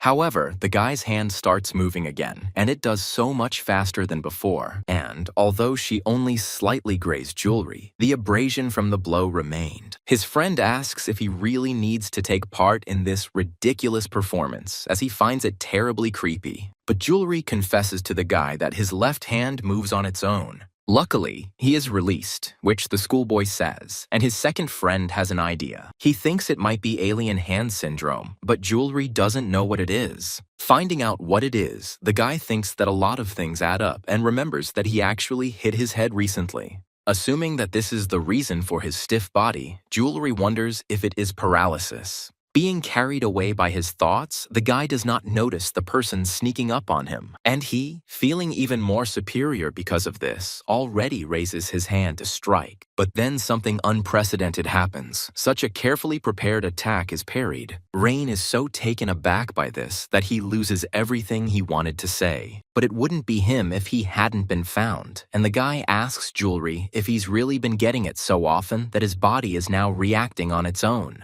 The guy counters these words by starting to say that it's all about the hand, but Rain interrupts him. Instead, he asks Jewelry if Patrigard Holy is in their class. Without waiting for an answer, the guy asks his interlocutor to tell this guy to give him his electronic cigarette. Jewelry asks why he should do it, and is told that Rain is lazy. Jewelry then asks him if he is too lazy to follow him since he was on his way to graduating. Rain reminds his interlocutor of his own words, desperately trying to contain the feelings that are bursting out. He repeats his earnest request to Jewelry not to upset him. The boy starts to speak, but his hand makes itself felt again, causing the schoolboy to hesitate. Giving her a puzzled look, Jewelry begins to pray that nothing bad will happen. He quickly agrees to bring Rain his toy, and Rain praises his interlocutor for his obedience. When Jewelry leaves, the guy notes his quick steps out loud. Meanwhile, in a slightly different place, Hades is patrolling the corridors. When his new device detects something, the guy decides to double-check everything. To do this, he uses another of his devices, checking the level of anomaly in the zone.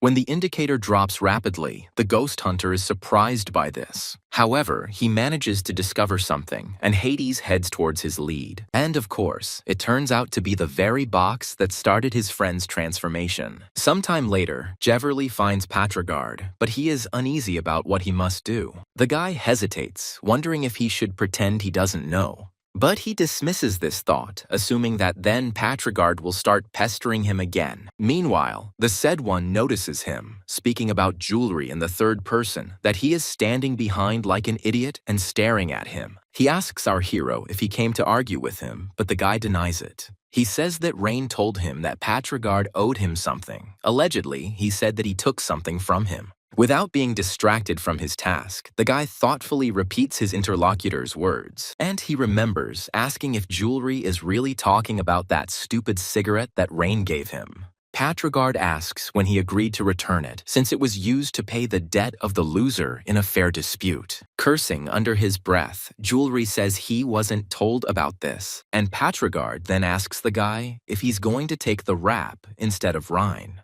Jewelry refuses, in turn asking why he would do that. Instead, laughing nervously, the boy mercifully allows Patrigard to keep the cigarette. When he realizes that Jewelry is leaving, he says that he remembered that guy. After this, Patrigard suddenly changes his mind, saying that he agrees to give Jewelry the cigarette. The latter naively turns around, starting to say what will happen in this case. However, the words remain unspoken and frightened gasps run through the class. Deftly catching the dice, Patrigard sets a condition. He honestly agrees to give up Rain's cigarette, but only if Jewelry plays with him. Stretching his lips into a creepy smile, the guy asks his opponent whether it is even or odd. Jewelry tenses, not knowing what is the best way to handle the situation. The boy's classmates are tense along with him because they don't like the lawlessness that Patrigard is committing. Jewelry decides to repeat his own words about Patrigard not giving him the cigarette, but his opponent says that this won't work because he has already started.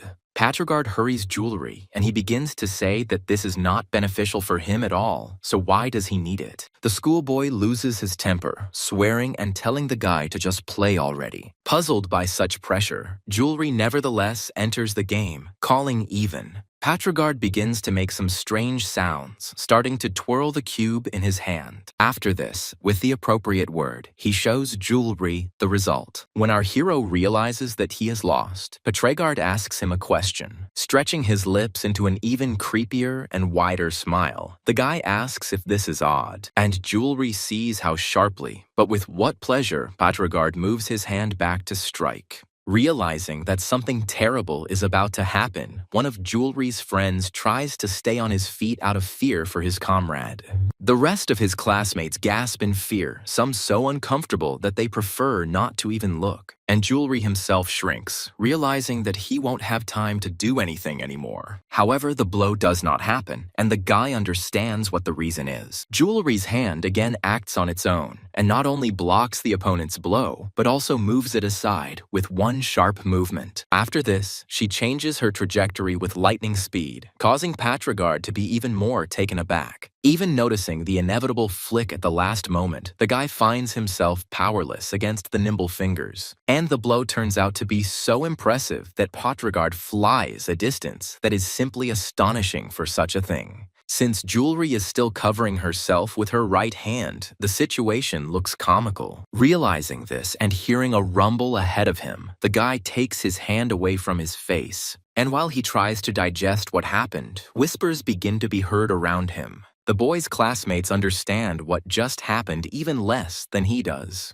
But everything happened so quickly that some of them didn't even have time to realize how Patrigard had flown away. Meanwhile, the last one, who everyone thought was unconscious, begins to move. Scary thoughts run through Jewelry's head as he tries to figure out how to get out of this unpleasant situation. Patrigard slowly raises his hand to his forehead and touches the place of the blow, as if not believing what happened. Jewelry finds the courage to speak up and begins to justify herself, blaming everything on her left hand. But then he mentally pulls himself up short, realizing how delusional these words sound. Jewelry's friends, who had heard him talk about the hand earlier, begin to talk about alien hand syndrome. Not everyone is knowledgeable about this, so one of the girls asks what it means. And Jewelry says that this is all nonsense, and Patrigard asked him to play the role of his enemy. Some people pick up on this legend, remembering that their classmate is actually preparing to become an actor. Jewelry can't believe that everyone fell for it so easily, and his friend is offended that he wasn't warned about it. The mood in the class changes, and the students begin to admire the fact that the actors take their roles so seriously. They assume that the previous incident was also planned, and Patrigard suddenly starts laughing. Slowly, savoring each syllable, the guy says Jewelry's full name. The latter tenses up, knowing full well that this will not lead to anything good. After a brief pause, Patrigard says he finds it funny.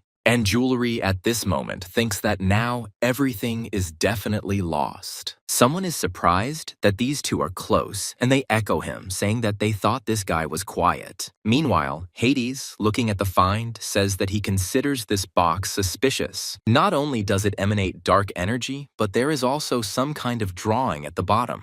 Casually glancing at the lid, the schoolboy notices something on it too. And on it, there is a symbol that Hades had already seen before. To test his guess, the guy starts Googling and actually finds the answer to his question. The items in the ghost antique shop have the exact same markings, but Ada doesn't understand why she's here. Meanwhile, a familiar female voice calls out to the guy from behind. Noticing Leah approaching him, Hades already knows in advance what she has come to see him for. A little later, he says that he doesn't know if she will believe him, but shows evidence with the words that Patrigard is now a ghost. The guy assumes that the real Patrigard is now somewhere near his body and spirit form. Hades says that when the guy hit him, he ended up in a ghost box, and Leah asks how that happened. The schoolboy explains to her how the box works, saying that this device collects messages from the ghost and transmits them. The girl begins to believe his words and asks what Patrigard is saying now. Hades says the guy is now asking for forgiveness.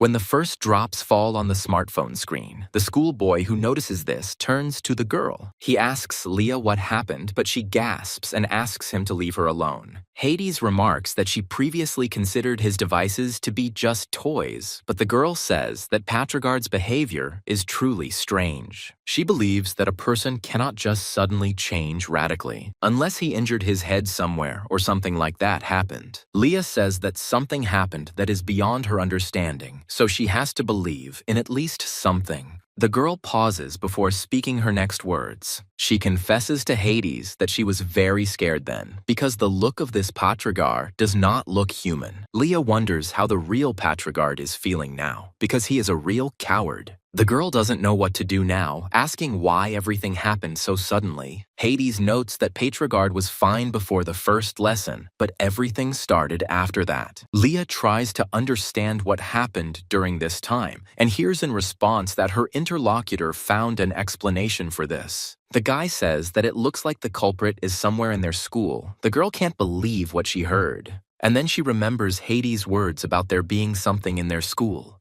The girl asks if this could be it, but the guy answers negatively. Hades says that despite this, he managed to obtain evidence. Showing Leah the box, the guy says that if this is not the case, then the situation is completely inexplicable. When the girl asks what it is, the guy says that he will expel it himself. Leah repeats her question again, and Hades replies that it is an impudent evil spirit. The girl is amazed by this answer. When the guy says that today will be his debut as an exorcist, the girl swears rudely. Looking at his hand, Jewelry remembers that when he flicked Patrigard, he flew off. The guy continues to reason mentally, believing that this was real power. Suddenly, he is pulled out of his thoughts by a jolt and a familiar voice in his ear calling his name. Jewelry notes to himself with fear that this man is who he thought he was, and Patrigard, asking the guy where he was going, invites him to play. Jewelry replies that he is going home, and then his interlocutor invites him to go to his place and play there. Slipping out of the grip, the guy retorts, saying that he has a vicious dog at home. Patrigard can't let his potential victim go so easily, so he stops her as best he can.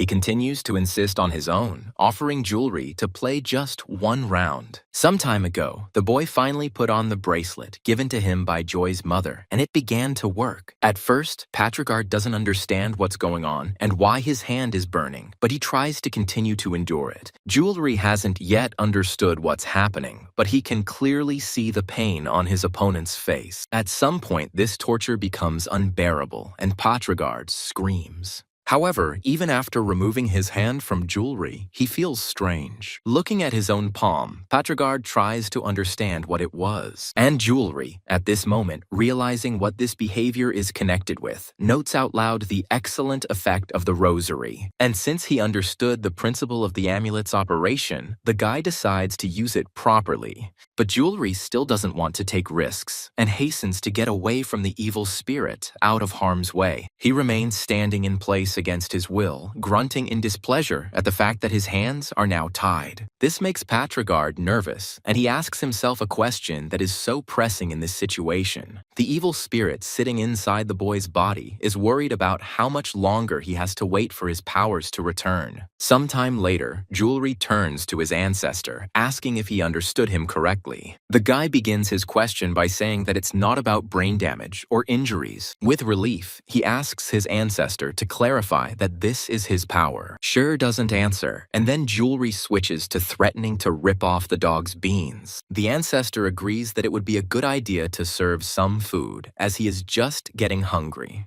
Jewelry starts to get angry again about what happened at school because of his left hand. Sure interrupts him, reminding the boy that he gave him his power in order to save him. The ancestor adds that it is thanks to her that the ghosts do not touch Jewelry, but he does not agree with this at all. Seeing the page miraculously turn by itself, the boy forgets what he wanted to say. But he quickly comes to his senses, telling Shuru that his power provokes ghosts, and what's more, he's also getting beaten. The boy is outraged that this force controls his hand as it wants, but his ancestor says that it is not his hand. Jewelry doesn't understand what he means and begins to demonstrate the opposite to his interlocutor, and he explains to the guy that his hand was injured and torn off that night by an evil spirit. Before he begins to speak next, Sure sighs heavily. Ancestor Jewelry speaks confidently, but chooses his words carefully. From his words, it turns out that the guy's hand was created by a black dragon, and it contains the last remaining power of Jewelry's ancestor. Before visiting a necessary place, Hades carefully studies information about it. He didn't come here alone, and the ghost hunter's companion asks if this is really where they need to find what they need. Leah says that the building they are now standing in front of looks like an ordinary abandoned building. This doesn't impress the girl, but she is determined to get inside at any cost.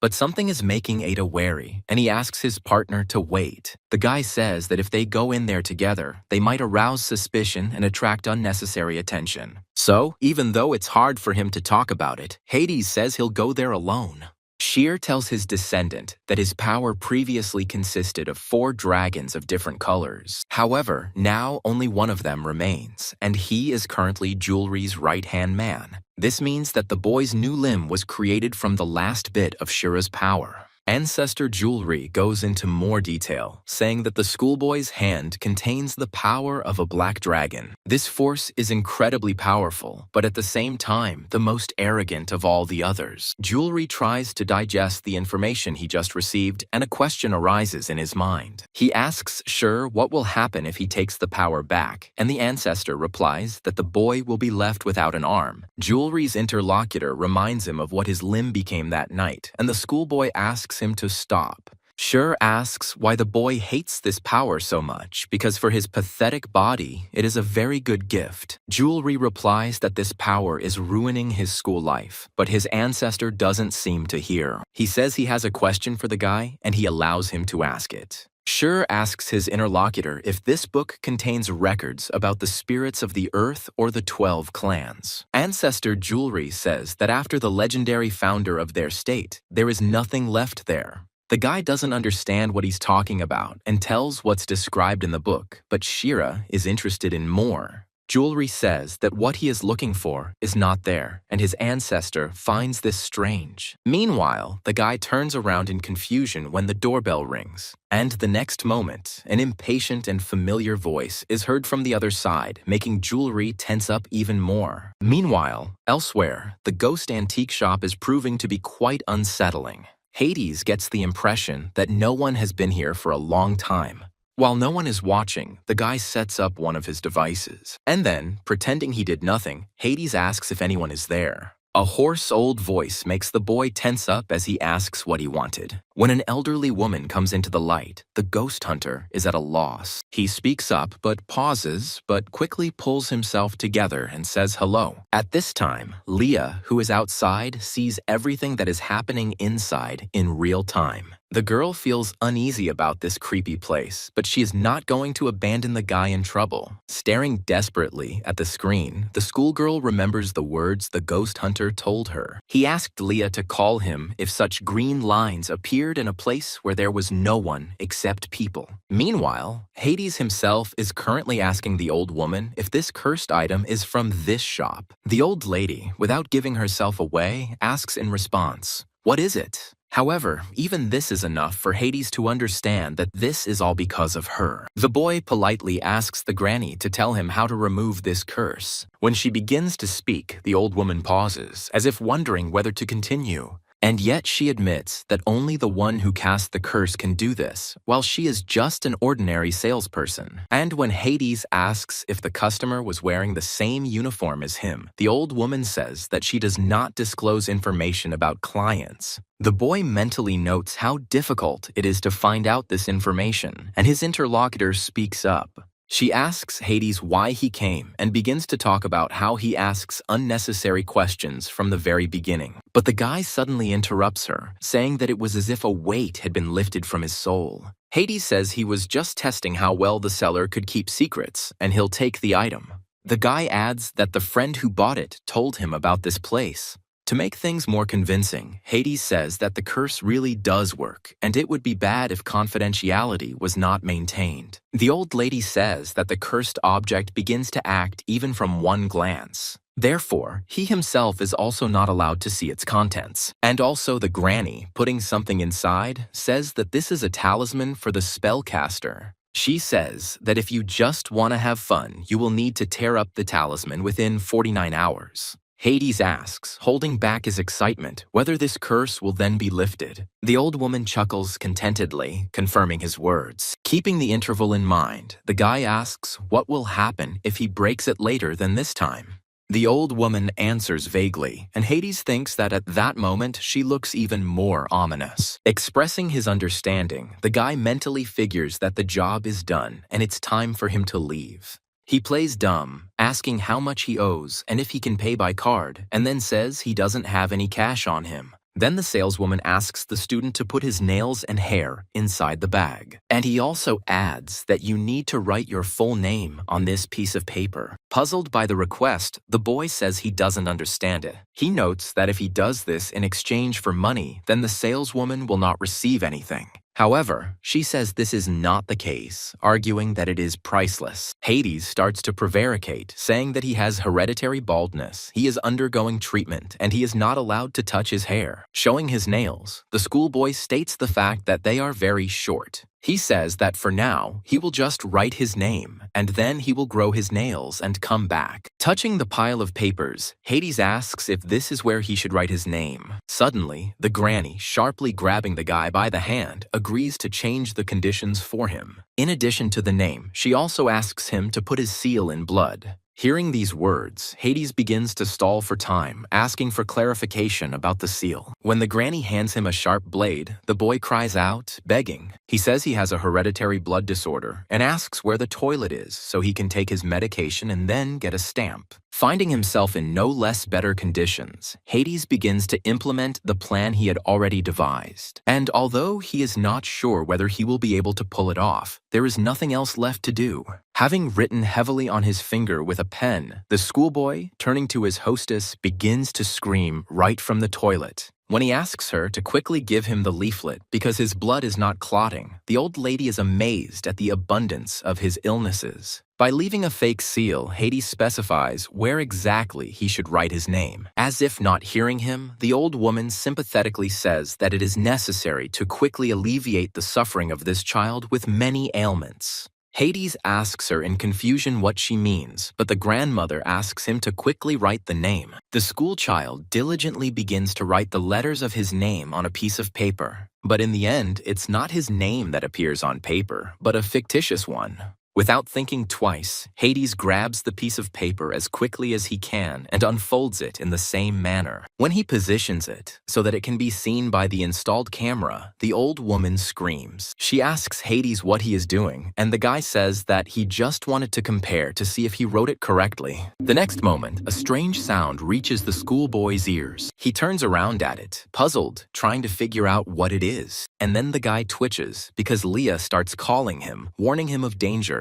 Glancing as if at his watch, the schoolboy says that since he has fulfilled all the conditions, he will go home. However, he doesn't even manage to take a couple of steps before some kind of devilry starts happening. As some kind of smoke appears in front of him, Hades decides to turn around. But the room before his eyes begins to blur, causing him to begin to lose his sense of reality. At some point, finding himself in pitch darkness, Hades hears the voice of an old woman who says that he lied. Trying to find the source of the sound with his eyes, the schoolboy politely apologizes to her. When no one answers him, Hades begins calling the shop owner, addressing her with different words. There is no answer, and the guy resorts to threats, warning the old woman that he will now call the police. Terrified to no end, out of desperation, Hades tries to call Leah, asking the girl if she can hear him. Silence is his answer again, and that's when the ghost hunter starts to feel completely uneasy. From somewhere, there comes a groan, as if from tension, and the guy, turning in that direction, notices a strip of light.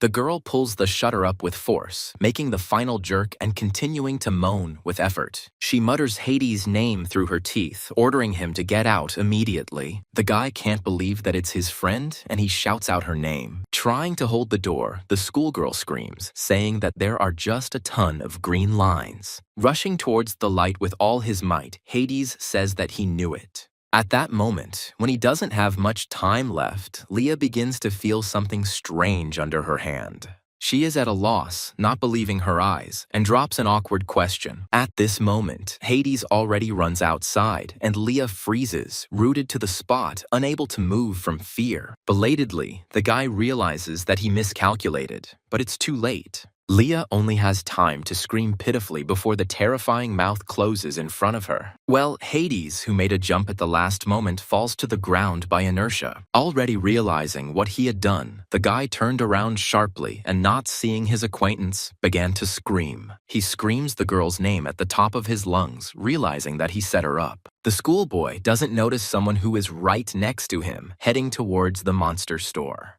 and this mysterious man waves something sharp and a cut appears on the eerie wall. Some liquid, suspiciously resembling blood, immediately begins to ooze from it. And the next moment, the living surface of the wall literally spits something out of itself. Joy immediately runs up to Leah, starting to check the girl's condition. Well, Hades belatedly realizes what is in front of him, even though this person is standing with his back to him. And yet, even despite this, the schoolboy cannot believe that this guy decided to come to his aid. Continuing to be surprised by this in his mind, Hades is even more surprised by the two-handed sword in Jewelry's hands. The boy finds this incredible, as well as the fact that the schoolboy is acting so confidently. Meanwhile, before he could fully recover, something appeared from the cut Jewelry had left. Noticing this, the ghost hunter immediately pulls himself together and warns his friend of the danger. However, as soon as the creature manages to jump on Jewelry, his bravado disappears. However, Hades doesn't see the expression on his face, unlike the way the boy is gripping his sword. The schoolboy still can't believe what he saw, thinking that he had only seen something like this in comics. Well, Jewelry, with a zealous roar, begins to swing his sword, trying not to let the hellish paws grab him. And it is then that Hades realizes how things really are with him. Unlike Jewelry's chaotic movements, the monster's strategic move finally hits its target. Hades absent-mindedly begins to pronounce the name of a friend, but is shouted down by another, female voice. Joy rushes to help Jewelry, attracting his attention with a scream. Hades switches to her, not only with fear, but also with interest, watching the girl's actions. Catching every movement of the shaman's daughter, the guy mentally wonders what she is doing. However, seeing only one goal in front of her, Joy does not pay attention to everything else. As she falls, Hades wonders how they ever managed to exorcise the spirit from that statue. Realizing how terrible this duo actually turned out to be, the schoolboy shudders. The thought that if this continues, it will be the end for them is interrupted because Hades' gaze is attracted by something. The rebar standing nearby gives the guy a reason to hope for the best. Meanwhile, Jewelry realizes that he won't be able to hold out like this for long. After all, these nasty, disgusting tentacles literally block access to oxygen. However, a strange vibration passes through one of them, and the snare's grip seems to weaken. Desperately swinging for a second time, Hades, with a warning to be careful, lowers the rebar onto the demonic tentacle again. The blow turns out to be quite good, because this guy knows how to fence with bamboo swords. Meanwhile, Joy comes to her senses and quickly begins to check the situation. As the monster's grip on Jewelry weakens and it begins to choke, Hades tells the boy to act now. Drawing the student's attention to himself, he urges him to run away. When the whole gang does this, no one notices that an unknown person is following them. Having run far enough to breathe freely, Jewelry lets go of the sword. Falling next to him, the guy tries to get his breathing back to normal and admits that he is out of breath. Hades' question reaches his ears. The guy asks the guys if they are okay.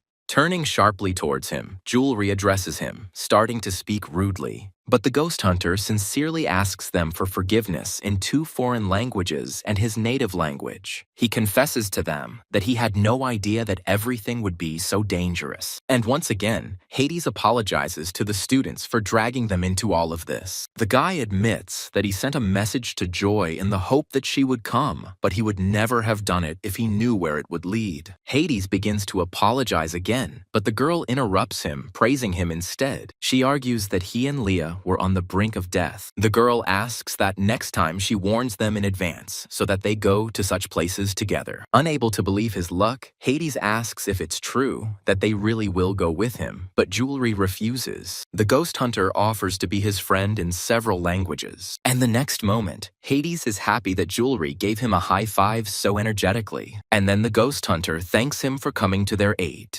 Hades notes that Jewelry could have simply ignored the message, but he proved to be reliable. The guy admits that he felt uneasy and says that these messages could have been his last. And then Hades comes to the part that has been haunting him since the very beginning of this meeting. He asks Jewelry where he got this huge sword, and if it is real, he wants to touch it. However, the schoolboy fails to do this. Hades runs into an obstacle. Expressing his understanding out loud, the boy states the fact that the sword is protected by a barrier. When Hades comes to the conclusion that only a select few can wield this sword, Jewelry calls it nonsense. Trying to get around this rule, the guy starts going through all the names of enchanted swords he knows. Ancestor Jewelry comes to his aid, saying that it is Cutter. Hades shudders, admitting that his new interlocutor frightened him, and then is surprised at the sight of him. Taking breaks between words, Sheer says that this sword cuts only evil spirits. As he collapses from exhaustion, Joy turns to him with concern, and as usual, respect. She asks the ancestor if he is okay and offers him some water to drink. Hades asks if he is with them too, and Jewelry confirms these words. And then the guy adds that he spent the money he gave him as a deposit on a taxi. Hades calls Jewelry rich, and he says that he transferred everything else to Joy. While the girl fusses over her ancestor, he suffers because taxis have replaced palanquins. At this time, Hades and Jewelry are having a conversation about a dog that is supposedly called an ancestor, and that was trained specifically for exorcism. The Ghostbuster expresses understanding and admiration for this, and then asks why a bulldog. He doesn't get to hear the answer because Leah comes to her senses and speaks up. In a weak voice, she asks where she is and what happened. Joy notices the girl first, gasping, and Leah starts talking again. A schoolgirl asks what happened to her, and her interlocutor inquires about her well-being. Remembering something, Leah starts screaming, saying that she just saw something super weird. She tells them about how teeth appeared in the doorway of the store, and Joy realizes that the girl was very scared. Hades speaks up, suggesting that they move on to the main thing since Leah has also already woken up. First of all, he asks the children to look at what they managed to capture. The guy warns the company that after this, the recording is unclear due to interference created by the ghosts. However, he says that he managed to photograph the most important thing, which is the list of names of the shop's visitors. A few hours later, the schoolboy shows up at this very same ghost antique shop. He begins to address the store saleswoman rudely from the very doorway. Patrigard is interested in the question of how much longer he still has to wait. He doesn't manage to finish speaking because what he sees makes the guy hesitate. After casting a careful glance at the old woman, Patrigard spoke up again. He barely holds back his laughter as he asks his grandmother what happened to her hand, and she answers. The old woman tells her interlocutor that today children came to her in the same uniform as his. She assumes that they were trying to save the owner of his body, but that's not all. Hearing the words that there was one special one among them, the essence inside Patrigard tenses. However, she cools down, assuming that it was Jewelry, and tells the old woman about how he managed to beat him in the game.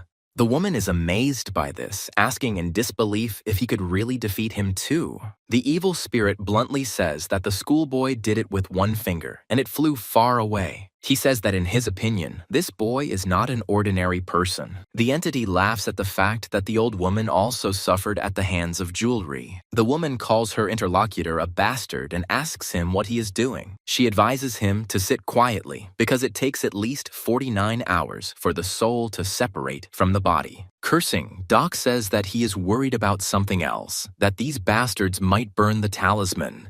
The old woman says that everything will be fine because she told them to tear it up and not burn it. The spirit becomes enraged, asking her why it was necessary to talk about the talisman at all. The old woman says that all people are animals and such insurance is necessary if you want to make a deal. She continues to develop this theme, gradually moving to the very essence. The old woman reminds the spirit that the same thing happened to him. She believes that school children would not dare to tear the mascot, and there are a number of reasons for this. But even after hearing some of them, the spirit asks its interlocutor if she is sure of this. The grandmother responds by saying that his elders are living proof of this. As the tentacle reaches out to him and the old woman continues to speak, the boy recoils. And the old woman again returns to the fact that what will happen even if the school children burn the talisman. She confidently states that even in this case, the spirit will not disappear. She says that in this case, he will simply come back to her again. The old woman asks the boy if he doesn't want to be with her.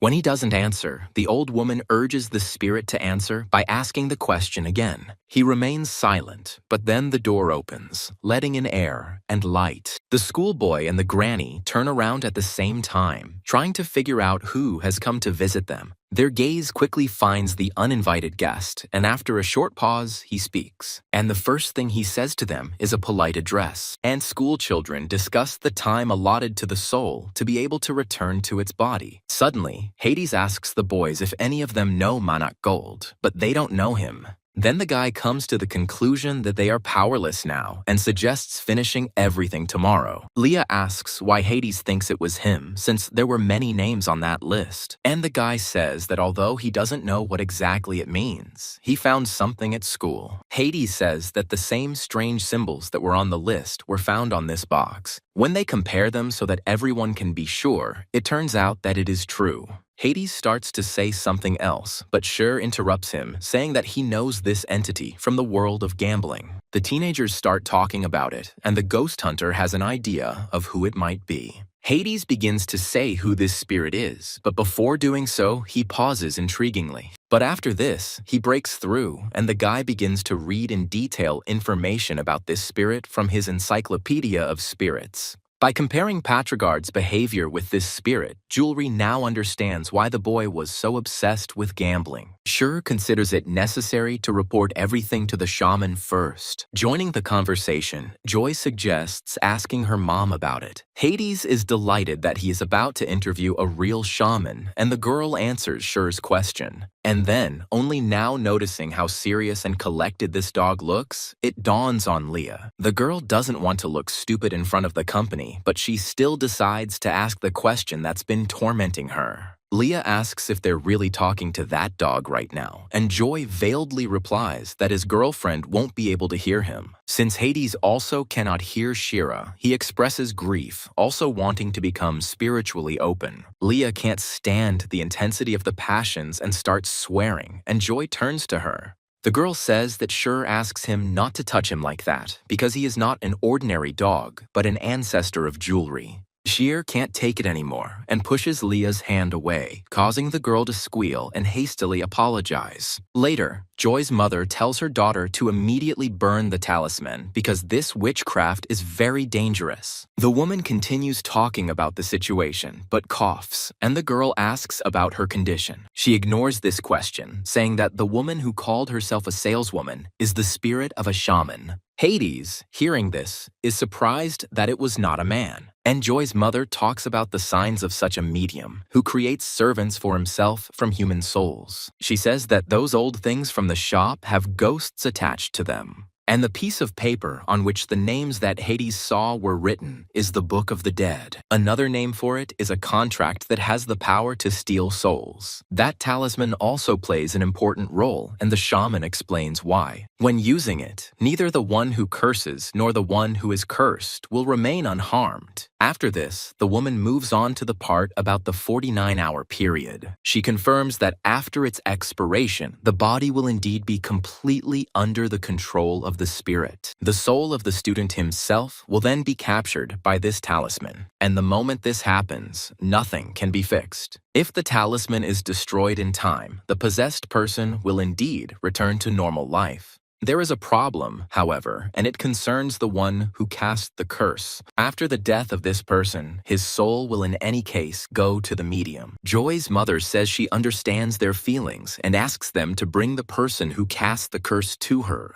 But the most important point is to burn the talisman before the 49 hours have passed. The next day, the kids come to school early to start looking for the culprit. Entering each classroom, they ask the students if there is Manak Gold among them. Finally, Luck smiles on them, and one of Monak's classmates approaches him. When he asks what is going on, they tell him that someone has come to see him. To make sure of everything completely, Jewelry asks the stranger his name, and he tells her. And he asks, "What's the matter?" And the guy starts to hesitate, trying to find the right words. This isn't Jewelry's strong suit, so he asks outright if Manak has a talisman. Now everything becomes clear to him, and the teenager tries to figure out how to get out of it. However, he too can't find anything better to do than run away, and Jewelry gasps. The guy tries to stop Manak with words, but this attempt fails. Jewelry rushes after him, amazed at how fast this fat man is. The guy keeps trying to ask Manak to stop, but it's still to no avail. At some point, Jewelry realizes that he is out of breath and stops to catch his breath. He doesn't understand why it's so hard for him. It's as if his arms and legs are tied up. Hearing the noise, Leah jumps out of the office asking if they found Manak. The girl is interested in the question of whether this is really the one they need. Receiving a positive answer to her question, the girl rushes off in pursuit, calling Manak an idiot. Hades remarks that after such treatment, no one would want to stop.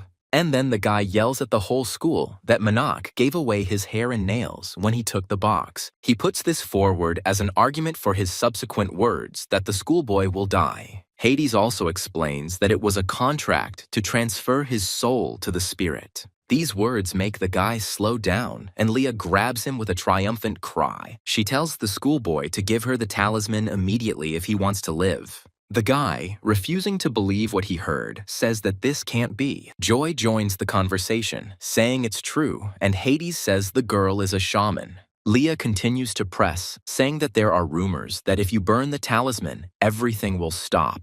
Mana clarifies whether this means that Patrigard will return to his normal state. Leah confirms this, saying that they can fix everything, but to do so they need the talisman. The girl asks to give it back before it's too late, but Manak suddenly refuses. Ale calls it nonsense, and an exhausted Jewelry almost begs the guy to give them the talisman. To everyone's surprise, the schoolboy says he would rather die than do this. Meanwhile, the shaman is performing a ritual in her hut. In front of her lies the Book of the Dead with the name Manaka. As the woman begins to read the spell, a corresponding mark begins to appear on her forehead.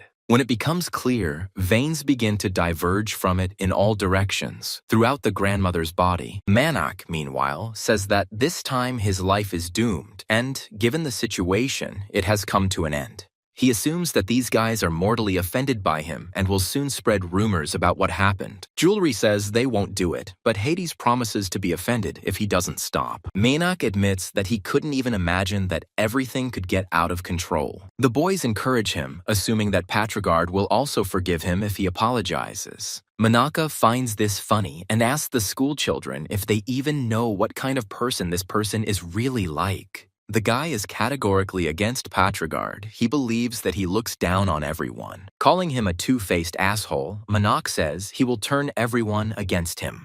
And while Leah is amazed that he got carried away like this, the guy remembers his high school. When his classmates chatted, he thought about how loud they were. Manak then wondered how he could have ended up in the same class with such people. The teacher noted that Manak was their temporary class president, although he could have become permanent. But then one of the students interrupted the man, nominating Patrigard for this role. And right after him, when Manak turned around, another voice was heard supporting the new candidate. Later, standing at the ballot box, Patrigard spoke, addressing his classmates. Having started speaking, the schoolboy paused briefly, but still voiced his thoughts. The boy said that it would be better if Manak remained their president, but his classmates did not agree with him. The election results were obvious, so they stated this without any embarrassment. Manak knew perfectly well that they had always chosen only based on popularity. A responsible approach to business had never been of concern to anyone. The guy considered Patrigard a chatterbox, who did nothing but chatter in the back row and could do nothing. And the classmates continued to laugh, discussing the elections, laughing at the fact that only 2 students voted for Manak. The guy was absolutely sure that these idiots didn't give a damn about school because for them everything was a joke. But he didn't understand what right these people had to take away someone's opportunities. Later, when Manak unfolded the note, the enthusiastic voice of his classmate reached his ears. Along with the words that Patrigard took first place, the schoolboy heard a second joyful joyful voice. And the admiration for the new president continued. His classmates considered this guy ideal in everything. However, there was something that Patrigard didn't have, and this missing link turned out to be a girl. The boys envied their classmate, but kindly said that they would also like to be in his place. Well, Manak considered Patrigard a liar who was just putting on a show for everyone.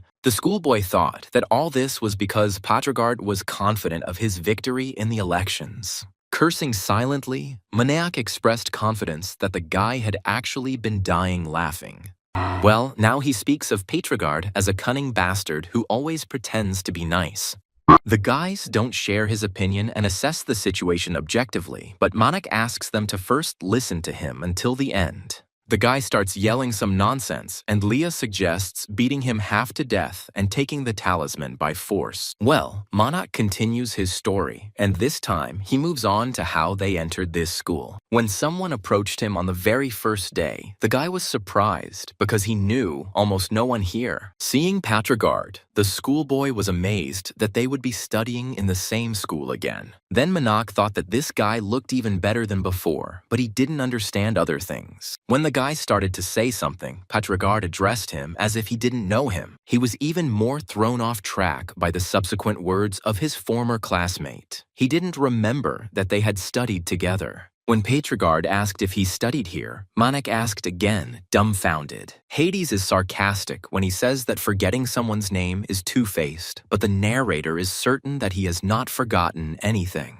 Leah asks Manak to admit that he simply hates Patrigard because that would make much more sense. Someone from the company asks why Patrigard would remember him at all. Was he really that important to him? Hades takes the initiative, reminding Manak that he forgot to mention something. He asks the guy who can even remember someone who transferred to another school at the beginning of the year. Hades asks Manak another question, whether he remembers his name since he also studied with him. The Ghostbuster thinks that this guy just wants Patrigard to actually be two-faced. The schoolboy does not want to give up so easily, admitting the possibility that Patrigard is not like that. However, he still believes that guys like this shouldn't exist. When Manak explains that because of people like him, the world is incredibly unfair, someone is amazed. The envy of a schoolboy comes out. All this time, he was envious of the fact that Patrigard was born with a golden spoon in his mouth. Hades defends his friend, starting with the words that, apparently, Manak thinks that Patrigard got everything for free.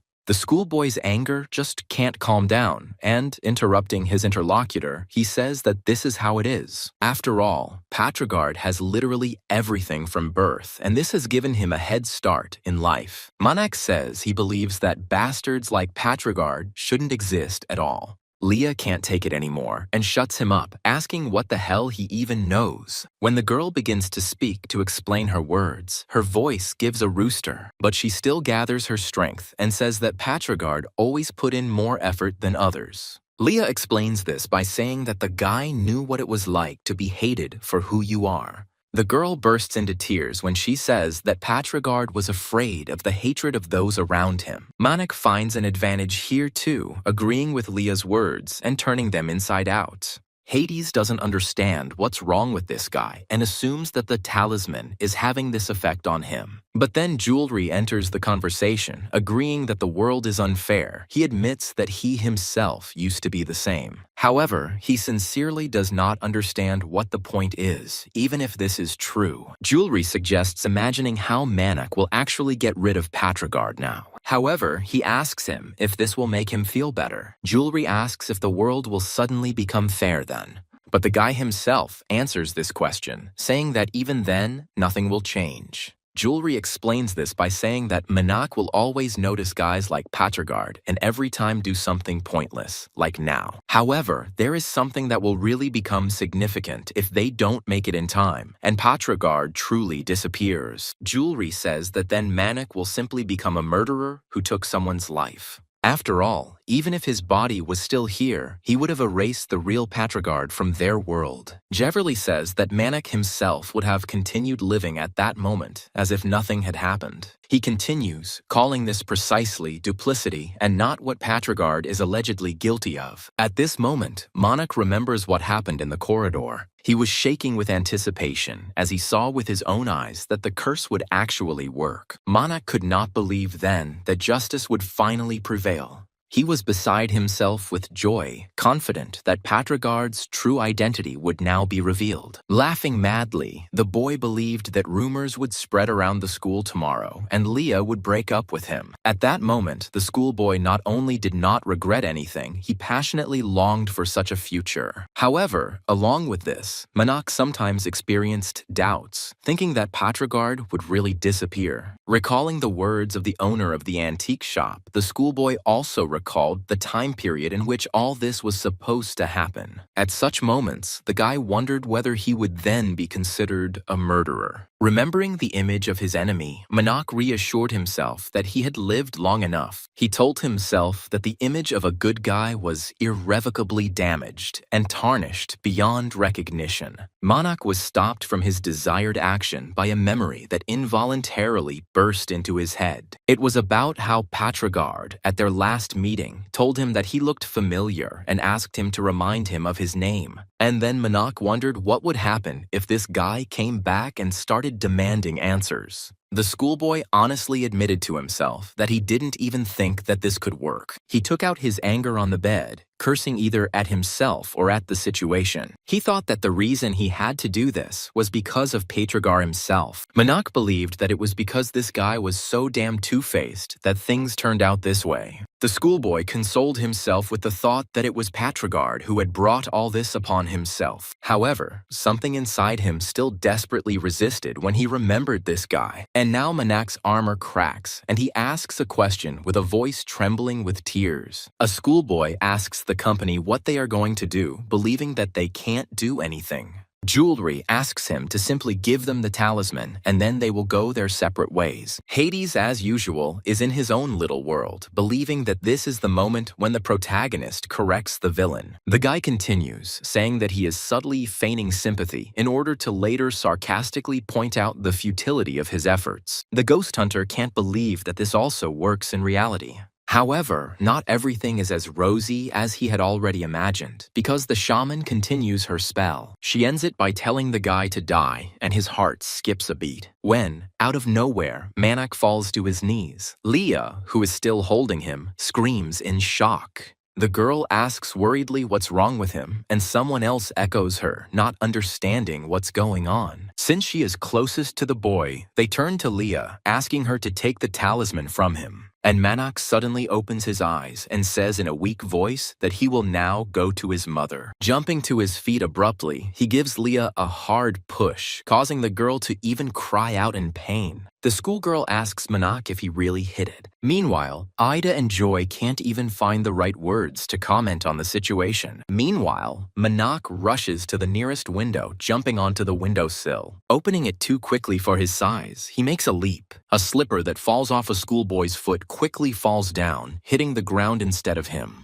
A different fate awaits him, and right now the guy is slowly coming to his senses. Feeling that he is in an unusual position, Manhwa jerks sharply and screams. When he sees the view spread out below him, he begins to scream in fear and surprise. Manhwa stutters incoherently and asks what is happening and why he is in this situation. From above and behind him, a voice, distorted by the effort, is heard addressing him. Through clenched teeth, Jewelry asks Manhwa to stop moving. He starts whining and asking to be saved, and he becomes hysterical. Manhwa desperately asks the school children to do this, saying that he does not want to die. Jewelry says that this is clear to him and asks the guy to stop twitching. After all, the guys are already trying their best to support Manhwa's weight. Jewelry thinks that if this continues, they will all fall. And as soon as he manages to admit this thought, his right hand loses support. Jewelry thinks that this is the end and that they will all die now, but something happens that he did not expect. The hand that he previously considered the root of his troubles comes to his aid. She again acts against her will, but now she does not harm, but helps. And literally, just a couple of moments later, the whole gang finds itself on the floor of the school corridor. When Jewelry lets out a surprised noise, Hades asks him how he is. Breaking free from the ghost hunter's embrace, the boy asks him to let him go. And then the schoolboy suddenly finds Manik with his eyes and angrily turns to him. Jewelry asks the guy what he's doing, but he interrupts. Manik retorts by saying that it wasn't him and someone told him to die. Hearing that the student didn't want to do it, Hades admits that he thought he was ready to leave for good. Joy turns to Manik, starting to talk about the talisman and suggesting to burn it, but stops short. This is all because the girl noticed this symbol, which she informs everyone present about. Leah's reaction is more emotional, but Monarch still can't understand what they mean. However, the very next moment, the symbol on the schoolboy's neck begins to burn unbearably. Monarch screams and involuntarily speaks about it. Leah starts to put pressure on him, saying that it's all because of the talisman and asking the guy to give it to them.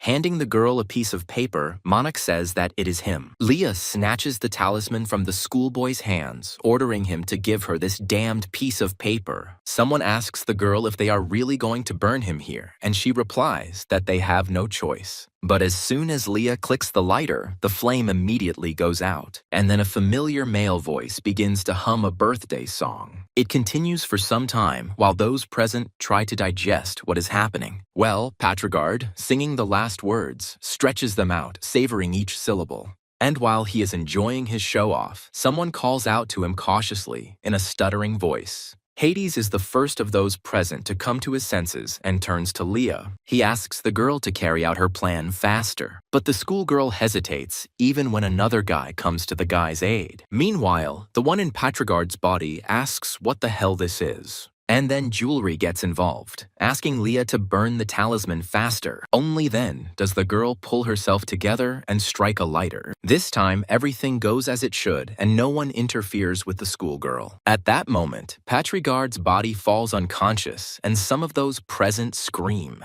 Manik stutters and asks if it worked, and Hades tries to bring his friend back to his senses. He calls his name hesitantly at first, but then the boy's voice gains more and more strength. The next time Hades says Patrigard's name, he begins to come to his senses. While the guy sits down and groans, the guys try to figure out whether it is him or not. Patrigard speaks to the company and Leah gasps with joy. She, unable to believe her luck, calls the guy by name and he apologizes. And he does this because Patrigard met his death yesterday. The spirit in the schoolboy's body snorts and then, starting to laugh, invites the company to look at its faces. He doesn't mince words and Leah asks again in disbelief. Manak and Hades also don't believe what's happening, not understanding why nothing worked. Joy says that can't be because 49 hours haven't passed yet. And the new owner of Patrigard's body continues to laugh, and his laughter becomes even more insane. Hades asks Monarch if he is sure he gave them the right talisman, and he says yes, but he is hesitant. The spirit, meanwhile, says that this guy is not guilty of anything. The fact is that he is no longer tied to the talisman. Jewelry asks again, and Joy asks how this is possible. Leah asks what is wrong with Patrigard then, and receives the answer that he is not there. By calling the school children idiots, the spirit says that all their efforts were in vain. Hades suggests that they made a mistake somewhere, for example, that the deadline was not 49 hours. And then they roughly grab him by the chest and pull him towards them with one sharp movement. The one who was once Patrigard pronounces the name of the ghost hunter in an otherworldly voice. Grabbing the guy's device and breaking it in the process, he asks Hades if he really didn't figure it out himself. But it could have been, because this toy stopped making the corresponding sounds at a surprisingly opportune moment. The spirit tells Hades how desperately the former owner of this body called for him. When he notices tears on the guy's cheeks, he groans, asking him to stop crying. The spirit's voice becomes eerie again as he says that Hades will soon join his dear friend. And when he already raises his hand to carry out his plan, he involuntarily remembers something. The moment the mysterious person came into the antique shop, she made an offer. The proposal consisted of a deal in which anything could be received in return. The spirit asked the stranger who he was, why he had broken in, and why he was talking nonsense. He begins to ask the intruder a question, but he is unable to utter it fully. But the mysterious person only makes one single movement to achieve this. However, even this is enough to make the guy's body jerk sharply to the side. He didn't just shift slightly, but flew into the opposite wall with all his might. And the old woman, seeing what was falling, rushed to the urn as if it were her precious son. Casting an angry glance at the one through whose fault she had almost lost her treasure, she began to address him, stuttering. And then her voice acquired such otherworldly power that everything inside began to tremble. At that very moment, the space around began to distort in an attempt to teach the uninvited guest a lesson. However, he didn't care. For some reason, the otherworldly tentacles bypassed him. And no matter how desperately this old woman tried to get her opponent, she couldn't do it. However, something else happened. All the things that had been scattered in the process fell into place. Mentally noting this fact, the old lady wondered what was going on.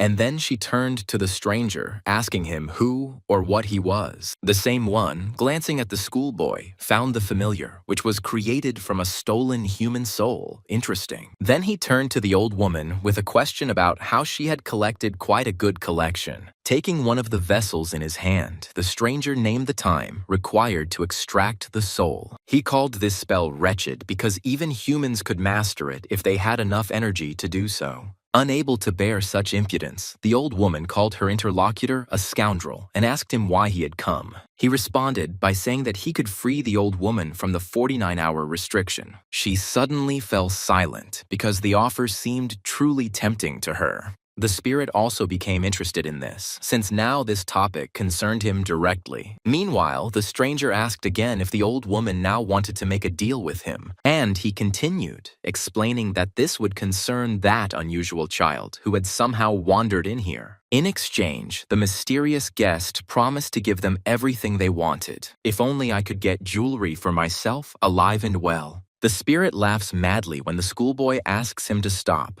Lifting Hades higher above him, he asks Jewelry if he's finally in the mood to play. The spirit asks the guy to finish, and he asks him, confused, what he means. The new owner of Patrigard's body confirms the fact that their score has been evened. The spirit offers Jewelry conditions that will result in him retreating, but to do so, he must win the fight. Adding that, as a result of this, he will return the schoolchildren's friend. The spirit laughs. However, he says that if Jewelry loses, he will pay for everything with his life. These words make Jewelry and Joy tense up, and the spirit speaks again. He says that then, apparently, we'll have to kill all the kids right now. Jewelry becomes even more uneasy when Hades speaks up. The boy, his voice trembling with tension, turns to Jewelry and says that he is ready. The spirit advises the ghost hunter to shut up because he only wants Jewelry. Hearing these words, the latter says that he agrees. The girls gasp when they hear this, and Hades tries to resist. The spirit's face immediately changes, and he asks if this is true, and Jewelry sets a condition. He suggests doing this after school, and until then, his opponent should keep quiet and not cause problems. The spirit agrees immediately, saying that he is not against such conditions. And then he asks Jewelry to come to the haunted antique shop after school. The guy tenses up even more when he hears the words that he should be alone. Meanwhile, the spirit remembers something and pulls Jewelry towards itself. Another condition he mentions is that the student should not go inside. The spirit leaves, adding that this is necessary if Jewelry does not want to die prematurely. Later, Hades says it looks like a trap from a comic book or something. He adds that if you come alone, you are finished, and words about mercy, if you win, are a lie. And while Hades thinks it's a cliché, Leah wonders what the hell happened. She reasons that 49 hours have not yet passed, and the symbol from Manhwa's neck has also disappeared. Hades says that a very strange thought has come into his head, but Leah interrupts the guy. The ghost hunter begins to talk about the fact that Patrigard could already have been turned into a familiar. And while they argue, Joy says that, according to her mother, a schoolchild's soul must be imprisoned somewhere. Leah asks where, and Hades suggests the haunted antique shop. This is obvious because the spirit of excitement told me to come to this particular place. And Joy's mother said that the shop is a place where the medium creates familiars. Considering that the spirit of excitement has ordered not to go there, there is a chance that Patrigard is actually there. According to the Hades Encyclopedia, there are no records of anyone defeating this entity, so it is unknown whether he keeps his word or not. Leah reminds the guy that there is no guarantee that they will win. The girl adds that if they lose, they will put jewelry in danger. But Hades confidently declares that this guy will win, and Leah asks where he gets such confidence from. The ghost hunter reminds everyone of the spirit's words that they are currently tied, and this is a good chance. While Leah calls Hades a fool and starts arguing with him, Jewelry is in a flashback. He remembers the words of the spirit of passion that he needs only him. And then the guy mentally turns to Shur, reminding him of his own confidence that no one will come for him. Jewelry wonders if it's all about his left hand. And then it begins to dawn on the guy what they can do. He remembers that the power of the black dragon is now imprisoned in his hand. At the same time, Shira's words about how he could achieve a lot by possessing her burst into the guy's head. And then Jewelry turns to Joy, asking the girl a question. He asks the schoolgirl if she remembers talking about him fighting a demon that time. The girl doesn't understand why and for what reason Jewelry is suddenly asking this now, but she answers in agreement. The schoolboy then asks her if she is sure that it was him and not someone else. Confirming that Pratrim was indeed the one who finished off the demon, Joy starts to say something else, but stops. Jewelry asks what she meant to say, and the girl carefully says that it was after her mother stabbed herself with a dagger. The guy mentally notes that he doesn't remember what happened from that moment on. However, logical chains begin to form in his head. When the guess is fully formed in his head, the guy turns to Joy again. He asks the girl if he accidentally used only his left hand then. And while the guy is being asked about being left-handed, he mentally wonders if he could be wrong. Meanwhile, Joy turns around sharply and clenches her hand into a strange fist. And then she throws it aside just as abruptly, and it's not just like that. Replaying this scene in her head, the girl begins to talk about Jewelry's left hand. And the very next moment, she confirms that the guy really was using only her then. While Jewelry is finally convinced of his assumptions, he is asked why this is so. And then the guy carefully begins to speak, putting slightly different thoughts into verbal form. When he says they have a chance, Hades asks the schoolboy what he means. Jewelry cleverly shifts the focus from this topic, saying that for now, it will be as the spirit of gambling asked him. He means that he will go to him alone, and these words surprise the boys. Hades says that by doing so, Jewelry will support a banal plot, and the guy doesn't understand it. Joy says that you can't do that because it's too dangerous to go alone. And then Jewelry asks if they all want to go together and die without ever trying to win. Hades thinks the guy is right, but with reservations, Joy doesn't quite agree either, but Jewelry has a plan. When he says that his ancestor will go with him, the ghost hunter asks about his abilities. Joy says carefully that he usually just stands there and does nothing. And later, Shur remarks what an unusual day it was. The ancestor cannot believe that he lived to see the day when his descendant decided to catch the spirit. Jewelry argues that he can't sit idly by because he's as good as dead. Shur is happy that this guy is finally living up to his descendant's name. Jewelry doesn't respond to this, being in heavy and tense thoughts. Meanwhile, they approach an antique shop and Shur asks the guy what kind of place it is. He says it is filled with sinister energy. Jewelry remains silent and Shur warns the boy to be careful. Finally, the schoolboy asks if he is sure he can find Patrigard and receives the answer that he will be able to hear him. But only for this purpose, Shur asks to call the boy and try to get an answer from him. Once inside, Jewelry wrinkles her nose in disgust and asks what that smell is. The boy's ancestor agrees with him, confirming that the smell is very disgusting. And Jewelry himself raises his voice in order to address Patrigard. Shur doesn't like this absolute silence. He finds it suspicious, and while Jewelry continues to call out to Patrigard, his ancestor notices something. Loudly addressing the schoolboy, Shur orders him to get out of this place immediately. But it's already too late, and Jewelry begins to lose her balance. The guy has to make a noticeable effort to stay on his feet. He reaches sharply for his sword, but finds it not in its usual place. Jewelry understands that he made a mistake with the sides, but there is nothing he can do now. He tries to reach for the sword with his left hand, but for some reason, it doesn't work. But the very next moment, when the schoolboy glances down, everything becomes clear to him. and the nasty tentacles soon envelop him from all sides, continuing to increase their numbers. When one of them approaches the guy's face, he tries to dodge, but it turns out to be unnecessary. For some incredible reason, the tentacle is cut into several pieces. While Jewelry tries to understand what is happening, a familiar voice is heard from behind him. He annoyedly calls the schoolboy an idiot and reminds him of his own words. While telling Jewelry that he asked him not to go into the shop, the guy grabs him. However, the moment he pulls the schoolboy out of this nightmare, he and Sure are separated. At the same moment, the tentacles, wanting to grab at least some prey, tightly wrap around the dog's body. And at that moment, Jewelry's ancestor calls out the name of his descendant. Sure is unable to tell him what he wanted, as his attention is drawn to a more pressing opponent. Stuttering and choking on her own words, the old woman begins to ask a question. But she is not addressing Sure at all, asking how her familiar dared to betray her. Meanwhile, another mark begins to be superimposed on the one on the schoolboy's neck.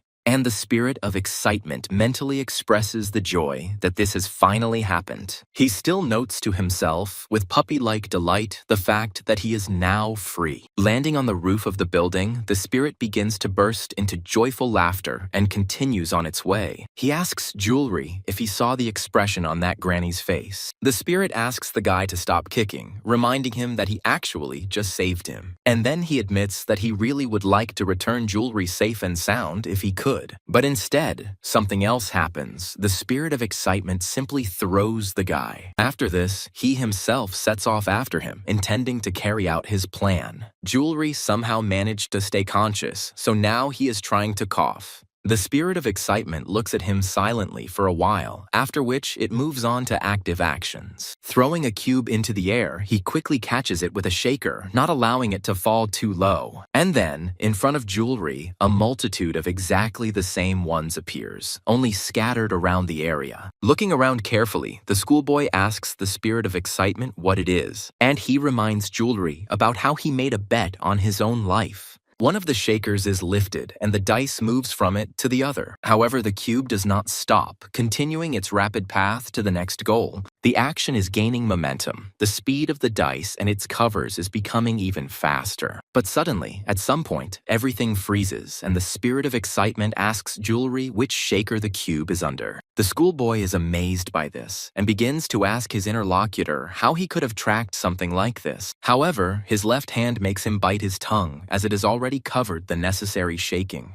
But despite the fact that this hand is of supernatural origin, Jewelry still fears losing. What's at stake now isn't just anything, but his own life. However, all fears turn out to be in vain, as the Black Dragon managed to identify the shaker correctly. The spirit of excitement hesitates, not saying a word, but his head is bursting with questions. Cursing under his breath, he tries to figure out who this guy even is. The fact that he managed to win is simply incredible because Jewelry's chances were 1 in 100. The boy stutters and asks the spirit if he is happy, while mentally praising his left hand. The entity says that this is the best of the 3 games that he has prepared for them. And, according to the rules of the next one, the one who rolls the highest number on the dice wins. By saying he is first, the spirit of excitement throws the dice without waiting for his opponent. He asks him to wait, but the dice is already hitting the ground for the first time.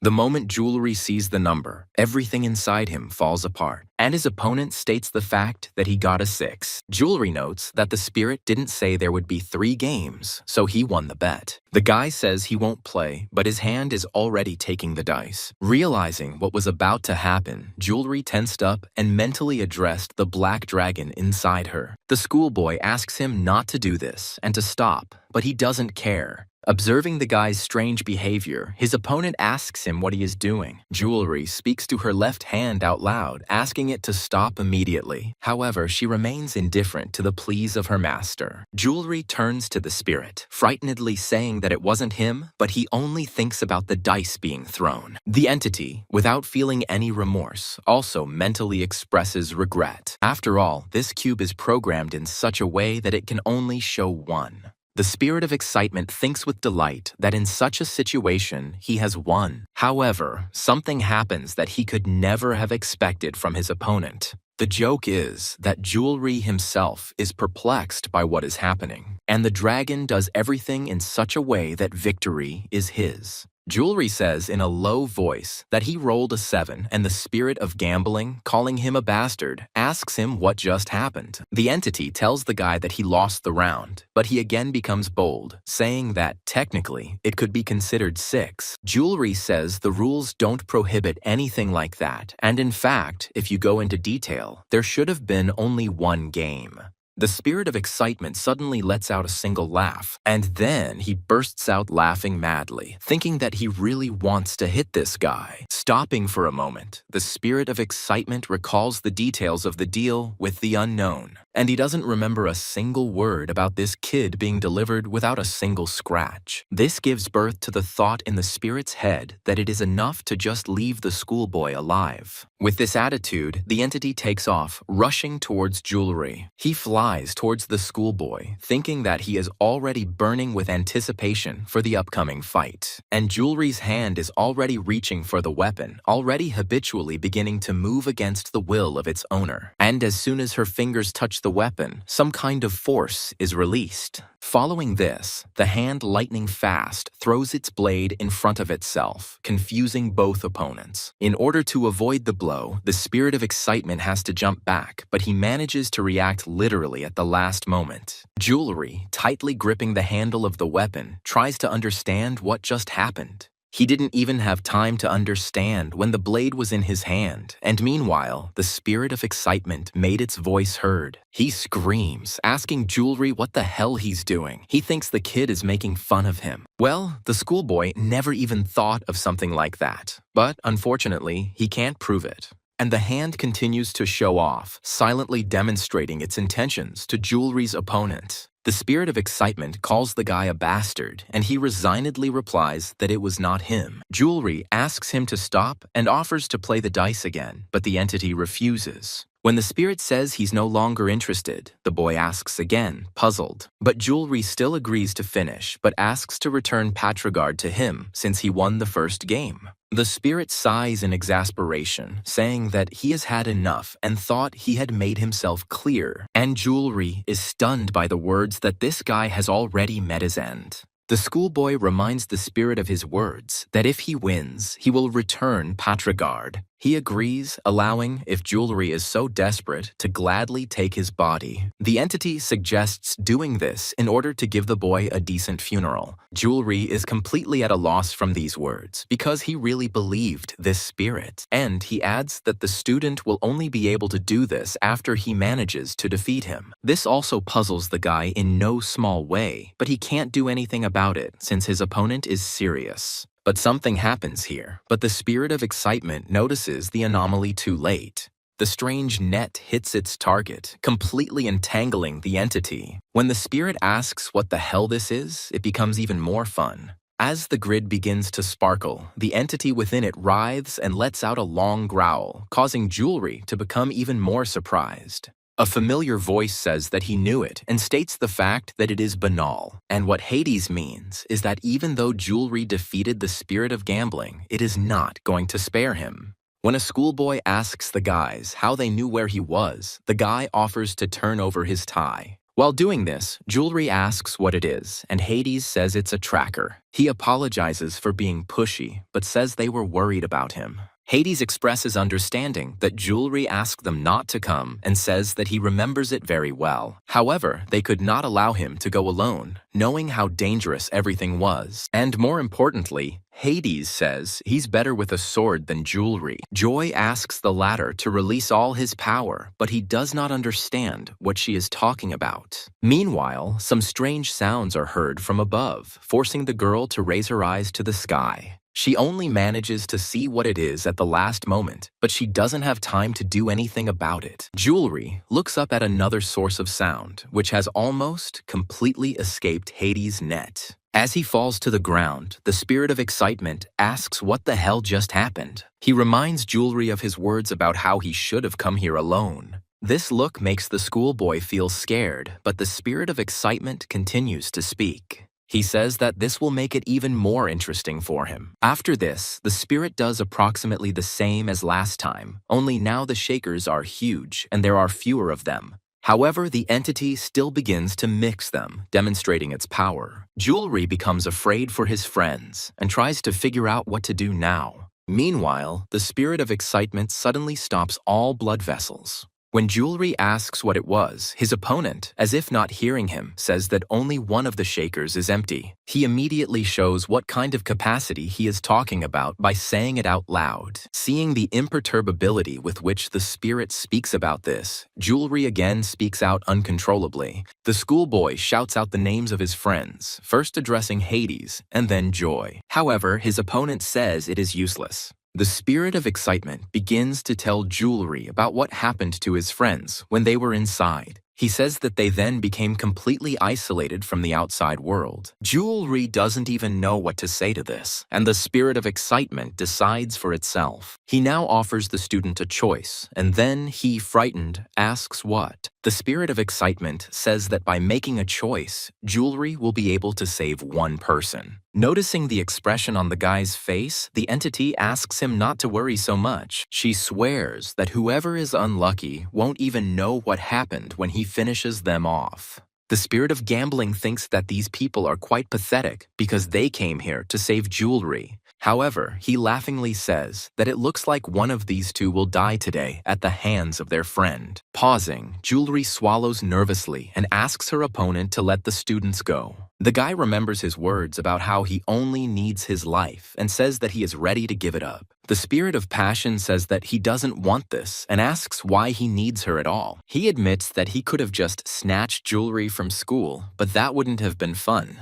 Unlike making a bet, the spirit of gambling now asks his interlocutor who he will choose. And he asks the guy to choose as quickly as possible, otherwise his friends will simply suffocate. Noticing Jewelry's surprise, the spirit asks him what he is surprised about, since there is not a single hole in the shakers. Starting to giggle, the entity asks its opponent a question. The spirit of excitement asks Jewelry what he thinks will happen to his friends as time goes by. And he himself, without waiting for his interlocutor's answer, demonstrates to him the final result. And then the spirit of excitement again urges Jewelry, telling him to choose. And the schoolchild's heart rate suddenly jumps from this dilemma, and his pulse begins to pound loudly in his ears. This sight brings a chuckle to the throat of the spirit of excitement. In his mind, he enjoys the boy's torment because he has long wanted to see him writhe in agony. The spirit thinks that Jewelry deserves it all and calls the guy an annoying bastard.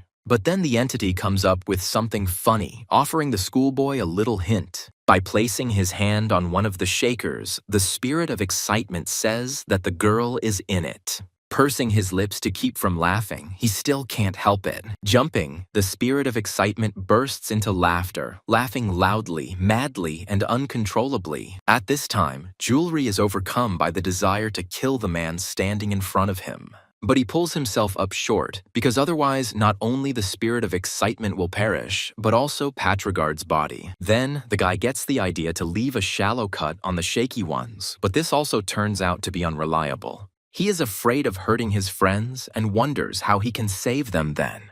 The power that resides within the student answers this question, and at the same moment, his left hand grips the handle of the blade tighter, beginning to pour his strength into the weapon. This comes as a surprise to Jewelry, and he begins to experience mixed feelings. And the very next moment, the schoolboy takes off, rushing towards the enemy. His left hand already pulls back its blade from the very first moments. And the spirit of excitement behind the shakers is taken aback, because he certainly didn't expect such an answer from Jewelry. Meanwhile, the guy moves the blade behind his back so as to make a wide swing. And after literally a couple of milliseconds, the blade enters the first shake. It contains Hades, who finally regains his ability to breathe, and thus, Jewelry manages to free both of her friends in one fell swoop.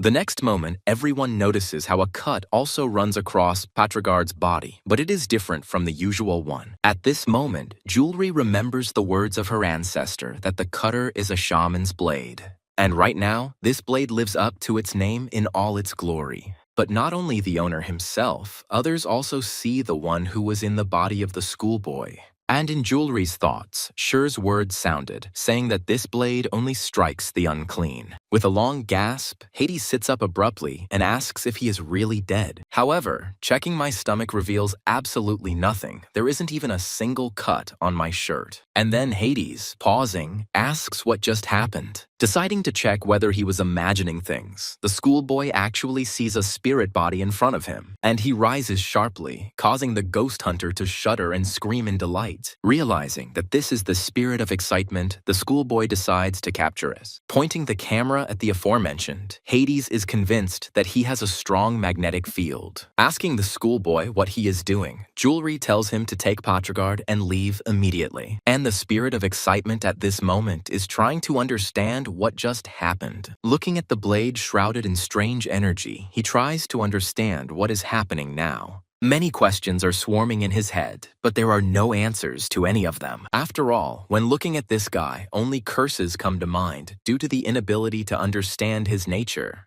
Hades encourages Jewelry, and Joy urges the boys to leave as quickly as possible. The schoolboy promises his friends to catch up with them as soon as he finishes here. Joy is shocked by this, saying that he can't stay here and needs to leave with them right now. But Jewelry interrupts her, repeating his words and adding that with him around, they will only be in danger. Hades also suggests that Joy leave, saying that if they stay, they will only get in the way. The guy is confident that Jewelry will succeed, given the current state of the spirit of excitement. The aforementioned one really still can't come to his senses, but is at least trying to get up. This turns out not to be the best idea, because the next moment his pain-filled scream cuts through the space. Hades points this out to Joy and tells her that everything is under control. Meanwhile, Jewelry's hand points a sword at his opponent, and he has another question. He doesn't understand why this kid looks like he doesn't know what's going to happen. This greatly defocuses, and the spirit of excitement swears harshly to itself. At this moment, two things happen, and it's not just Jewelry's blade that approaches him. Along with the image of a stranger that suddenly came to mind, a seal flashed on the forehead of the spirit of excitement. Veins begin to bulge all over his body, and a dark haze envelops the area around him. At the moment when the spirit's body turns inside out, and his eyes begin to glow, Jewelry tenses up even more. The entity begins to choke and writhe in agony, which raises questions in the guy. He doesn't understand what's going on and mentally rhetorically asks what the hell this is. The spirit of excitement at this moment remembers how an unknown person asked for his child to be returned to him alive. The old woman then rightly noted that he could do it perfectly well himself. The stranger began to talk about the reason why this was impossible. He asked if it were different, would he have come to a place where there was such a stench? The old woman called her interlocutor's mouth dirty and suggested that they never had a choice. The stranger spoke again, promising to do everything necessary for her. The marks that formed in his hands immediately rushed towards their targets. The first of them turned out to be the forehead of the old woman, for whom this pass came as a surprise. And the second one landed on her familiar, covering the previous seal location. But that's not all. To avoid the temptation to get rid of the mark, it began to bite under the skin. This frightened the spirit of excitement, and he stuttered and asked the stranger what he had just done. However, the next moment, this question faded into the background as the entity gained power. Doubts immediately vanished from the spirit's head because this was exactly what he had been waiting for a long time.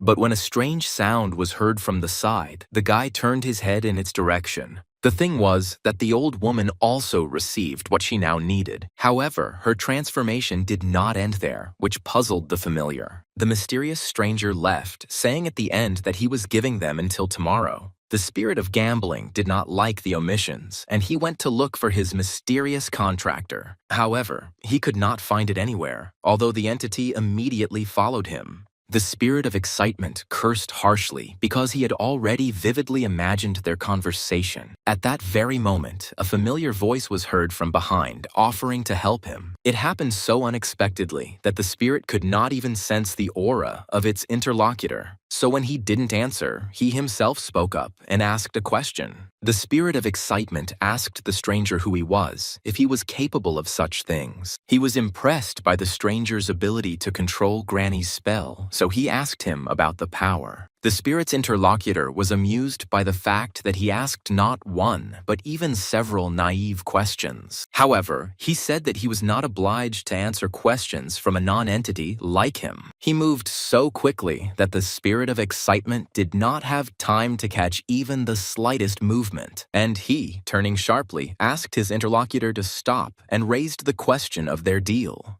The unknown man was silent, but stopped, ready to listen to the spirit, and he continued. He suggested leaving everything between them, but his interlocutor said that he could not do this, because not only are both the old woman and her familiar weak, but the latter is also weaker than his mistress. But the spirit of passion said that he served no one and was being held against his will. He continued to make excuses, but his interlocutor interrupted him, asking why this should bother him. The unknown person said that the conditions he set must be fulfilled flawlessly. The spirit agreed with this, but added that only he could bring the guy to him, since the granny's true form was literally a building. So he asked the unknown to give him the power that he gave her. The spirit of excitement even swore to his interlocutor that he would not let him down. The unknown person said that he could give him more strength, but he was not sure that this body could withstand it. The spirit of excitement was repelled by the very thought of it, so he tried to restrain himself and said that everything would be fine. However, at that very moment, a new symbol flashed on his forehead, causing the entity to cry out. With each passing second, his voice continued to gain power because the pain was simply unbearable. And the stranger, clicking his tongue in disappointment, said that this is exactly what he had told him about. He continued speaking, and his speech was about the fact that the spirit of excitement has no right to thirst for great power. And this applies not only to him, but to everyone who represents such a small vessel.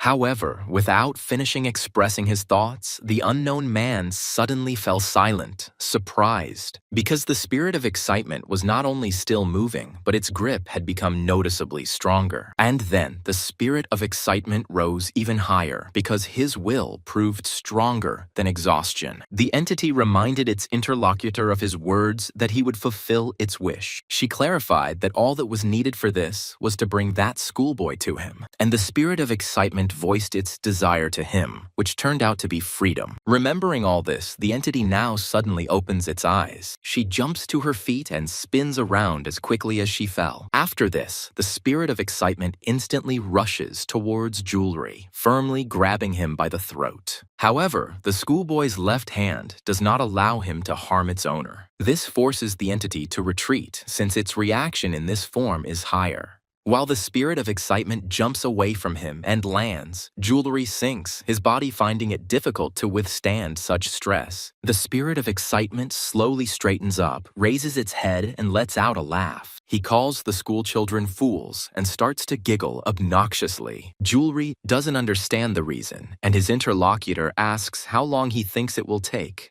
The guy still doesn't understand what he's talking about, and the spirit begins to estimate the time, starting from 3 minutes. And then he explains that he means the time before Patrigard's death, when his lungs completely fail. At this time, already at a decent distance from that cursed place, Hades settles down, and although Joy cannot see the student's face, she calls out to him with concern. She assumes that the guy is tired and offers to help him, but he stops her. Calling the girl by name, Hades slowly, trying to collect himself, says the words, and then the schoolboy tells Joy that Patrigard is not breathing.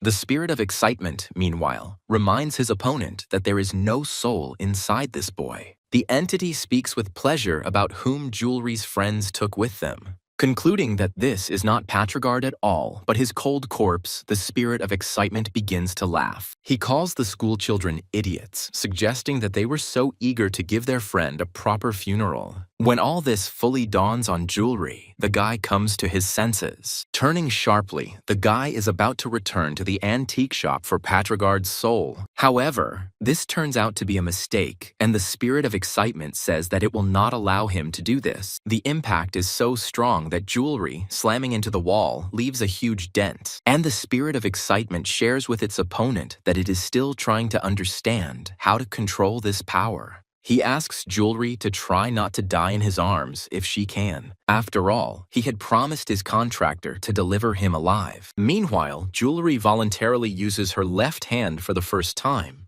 The schoolboy asks for the power hidden within her to kill their inadequate opponent. There is a lull for a while, during which the spirit of excitement tries to understand what it is. Well, then Jewelry jumps up and rushes at his enemy, only now it is not him anymore. Since the spirit of passion now has more strength, he manages to dodge the sudden attack. And yet, such a sharp change in the student's behavior leaves him puzzled. After all, this boy now looks as if he has been replaced. His look alone is worth something. What makes the spirit of gambling even more puzzling is that Jewelry can move as quickly as he does. But the very next moment, the entity realizes that the guy is even faster than him. But the spirit of excitement is not going to die so easily, resorting to the help of the power granted to it. The next moment, they rush at each other simultaneously, not wanting to lose to each other. While the Black Dragon's power is impressive, it is unusual for Jewelry's body. The spirit of excitement also turns out to be no slouch, but he fails to touch Rizak. This creates a special barrier between them, which forces both opponents to separate. The human body, not accustomed to heavy combat loads, has a hard time. But the spirit of excitement does not remain without gifts, one of which is an impressive cut on the attacking hand. And yet, the entity is more accustomed to this, so it heals, and during this, it gives voice. The spirit of excitement says that he cannot help but ask, because ignorance drives him crazy. He asks Jewelry what the hell the guy has in his left hand. When the spirit asks what the hell this is, the schoolboy tells him that it's none of his business. And then the entity comes to the conclusion that there was a reason why Jewelry was looking for Mask. He asks the schoolboy about something he has hidden up his sleeve. Meanwhile, Hades and Joy are trying in vain to breathe life into Patrigard. The girl suddenly comes to her senses and begins to make assumptions about the schoolboy's spirit. She starts to ask about what if his spirit is still here, but Joy is interrupted. An unfamiliar male voice calls out to the schoolchildren, calling them boys and making them turn to look at its owner. He asks them what they are doing here. Are they really trying to break a couple of ribs? At the sight of this stranger, Hades and Joy are so taken aback that they cannot even utter a word. Meanwhile, the skirmish between Jewelry and the spirit of gambling continues, gaining momentum. It's very difficult for the guy, because his left hand literally pulls him along, sometimes causing hellish pain. The dragon's power sometimes causes a limb to twist in ways Jewelry would never have twisted it. However, on the other hand, it turns out to be very effective against their opponent. But the spirit of excitement is also holding up well, because now it has new strength. But Jewelry sometimes experiences great discomfort, since it is difficult to adjust to the hand if you are not used to it. The school child moves in constant fear and tension because he is afraid of losing something again. And his opponent, seeing this as an opportunity, shamelessly takes advantage of the advantage. But the power of the Black Dragon still proves faster, taking the body's owner away from dangerous attacks. But the schoolboy has to pay for it, gritting his teeth and enduring sharp pain. But the Black Dragon proves merciless, not allowing Jewelry to even catch her breath. The guy gets scared just thinking about what will happen next. He supposes that if he continues in the same spirit, he will drop dead before the spirit of gambling does. His opponent, however, feels confused just by looking at this guy. The schoolboy's body, trembling from exhaustion, cannot escape his gaze. However, the spirit of excitement suggests that it has acquired a mind of its own. Considering this dangerous for itself, the entity decides to end everything quickly. However, to achieve this, the spirit of excitement first wants to perform a deceptive maneuver in order to make sure of something. This does not escape the attention of his opponent, but he understands it all too late. Well, the spirit of excitement is already striking from the opposite side. Observing Jewelry's reaction, or rather its complete lack thereof, the entity rejoices. She mentally acknowledges the fact that she had guessed about it. This is how the spirit of gambling manages to figure out that his opponent's right side is completely inoperative. Intoxicated by his insight, the entity cheerfully addresses the schoolboy, calling him a friend. She says she has no idea what's going on inside him, but she asks. The spirit of excitement asks Jewelry if he thinks that what is inside him is too powerful for his body. Meanwhile, the Black Dragon's hand begins to move again. As the opponent's lips spread into a creepy grin, Jewelry asks him in a stuttering, trembling voice to wait. But it was not to be. The spirit of excitement, grabbing the schoolboy by the right hand, turns to him again. He asks Jewelry if he sees that his right hand is much weaker than his left. And at that moment, a terrible, sticky, and unpleasant premonition envelops the guy's entire being. And indeed, the next moment, Jewelry's body is pierced by pains such as it had never experienced before. The boy screams, and this scream, against his will, comes out desperate and drawn out. His opponent doesn't allow him to recover from the pain and immediately steps on the schoolboy, wanting to throw him onto his back. When this happens, the spirit of excitement secures itself and speaks again. He decides to settle for the fact that Jewelry was injured during the battle. And at the same time, the entity wants to break the guy's left arm, since he has fallen into its clutches. As the spirit of excitement begins to press on the limb, Jewelry screams again. However, something happens that neither of them could have expected. The power that has flowed into the opposite arm begins to rapidly heal the limb itself. And then the spirit of excitement is distracted from its occupation, suddenly detecting a strange movement to the side. While neither of the opponents can believe what is happening, the black dragon tests its strength. For a few moments, Jewelry is even distracted from her depressing thoughts, wondering what happened. His opponent experiences roughly the same thing, trying to digest what he saw. And the black dragon is not going to continue to hesitate, making a wide swing. However, something bites into the spirit of gambling's neck even before Jewelry's hand makes a move. This something turns out to be so fast and strong that the entity flies so far away. Jewelry, meanwhile, is trying to digest what happened, wondering who helped him. Along with all of the above, the spirit of excitement remains motionless, but it is still unknown whether it is dead or just unconscious. With these thoughts, Jewelry turns her gaze to the side from which the strange projectile came. On one of the shipping containers standing nearby, he notices a stranger with an onion. But the archer is not the only one watching what is happening. And Musk, expressing his admiration, notes that the matter has taken a difficult turn. The stranger looks at the schoolchildren silently, but they also remain silent. Then he comes closer and, turning to Hades, asks him to move away. Since the ghost hunter doesn't know him, he stutters and asks the stranger who he is. And then, watching his actions, he shouts, asking if this guy understands what he is doing now. Mask, having soberly weighed all the pros and cons, decides to make concessions. When the appropriate matter appears in his hand, he gives voice again.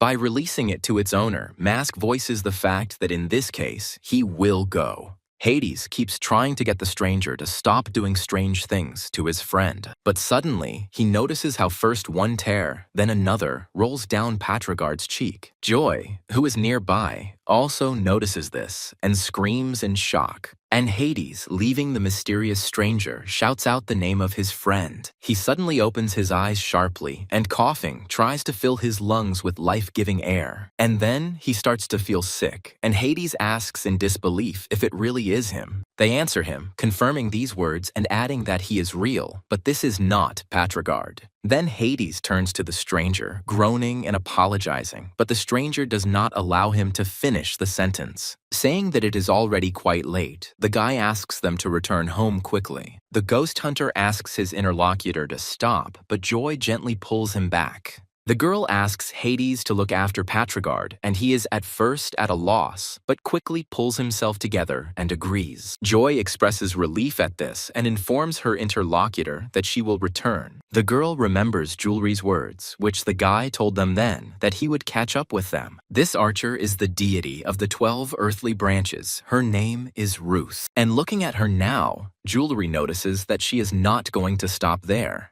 Making a motion with her hand as if she were drawing an arrow, the girl reads the summoning spell. She asks for her special technique, which is called the Poetry of Clairvoyance, to appear. The moment Ruth releases the arrow, the black dragon's power reacts to it. Having already moved to another limb, it forces its owner to avoid the irreparable. While Jewelry tries to figure out what's going on, Ruth fires another arrow, and it achieves its goal since it was released quickly, not allowing the black dragon to get its bearings. At the moment when Jewelry is also pinned to one of the columns, Ruth also does not stay in place. She sits down near the schoolboy and, looking at him, speaks up. The girl finds it strange that Jewelry's right hand holds a sword since she has only heard about the left. Meanwhile, the sword falls from the weakened limb, not allowing the deity to finish his thought. What she sees the next moment leaves the girl completely surprised. Although the schoolboy pinned to the wall appears to be unconscious, his left arm moves, and she, sharply pulling the arrow that Ruth had shot out of her limb, surprises the girl again. After all, the power contained in this guy's right hand turns out to be powerful enough to break her arrow.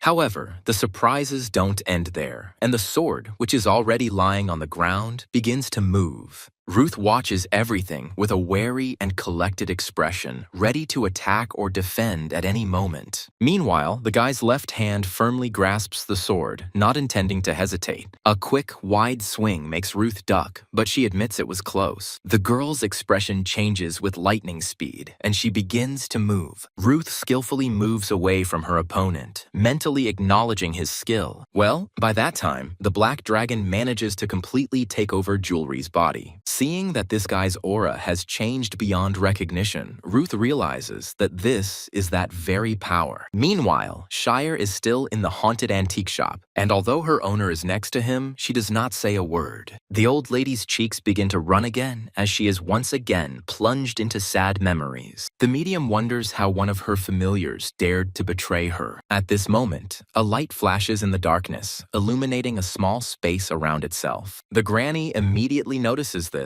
and asks the stranger who he is. At the sight of the uninvited guest of this place, recognition flashes in Sher's eyes. He seems very familiar to him. And when a boy comes out into the world, the first thing his grandmother notices is the schoolboy's clothes. She asks if he is a friend of that strange guy and his friends, and the smoker confirms this. Then the old woman says that she is afraid, but she will have to take him hostage. The guy grins cheekily, allowing her to try it, but only if she tries hard enough. The old woman immediately begins her transformation, saying how impudent this is. The guy is not at all scared when he finds himself in pitch darkness. He is only slightly surprised. Something similar happens when several tentacles reach out to his hand, holding a cigarette. And even when they tightly bind all the guy's limbs, he does not show even a shred of fear. After this, the old woman appears as a schoolboy in person and speaks to him. She starts with a warning, saying what will happen if this boy doesn't stop being rude to her. The old woman begins to say that in this case, she will squeeze his throat but stop short, because the cheeky boy asks her if this was her best attempt.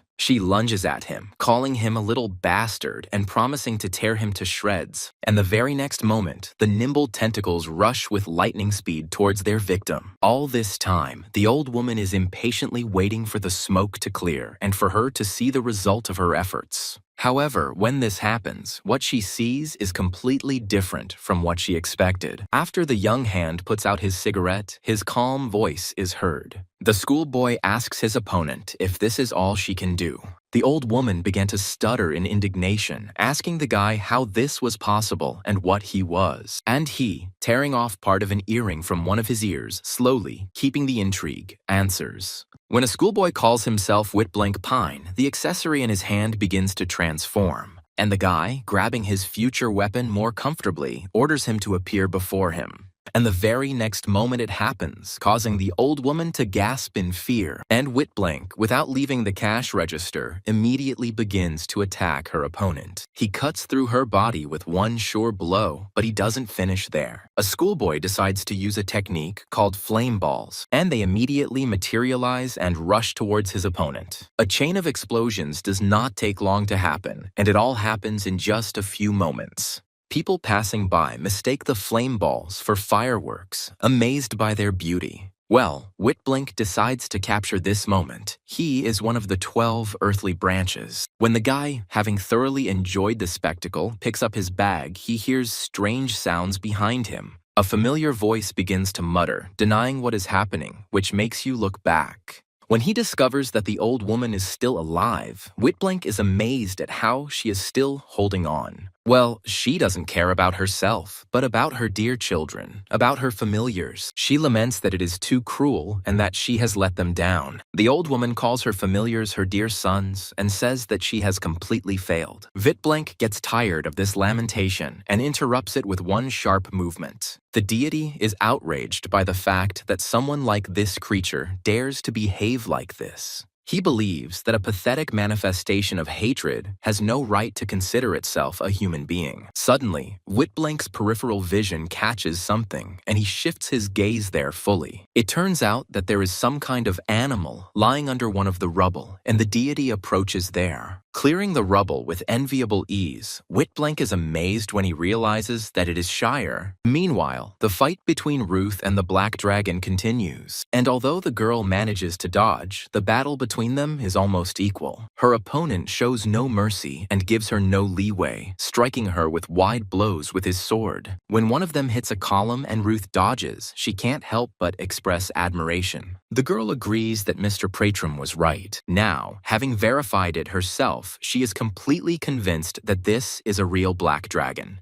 Suddenly, the alien force begins to leave Jewelry's body, but Ruth either doesn't see it or doesn't want to see it. She, making the appropriate movement, places an invisible arrow on the bowstring, asking it to appear. By that time, Jewelry had already fully come to her senses, trying to comprehend what was happening. However, before he can do this, his hand is pierced by the arrow of containment. A stabbing pain pierces the place where the arrow hit, and Jewelry begins to scream. At the same time, the guy feels as if something foreign is being pulled out of his limb and pulling on it. But the otherworldly chains are not limited to one direction, rushing to several places at once. Thus, the schoolboy is immobilized without the ability to use his left hand. Meanwhile, Ruth walks over to the pile of rebar and picks up two. The girl taps one against the other as if testing their strength. However, in the end it turns out that she is doing this for someone else, as if Ruth is sharpening one of the reinforcements with the other. After this, the deity walks leisurely towards his victim with a new weapon in his hands. Sensing something was wrong, Jewelry clenches his teeth as Ruth turns to him. A girl asks a schoolboy if he is right-handed, as if stating a fact, but he still confirms it. When she says she's glad to hear it, Jewelry, understanding her intentions, asks Ruth to stop. The girl promises that after the cut, the wound will heal on its own, so she asks the guy not to be afraid. Feeling the red-hot blade enter his flesh, Jewelry begins to growl, trying to hold back the scream that is bursting out. But from somewhere outside, a loud, familiar voice is heard, addressing Mrs. Ruth. When he asks her to stop immediately, even though the girl doesn't yet see its owner, she already imagines his image in her head. She does stop, because she turns towards the source of the sound, hoping to see Sure.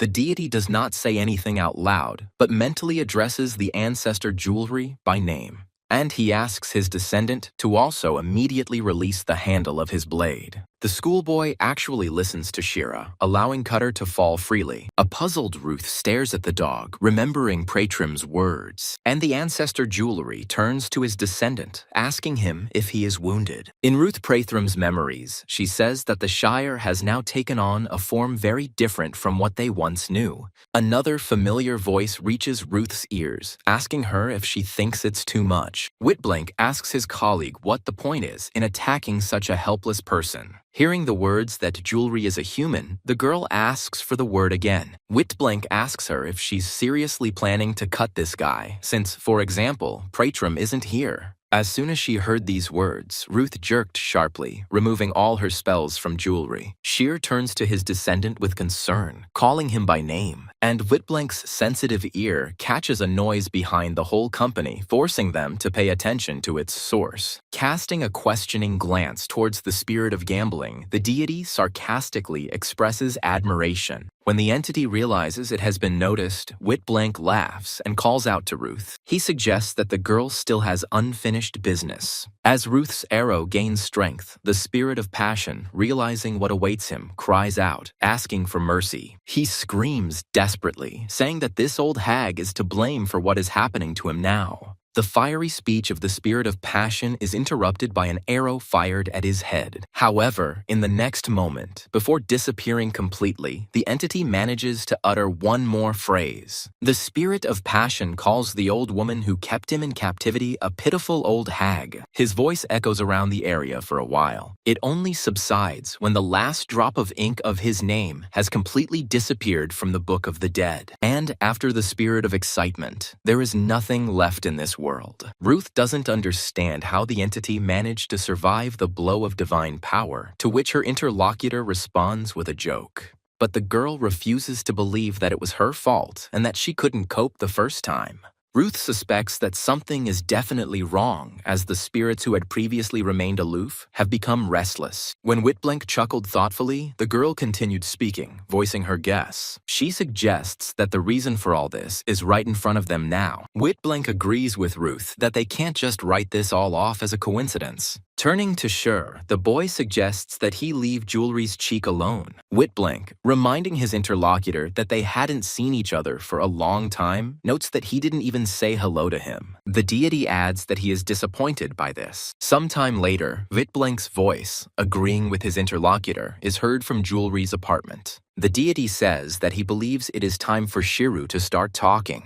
Referring to Jewelry, Whitblank asks what the hell this is. Sher doesn't like the tone of his interlocutor and coldly replies that this is his descendant. Laughing, Whitblank asks if, having turned into a dog, his interlocutor has become an idiot who barks nonsense. After all, the deity believes that this teenager is the shell of Shira's body. The latter pauses, then softly retorts, suggesting that she once was, although, he says, he does not understand how, having removed the seal that bound him, he woke up in the body of a dog. And for some reason, his body acquired a mind of its own, moved of its own free will, and even voiced its thoughts. Hearing these words, Ruth asks again in dismay, and Shire, ignoring her, continues talking. He believes that the entrance to his body remained ajar because spirits of all kinds hoped to get hold of him. Shir expresses confidence that amidst all this, the life in his body was weakening. He talks about what happened when he finally found his way back to his body. Shir says that it then accepted the black dragon, but rejected him.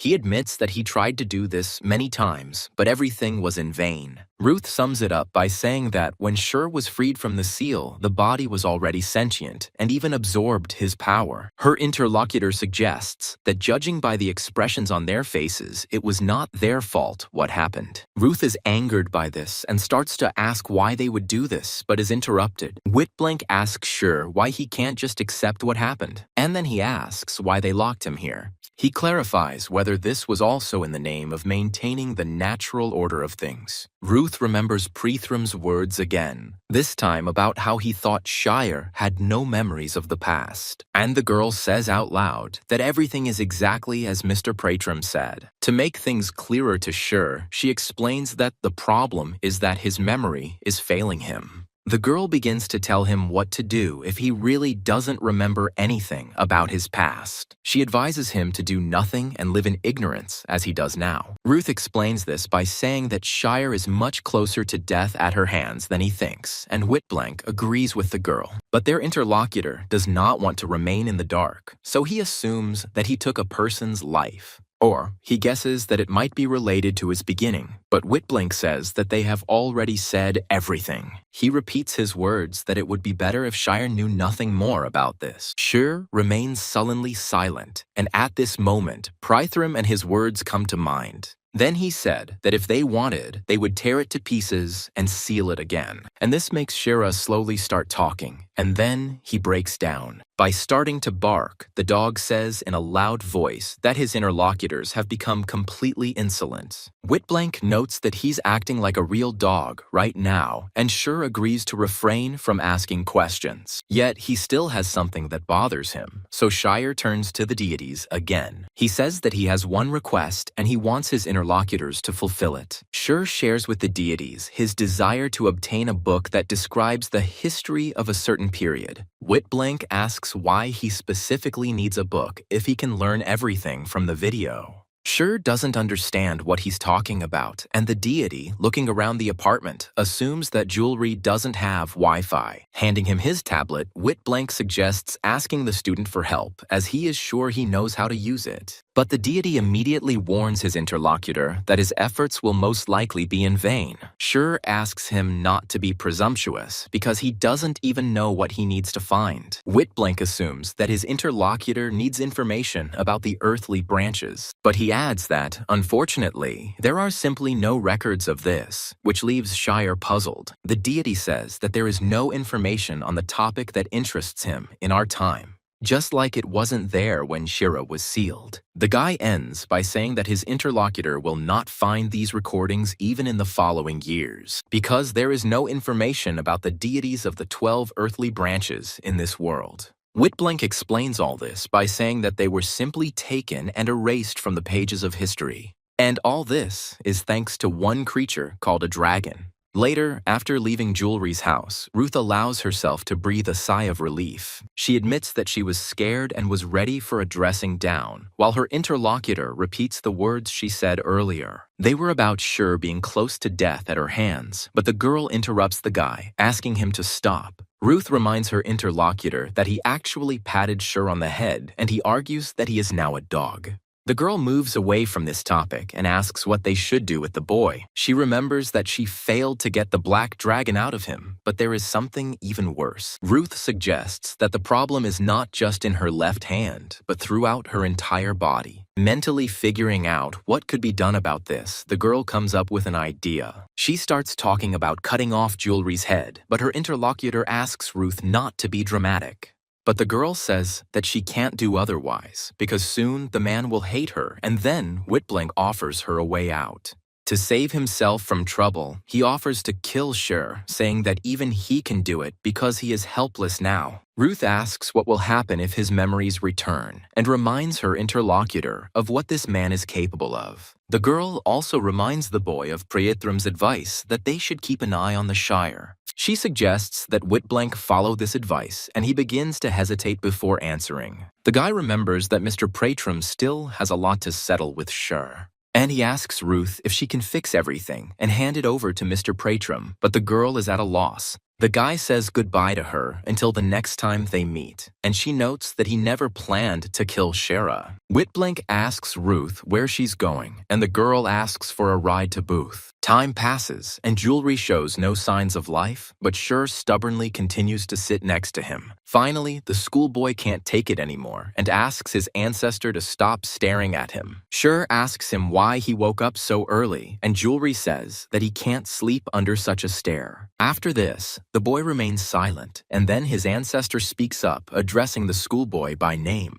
Shur politely says that he must scold Jewelry, and the ancestor asks the guy what he was thinking about when he held the blade in his left hand. Saying that Jewelry's actions are doing more harm than good, Shur asks him to never do it again. When the boy starts talking about the alien power within him, his ancestor advises him not to rely on it so much. Hearing the words about the left hand not belonging to him, Jewelry asks if it is just her. Shur doesn't respond to this, waiting for the guy to continue on his own, and this happens. Jewelry begins to remember that in a recent fight, his left leg and right arm also acted on their own.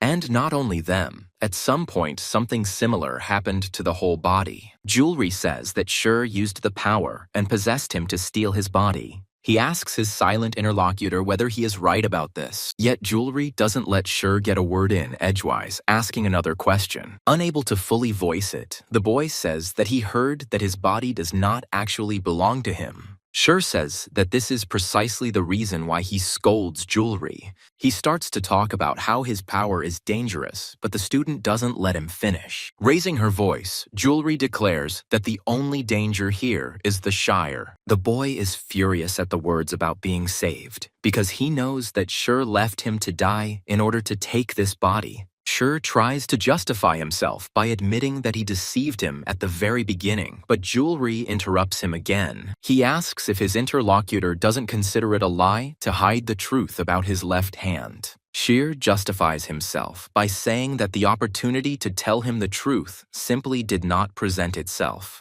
Jewelry doesn't think so. He says there were plenty of such opportunities, and they began with what happened in the temple. Before he told Shur that his hand was moving on its own, there were plenty of chances. The guy asks his interlocutor if he really hopes that he will listen to him now. Shur starts to justify himself again by saying that he didn't think things would turn out this way, and Jewelry interrupts him again. He remembers that now that he thinks about it, he realizes they never discussed it. And Jewelry asks Sure what exactly he wants, assuming it's his body. Before speaking his next words, he remains silent, trying to find the right wording. And then Sure asks Jewelry to understand for himself that this body does not belong to him. Sure continues, saying that this body is his own. Jewelry becomes uneasy when the dog starts talking about his existence. This is because Sure refers to it as a mistake that should never have happened. At that very moment, a painfully familiar scene flashes before the guy's eyes. This makes his whole body go numb and his throat spasms, making it impossible to breathe.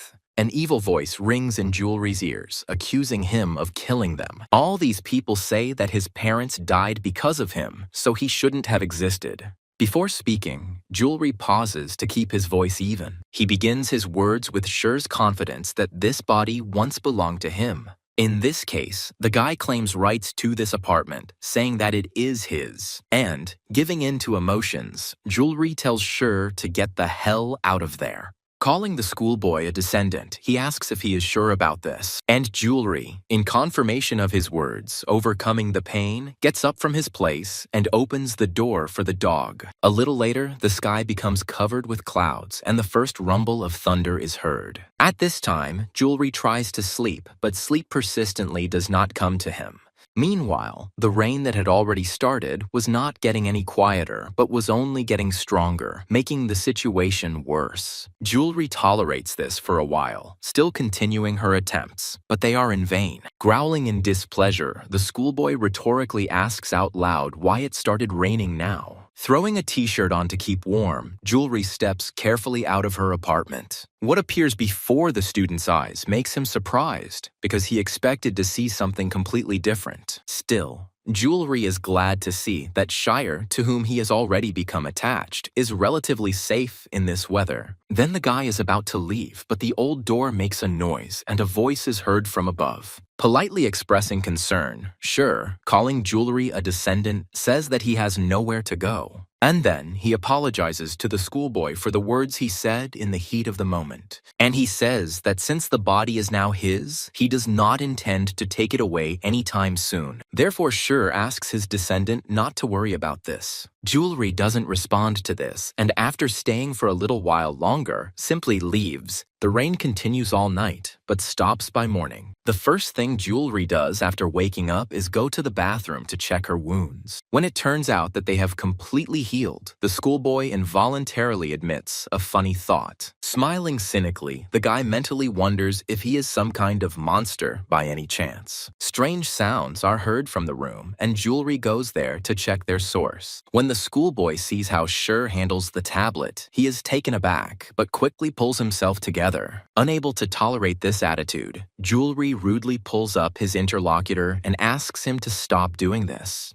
Sure calls his offspring insolent and begins to say how dare he treat him like that, but he asks a question. Jewelry asks Sure where he got the tablet, and he replies that their guests from yesterday gave it to him. Sure tells the boy about what he was taught and says that it will help him study the archives he needs. He continues, conveying to Jewelry also the confidence of those people that he understands such things. The guy's face makes everything clear to Shairu, but he still politely asks if the student wants to take the tablet for himself. Sure promises to give Jewelry the tablet as soon as he finds what he wanted. And while the schoolboy is mentally delighted with this, his interlocutor sets him a condition. Hearing these words, Jewelry tenses up and asks what exactly is required of him. His interlocutor maintains a rather long, intriguing pause. And at this time, Jewelry manages to go over in his head the most sophisticated tortures. So when Sure finally speaks again, the boy breathes a sigh of relief. The dog talks about breakfast. His stomach immediately responds to this magic word. When Jewelry arrives at school, she hears the students talking about Patrigard's heavy workload today. Some people assume that this guy goes around apologizing to everyone for causing a fuss at school.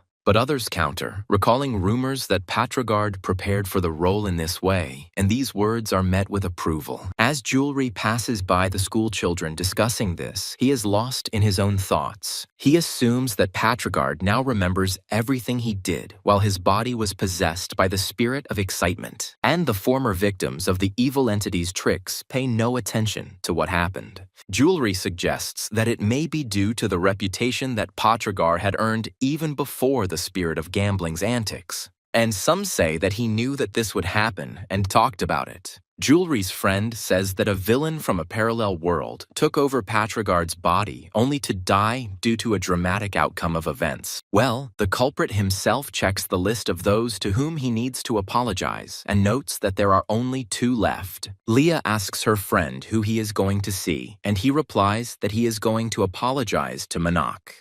Hades encourages Patrigard's actions, and the girl defends him, saying that he is not guilty of anything. She is especially outraged by the fact that Patrigard must apologize to the one who put a curse on him. The students discuss this issue a little, coming to the conclusion that everything happened because of envy. Leah runs after her friend, asking him not to apologize to Manak, and Hades hints to her that he is not indifferent to her. The guy remembers how on one of the holidays Manak gave her chocolate, but she, without knowing it, ate it along with Patrigar. As soon as Patrigard's name is heard in the classroom, Manak begins to panic. While saying someone else's name to himself, the schoolboy thinks that this is the end for him.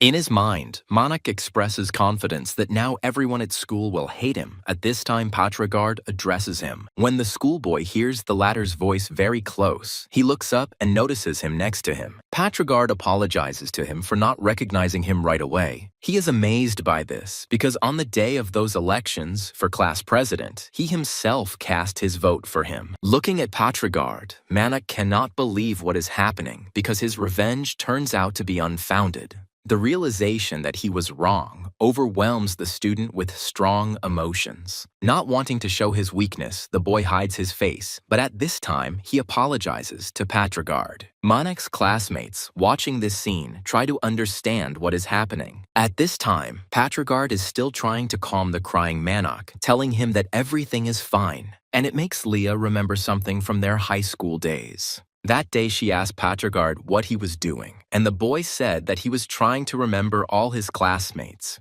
The student says he got the list from their class teacher, but Leah thinks everyone will think it's too much. Meanwhile, Patrigard, glancing at one of the students, notices something. He tells Leah out loud that Jewelry's birthday is coming up soon. Turning to the girl, the guy smiles charmingly, which embarrasses her. She addresses him mentally, asking a question that has been bothering her for a long time. And even when he leaves, this doesn't give the girl any peace because it looks very much like this guy is an angel in a human body. Approaching Jewelry's desk, Leah leaves a drink on it, saying that it is for him. This puzzles the schoolboy and casts a puzzled look at the girl. Jewelry asks his interlocutor what he did to deserve this. Before answering, Leah becomes very embarrassed, which makes her growl. And then she suddenly pulls the guy towards her and says that Joy told her that he saved Patrigard and her. The girl says that she thanks Jewelry for this very thing. The guy, who became an unwitting witness to this scene, gasps in disapproval. The rest of Jewelry's friends ask him what that was and admire his present. The schoolboy asks Jewelry if he is cheating on Joy by any chance, and he says that is not the case. The boy's friends are jealous of him because they think that the 2 most beautiful girls in their school have fallen for him.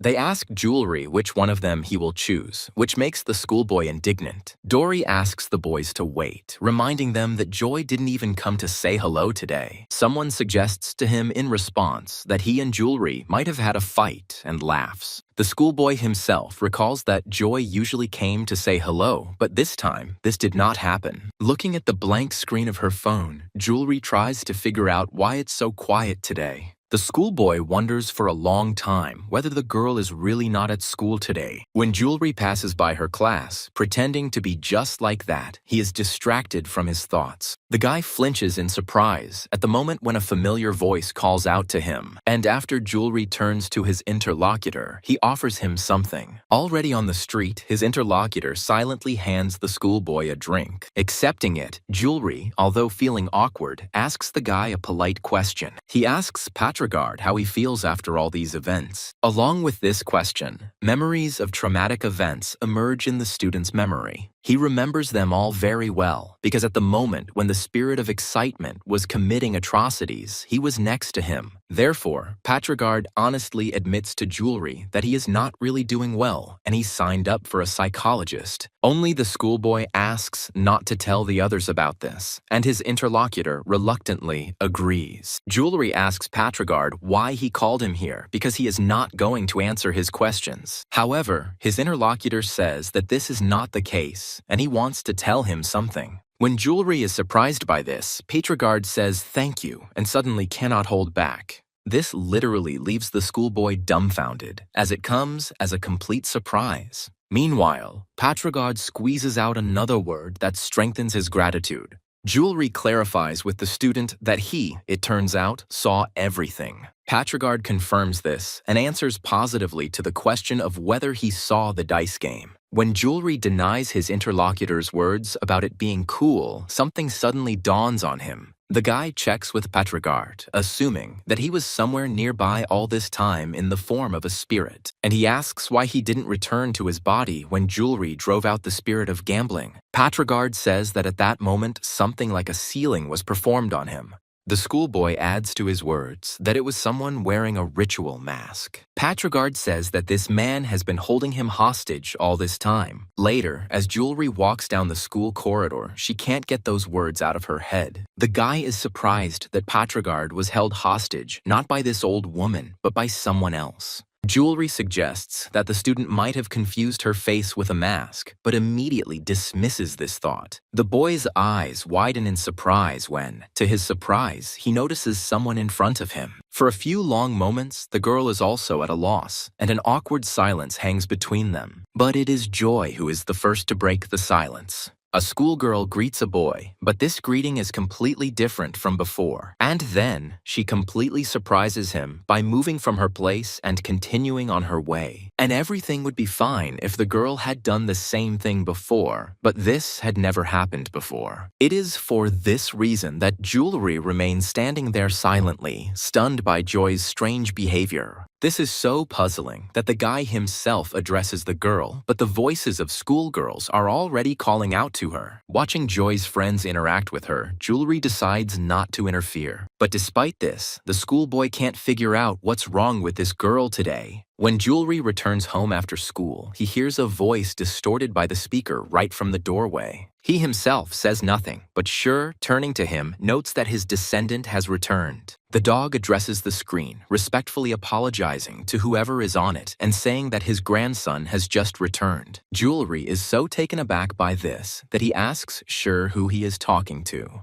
The dog admires YouTube, and in particular, the fact that so many people have gathered to talk to him. The video is just coming to an end, and the blogger says goodbye to his subscribers, and Sure reciprocates. Turning to the dog, Jewelry expresses relief that he won't be bored for the next few days. Sure says that he will go with the boy if he is going somewhere, but the schoolboy retorts, saying that he cannot take him with him on a school trip. The meaning of these words is unclear to the dog, and he asks Jewelry to explain. Sure asks a follow-up question, asking why the boy is going if his school is leaving. Jewelry suggests that this could be useful for upgrading the mind. Sure begins to talk about how today's youth have not yet abandoned martial arts. Meanwhile, the guy tells his interlocutor that this food is for him. There are sausages and dried beef. When the video comes back on, Sheer asks if the man ever gets tired, as he talks non-stop. Addressing the blogger with respect, Sure suggests they talk another time, but he continues. Looking at this picture, Jewelry mentally wonders where he should start. Time passes, but Sure watches the video even at night, and the schoolboy can't stand it. The guy tells Sure to turn off the video, but the dog doesn't know how to do it, and then Jewelry has to tell him everything.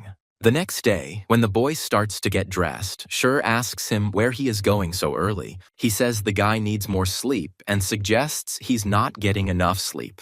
Jewelry tells Sure that he has a school trip today. Sure notes that the guy shouldn't have stayed up late then, and he reminds him of what happened that night. Jewelry bids Sure farewell until he returns, and Sure offers the student to take Cutter with him. The guy is amazed by this and asks why he needs this. Sure suggests that he might need the weapon for training, but the student counters. Jewelry slams the door after saying goodbye to her tenant, and he, having waited until the guy's steps died away, immediately fell asleep again. One of Jewelry's friends asks him if he made peace with Joy. He assumes that this happened, and the couple even met secretly, but his interlocutor objects to this. Dowry, recalling their last personal meeting, said that the clothes on the girl resembled those worn by Jewelry. Realizing where this is going, the guy hotly objects to his friend, saying that all the clothes look the same. He is about to continue defending himself, but a familiar voice is heard from behind, calling out to him. To make sure he wasn't mistaken, the guy turns around. It really is Joy, who says she brought some snacks for the road.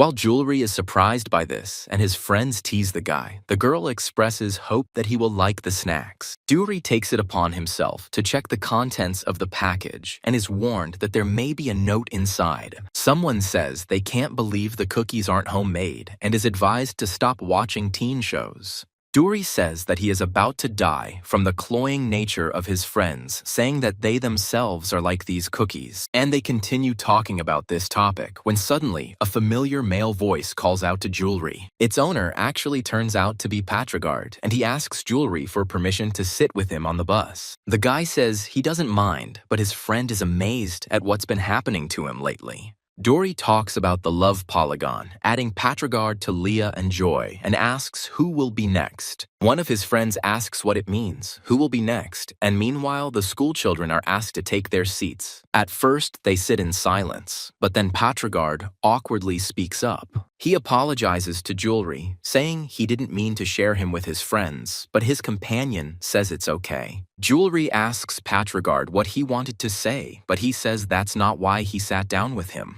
The schoolboy says he just wanted to be friends with Jewelry, and the guy, who had not expected this at all, involuntarily tenses up, not believing his ears. When the buses start moving, some of the school children look out the window to make the time go by faster. Suddenly, one of them notices something in the dense forest that doesn't fit into the overall picture. He expresses amazement and asks his neighbor what it is. The boy says he just saw something white and big, and it just disappeared. The guy in the gray sweater regrets that the anomaly wasn't photographed, and his neighbor says he wouldn't have had time. The right-hand schoolboy asks if this is not the same spirit that lives on the mountain, but he is told that it was not him. The guy in the blue sweater, leaning towards the idea that it is a mythological tiger, says that it is surprisingly fast. Hades says that this creature can get from one peak to another in less than a minute. His classmate asks how much longer they have to go, and the ghost hunter starts talking. But he doesn't answer this question, but rather tells more about the white tiger. And, while the school children entertain themselves on the road with whatever they can, the one they mistook for a tiger continues to watch. At the moment when this inexplicable something moves to the side, a familiar sign flashes on his forehead. When the buses arrive at the National Youth Center, the students are given 5 minutes to get ready. During this time, they must not only change into their sports uniforms, but also stand in formation in the corridor. Despite the students' dissatisfaction, they still comply with the requirement. And after that, the event for which they were brought here begins. They perform tasks of varying levels of difficulty, which not everyone can cope with. And after the necessary part of the training is overcome, one way or another, the students are allowed to replenish their strength. Meeting Jewelry, Hades greets him warmly, expressing his joy at the fact that they have crossed paths. When the guy wants to leave, the ghost hunter asks him not to do so because he has already searched for him. Hades expresses confidence that Jewelry will never believe what they have next in their program. Enthusiastic about the courage test, the boy says he finds it an excellent choice for a school with high paranormal activity. While Jewelry suggests that he choose the treasure hunt, Hades says that there is more to it. He shares with his friend what happened on the way here, which surprises his interlocutor. Hades is delighted because he wants to be among the lucky ones who see this animal. He invites jewelry to look for the white tiger together, but he refuses, saying that he doesn't want to. Hades reminds his interlocutor of how he swore to always follow him, but jewelry says it wasn't him, but Joy. The Ghostbuster says he hasn't seen her here, which makes jewelry think. A memory of what happened in that corridor comes to his mind. But the guy quickly dismisses these thoughts and expresses out loud the assumption that the girl is taken. Hades notices that Joy looks depressed after her encounter with the spirit of gambling. However, he says that he can guess why this is so, and Jewelry asks his interlocutor about the reason for this. Hades reminds the boy of how he told them to get out before the battle with the spirit of passion. Jewelry begins to justify himself by saying that it was very dangerous there back then, and his interlocutor explains his own words. Hades believes that Joy might have thought that Jewelry considered her a burden, coming to the conclusion that she was only getting in his way. Although he adds that he has no reason to think so due to his skill with a sword, Hades offers to teach Jewelry some techniques since he can barely fight. Later, when they part ways, Jewelry still can't stop thinking about the girl. Whenever someone with a hairstyle similar to Joy's walks by, the guy's attention is immediately drawn to her. Some unknown force tugs at his tongue, forcing the schoolboy to call the girl by name. Turning around, Joy gasps. Either in surprise or in confusion, Jewelry still can't figure it out. His thoughts are now occupied with something else. The guy is surprised that it really was her. Turning over the words of apology in her mind, Jewelry hesitantly spoke up. He manages to say the beginning, but the guy is not allowed to continue. Joy is called out. A schoolgirl ran up to the girl and invited her friend to pop into the store. Joy asks her to wait and is about to turn to Jewelry, but stops. By that time, the student is already far enough away to be stopped. Later, Hades warmly thanks Jewelry for accepting his offer. The boy warns the ghost hunter that he didn't take the cutter with him, but the schoolboy doesn't consider this a problem. Jewelry immediately warns Hades that if they are noticed, he will dump everything on him, but this does not bother him either. They walk in silence for a while, but Jewelry breaks the silence, asking who exactly they are looking for. But the guy immediately pulls himself up short, assuming that this tiger will look like an ordinary one. Hades denies it. He says that one should not look for it by its appearance, since eyewitness accounts vary and the creature can change its shape. Hades adds that what they see may not be the tiger's original form. He also says that this tiger can read the memories of those it crosses paths with and recreate those you remember. Jewelry chuckles, asking why Hades is so sure he isn't that tiger. The ghost hunter returns the guy's grin, saying that otherwise the thing would be screaming by now. As soon as the schoolboy says this, it happens, causing Hades to curse. Because of this, the teenagers are discovered and approached, asking why they are not at the base. Growling in despair, Hades acknowledges the fact that they are caught and urges Jewelry to run. As they move forward, the voice does not subside, continuing to haunt the schoolchildren. And at some point, Jewelry decides to turn around. What he sees puzzles him. After all, what is looking at the guy now turns out to be very close, but for now, it is not attacking. The next moment, a strange feeling penetrates Jewelry's insides, and he loses his bearings. However, this does not last long, as he is saved by the voice of Hades calling him. At the moment when the guy finally comes to his senses, there is no one nearby. Hades asks Jewelry what's wrong, but he says, confused, that there's nothing. However, he can't stop thinking about what just happened and who exactly he saw. Later, glancing at her watch, Jewelry is surprised that it is already 10 o'clock in the evening. Mentally noting that he wants to sleep, the guy considers whether he should go to his room. When a familiar male voice chants his name, Jewelry turns towards him. The guy asks Hades about what is happening now and where he came from, and he says that he needs his help. The ghost hunter says he has lost his equipment, but he is afraid to look for it alone. And although Jewelry tells this guy that he is something, he agrees to help. Sometime later, he asks Hades how much longer, since last time they didn't go this far. Jewelry suggests that the ghost hunter may have simply left his equipment at the base. Then the guy notices a sign warning of danger and starts talking about it. Grabbing Hades by the jacket, Jewelry asks him if he didn't see the sign, and the ghost hunter at that moment says that he found what he wanted. When Jewelry tries to clarify what exactly Hades means, he suddenly approaches him and grabs his hand. The schoolboy again doesn't understand what's happening and starts asking his opponent a question, but stops short. What he sees in front of him next makes Jewelry tense up. Well, the one who has been pretending to be Hades all this time slowly and ominously pronounces his name. At the same time, in another place, while Joy is doing the layout, one of the girls asks her a question. A schoolgirl asks her if there is someone she is in love with. Joy answers too quickly and categorically, to which he receives a question if this is true.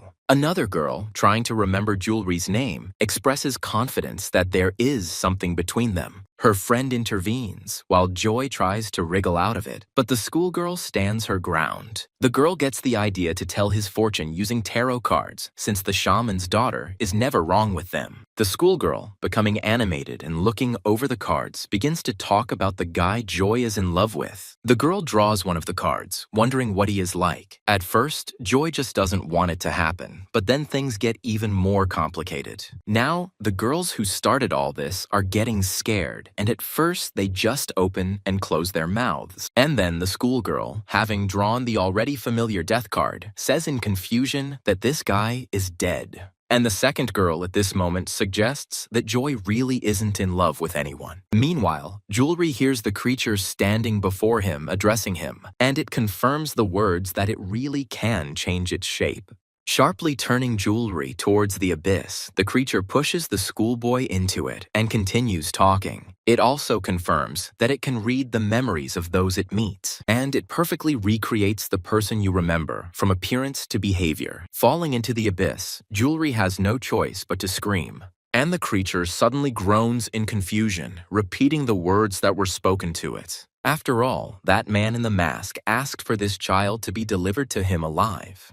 The realization that he shouldn't have harmed this guy comes to the tiger slowly and gradually. Meanwhile, Jewelry continues its fall, already descending to the level of the trees. Realizing how this could all end in the worst case, the guy growls in fear. However, for now, everything is going well, and Jewelry even manages to catch on to something. But his happiness does not last long, as the branch turns out to be not strong enough. And yet, this turns out to be enough to soften the fall. But the landing still isn't the best, forcing Jewelry to exhale through clenched teeth. Some strange sounds are heard from above, and this makes the guy sharply raise his head. And although, peering into the darkness, he doesn't see anyone there, he doesn't intend to sit still and wait for Jewelry. So the schoolboy gets up as quickly as he can and rushes into the thicket, trying to blend in with it. So far, no one is pursuing him, but Jewelry is not sure that will last long. So he runs as fast as he can, wondering what awaits him if this creature really was the mythological tiger. The guy is afraid to imagine what could have happened to the real Hades. Worried about her friend, Jewelry decides to call him, but he is sleeping too soundly. Hearing the words that the subscriber is not answering, the guy expresses hope that Hades is safe. After this, the student tries to determine his location, but he is unable to do so even after a reboot.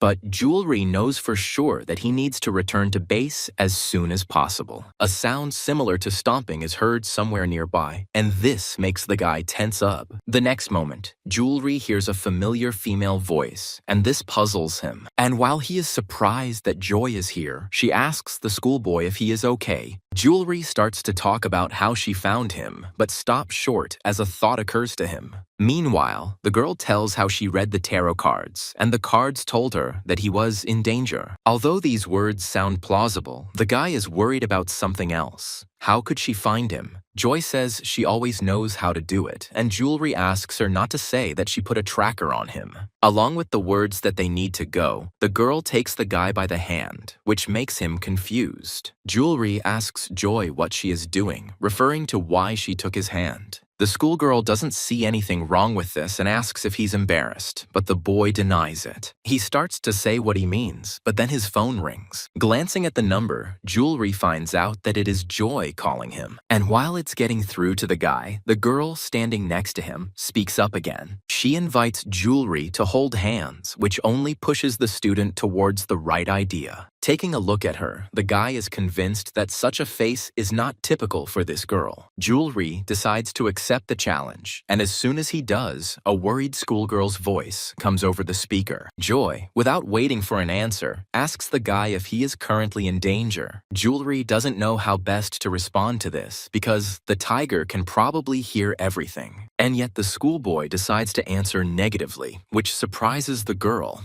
Jewelry finds a way out of the situation. He says that his clothes are a little worn, but Joy does not understand him. Telling her not to worry about it, the guy thinks that her sixth sense is incredible. But Joy still doesn't give up, asking inquiringly if everything is okay with Jewelry. When the guy remains silent, she asks him again if he can say it right now. And then Jewelry answers negatively, saying that everything is fine with him.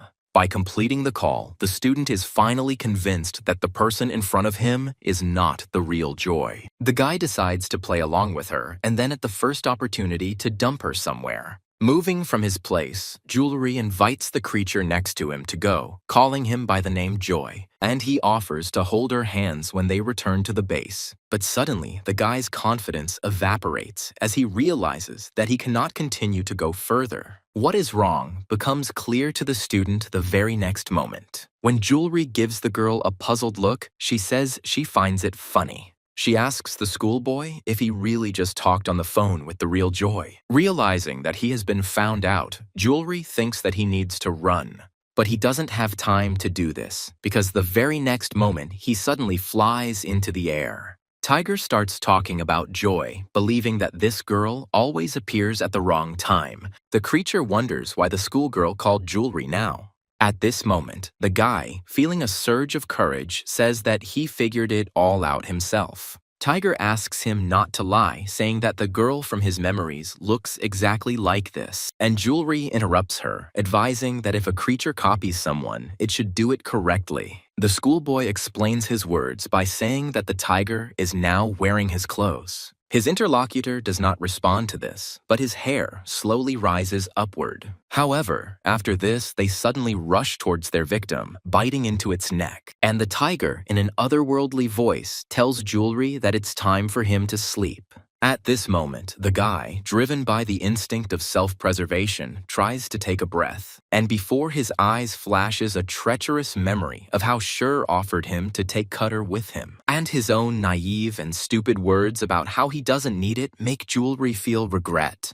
But the guy justifies himself by saying that no one could have known that he would need Rizak here. The memory of this, the strength of his feelings, awakens a dormant power in Jewelry. And while the guy is still in his right mind, he looks at his hand in bewilderment, because he can already see how something very familiar is beginning to materialize in her. When the cutter's handle fully emerges, the boy grabs it like a life preserver. And at the same moment, the power of the blade responds to this movement, as if recognizing its true owner. The gaze trajectory of the creature holding the Jewelry changes along with its location. And all because the guy manages to deftly twist and turn and free himself from the bonds. Finding herself in a different place, Jewelry slowly rises, straightening up to her full height. The schoolboy puts the cutter in front of himself, primarily to look at it in surprise. Looking at the weapon, Jewelry wonders how it got there in the first place. But the black dragon inside him does not allow him to think about this for long. He literally pushes Jewelry forward, throwing him at the enemy. At first, when he sees in front of him what is clearly an enemy, the guy feels uneasy. However, the very next moment, he becomes determined, wanting to show the tiger where the crayfish spend the winter. Approaching his opponent, Jewelry swings, but his opponent manages to dodge. Realizing that there will now be a real fight between them, the tiger decides to make a strategic retreat. Jewelry is racing after him at full speed, but the point here is that it is not his own speed. And, trying to even out his breathing, the guy mentally acknowledges the fact that his body is not obeying him again. And this turns out to be dangerous because a tree appears right in front of him. Because he is not in control of his own body, the outcome is as expected. As he settles down, Jewelry hisses in pain and anger, but at the same time, there are also grateful thoughts in his head. The guy understands perfectly well that if it weren't for the black dragon, no one knows what could have happened. At the same time, Jewelry allows the thought of using her left hand to enter her head, and then he starts thinking about what he needs to do to defeat this tiger. His thoughts are suddenly interrupted, and the guy, not believing his ears, succumbs to inspiration. When that voice calls his name, Jewelry finds it hard to control himself. The moment the woman appears from behind the tree, the schoolboy's attempt to speak fails. But he still pulls himself together and, stuttering, with a voice trembling from the emotions that overwhelm him, addresses his mother. Somehow, the voice of reason manages to reach Jewelry, and he switches over. In his mind, the guy tries to finally and irrevocably convince himself that this is not his mother. Jewelry reinforces her point by saying that this creature only imitates those it saw in its memories. But it's especially difficult to admit this when you look at the face of someone close to you. So, as Jewelry approaches her opponent, she tells herself not to look at him. And yet, along with the obsessive image, uninvited memories stubbornly creep into the guy's head, and the creature standing in front of him, sprinkling salt on the wound, says that he is very, very sorry. When it continues to apologize to its baby in its voice, Jewelry is overcome with emotion. However, the black dragon inside him is not familiar with human weaknesses, and he is gaining strength. At the moment when the guy asks in a low voice to stop, he himself does not fully understand to whom exactly this request is addressed. But nevertheless, he stubbornly continues to ask, and his voice grows stronger with each passing moment. This continues until it turns into a scream, and Jewelry refuses to believe what is happening. The schoolboy only realizes who exactly he is asking to stop at the last moment. And at that moment, a picture completely opposite to what is happening appears before his eyes.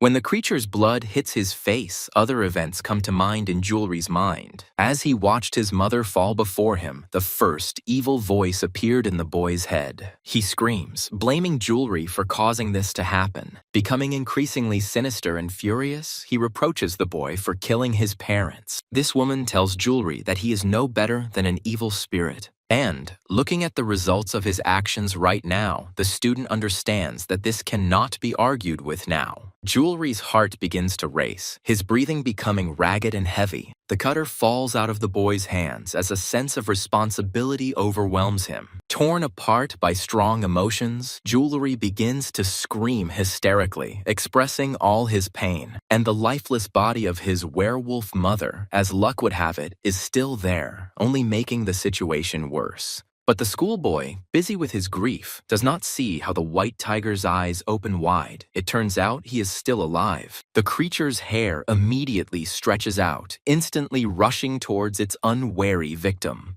However, a strong gust of air comes from the side, preventing the tiger from reaching its target. The person who created it turns out to be a person we already know, and he performs the reverse flow. This is the same technique of Pratrim, called the reverse mirror. After all, she reveals to the world the true appearance of shapeshifters in order to dispel the doubts of their victims. And at the same moment, the first cracks appear on the surface of the perfectly smooth surface. And after them, the creature reveals its original appearance, losing its illusion. The white tiger is confused about what just happened because he was not familiar with this technique yet. And Pratrim appears before his opponent in all his glory and folds his fan. When he calmly turns his gaze to Jewelry, the boy continues to breathe heavily. And then Pratrim rudely pulls him up, ordering the schoolboy to immediately pull himself together and get ready. Meanwhile, the tiger begins to lose his temper, realizing that his plan has failed. Pratrim takes this in stride, swinging his weapon and performing one of his techniques. He asks for the ice wind to appear, and he immediately rushes towards his goal. However, the white tiger, sensing the threat looming over him, decides not to give up without a fight. By activating its own ability, it produces an unexpected transformation. Even Pratrim is surprised by this because he had not even thought about the possibility of such an outcome. And before him appears not just Jewelry, but the cutter's sword flaunts in his hand.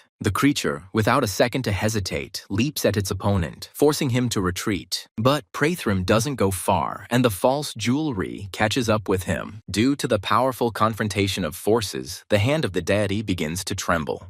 This does not escape the gaze of his opponent, and he grins, pleased with himself. And yet Pratrim's gaze remains calm because he is confident in himself. The white tiger knows something is wrong when he hears a scraping sound coming from under his blade. Where the two weapons touch, not only does the area become frosted, but cracks appear on one of them.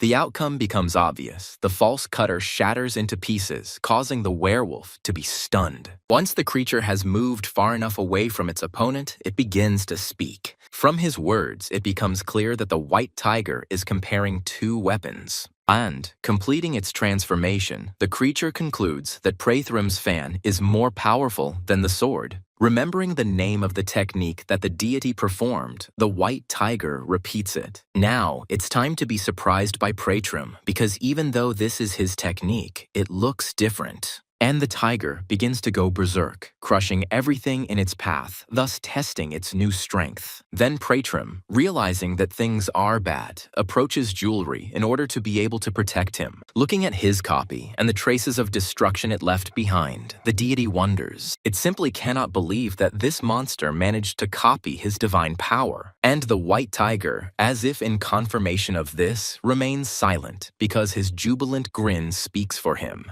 They look at each other for a few more moments in silence, then one of them takes action. While making the appropriate movement, the white tiger recites the words to activate the ice wind technique. However, his opponent is not at a loss. He produces a reverse flow in response. The deity uses the mirror again, but this time it is a different variety. It is river. Pratrim begins to speak. Calling the monster a fool, he asks him a question. The deity asks his opponent if he seriously thought that his pathetic offspring could compare to him.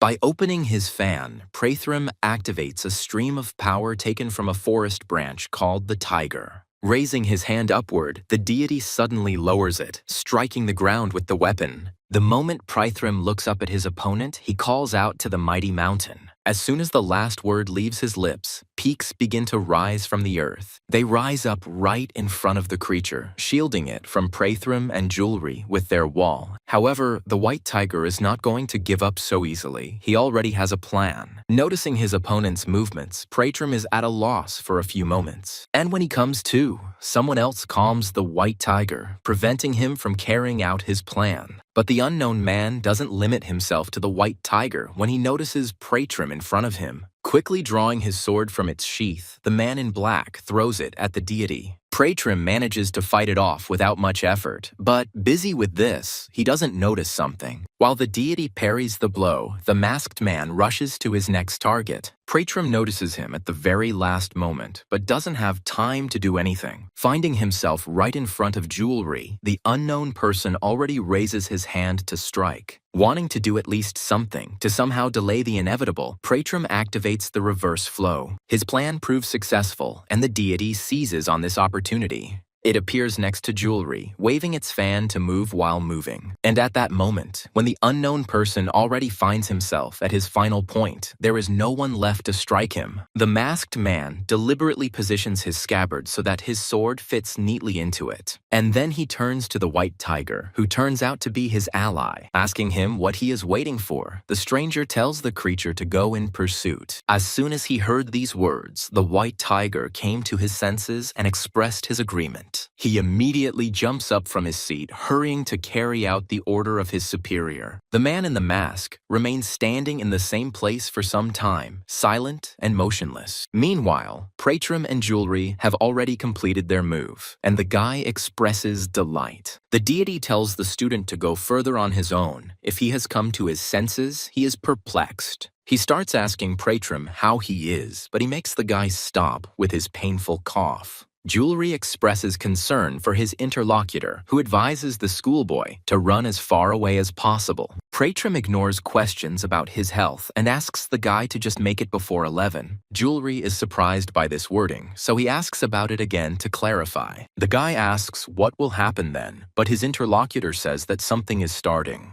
At first, a distant noise and rustling of branches reaches their ears, but no one is visible. However, it soon becomes clear who exactly was disturbing the peace of the forest. As the white tiger approaches its victims, it activates reverse flow. He hopes to get them, but Pratrim disrupts the werewolf's plans, preventing Jewelry from being harmed. Supporting his actions with words, the deity says that it is all useless, as was said earlier. and now he himself waves his fan, calling upon the ice wind to attack. Small fragments of ice begin to fly at the white tiger from all sides, sticking together and forming spikes. This continues until the creature is hidden from view by its opponents, and when it seems that victory is theirs, it becomes clear that this is not the case at all. Pratrim reacts almost instantly, realizing where this is all heading. It is for this reason that he rushes towards the guy to save him from trouble. Well, the deity's plan turns out to be successful, but the price is corresponding.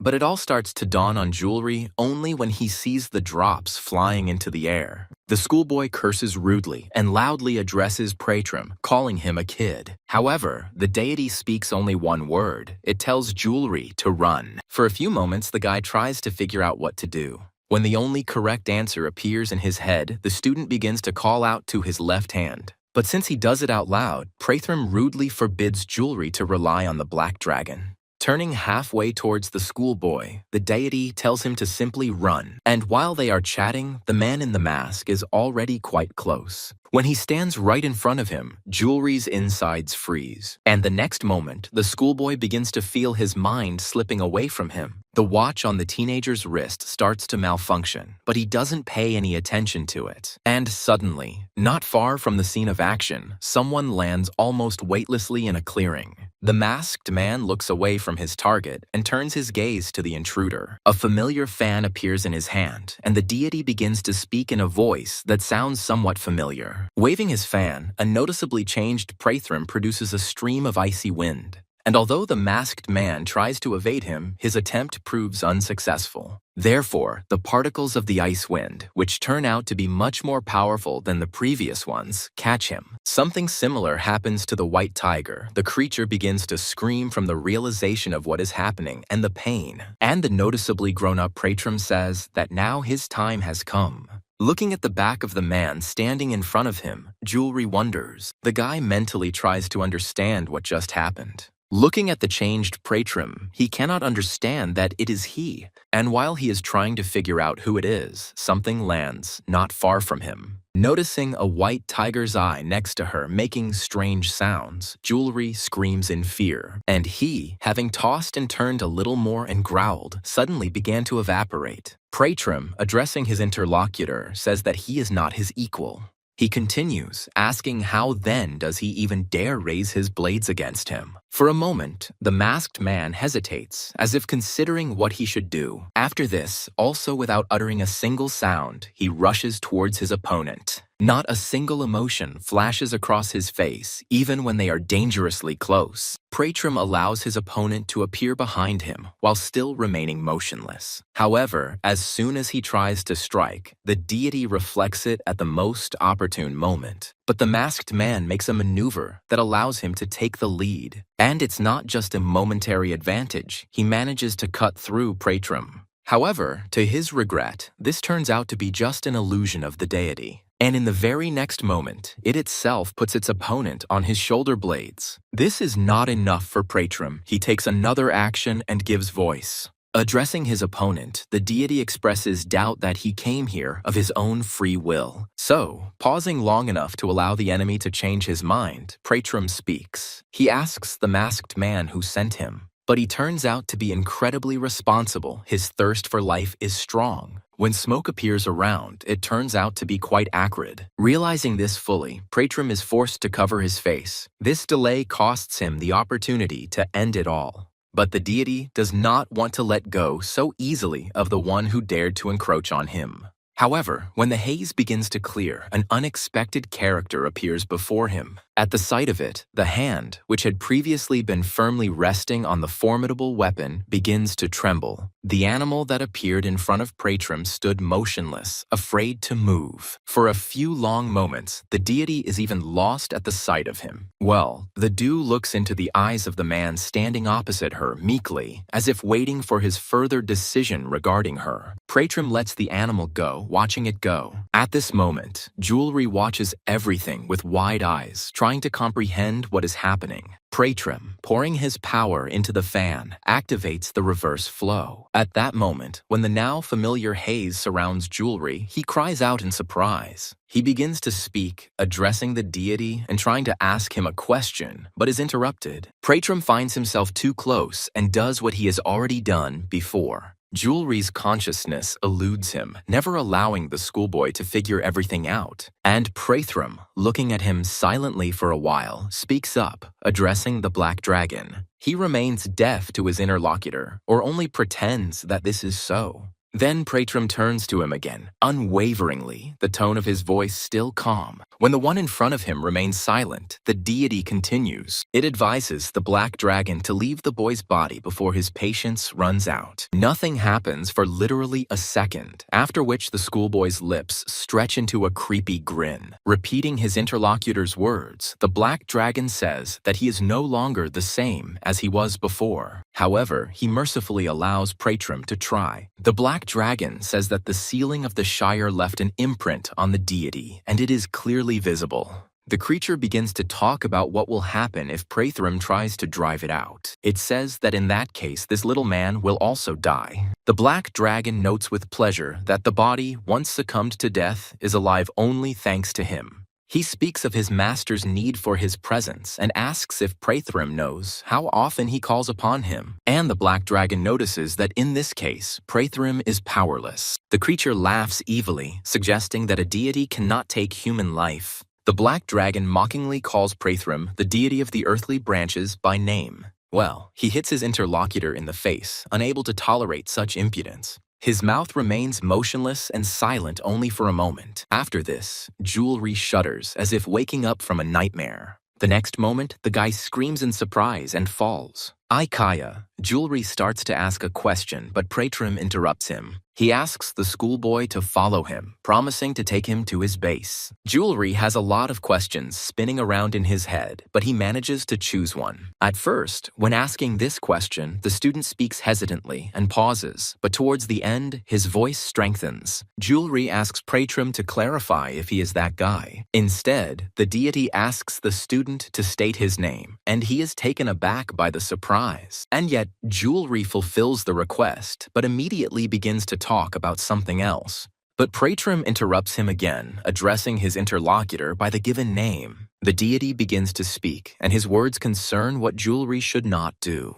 Pratrim asks the boy not to trust his inner strength so blindly, and the next moment, the deity tells why he is asking for this. It turns out that it was with the help of this power that Shur destroyed his entire family. Pratrim continues to tell how this man doomed him to certain death. And the deity says with compassion that Jewelry was born to become the vessel of such a creation. However, Pratrim begins to talk about what happened, despite the path predetermined for him. He says that Jewelry rejected the destiny prescribed to him by the natural order. The deity retells his story, noting how the schoolboy persevered, managing to remain himself. And at that moment, Jewelry involuntarily recalls Shur's words that his existence is a mistake. This student begins to feel overwhelmed with emotions, and his interlocutor says that he tried hard. And this turns out to be stronger than the pain of realizing betrayal and resentment, causing Jewelry to be surprised. A glimmer of hope appears in his gaze as the guy looks at his interlocutor, but still, echoes of stubborn words that it would have been better if he had never been born continue to sound in his head. Pratrim continues, noting that Jewelry lived his life well, but he says that, unfortunately, no one is given the ability to foresee all the challenges of fate and its difficulties. This is precisely the fate of one who has rejected the natural order of things. However, Pratrim does not give up on this. On the contrary, he begins to propose a solution.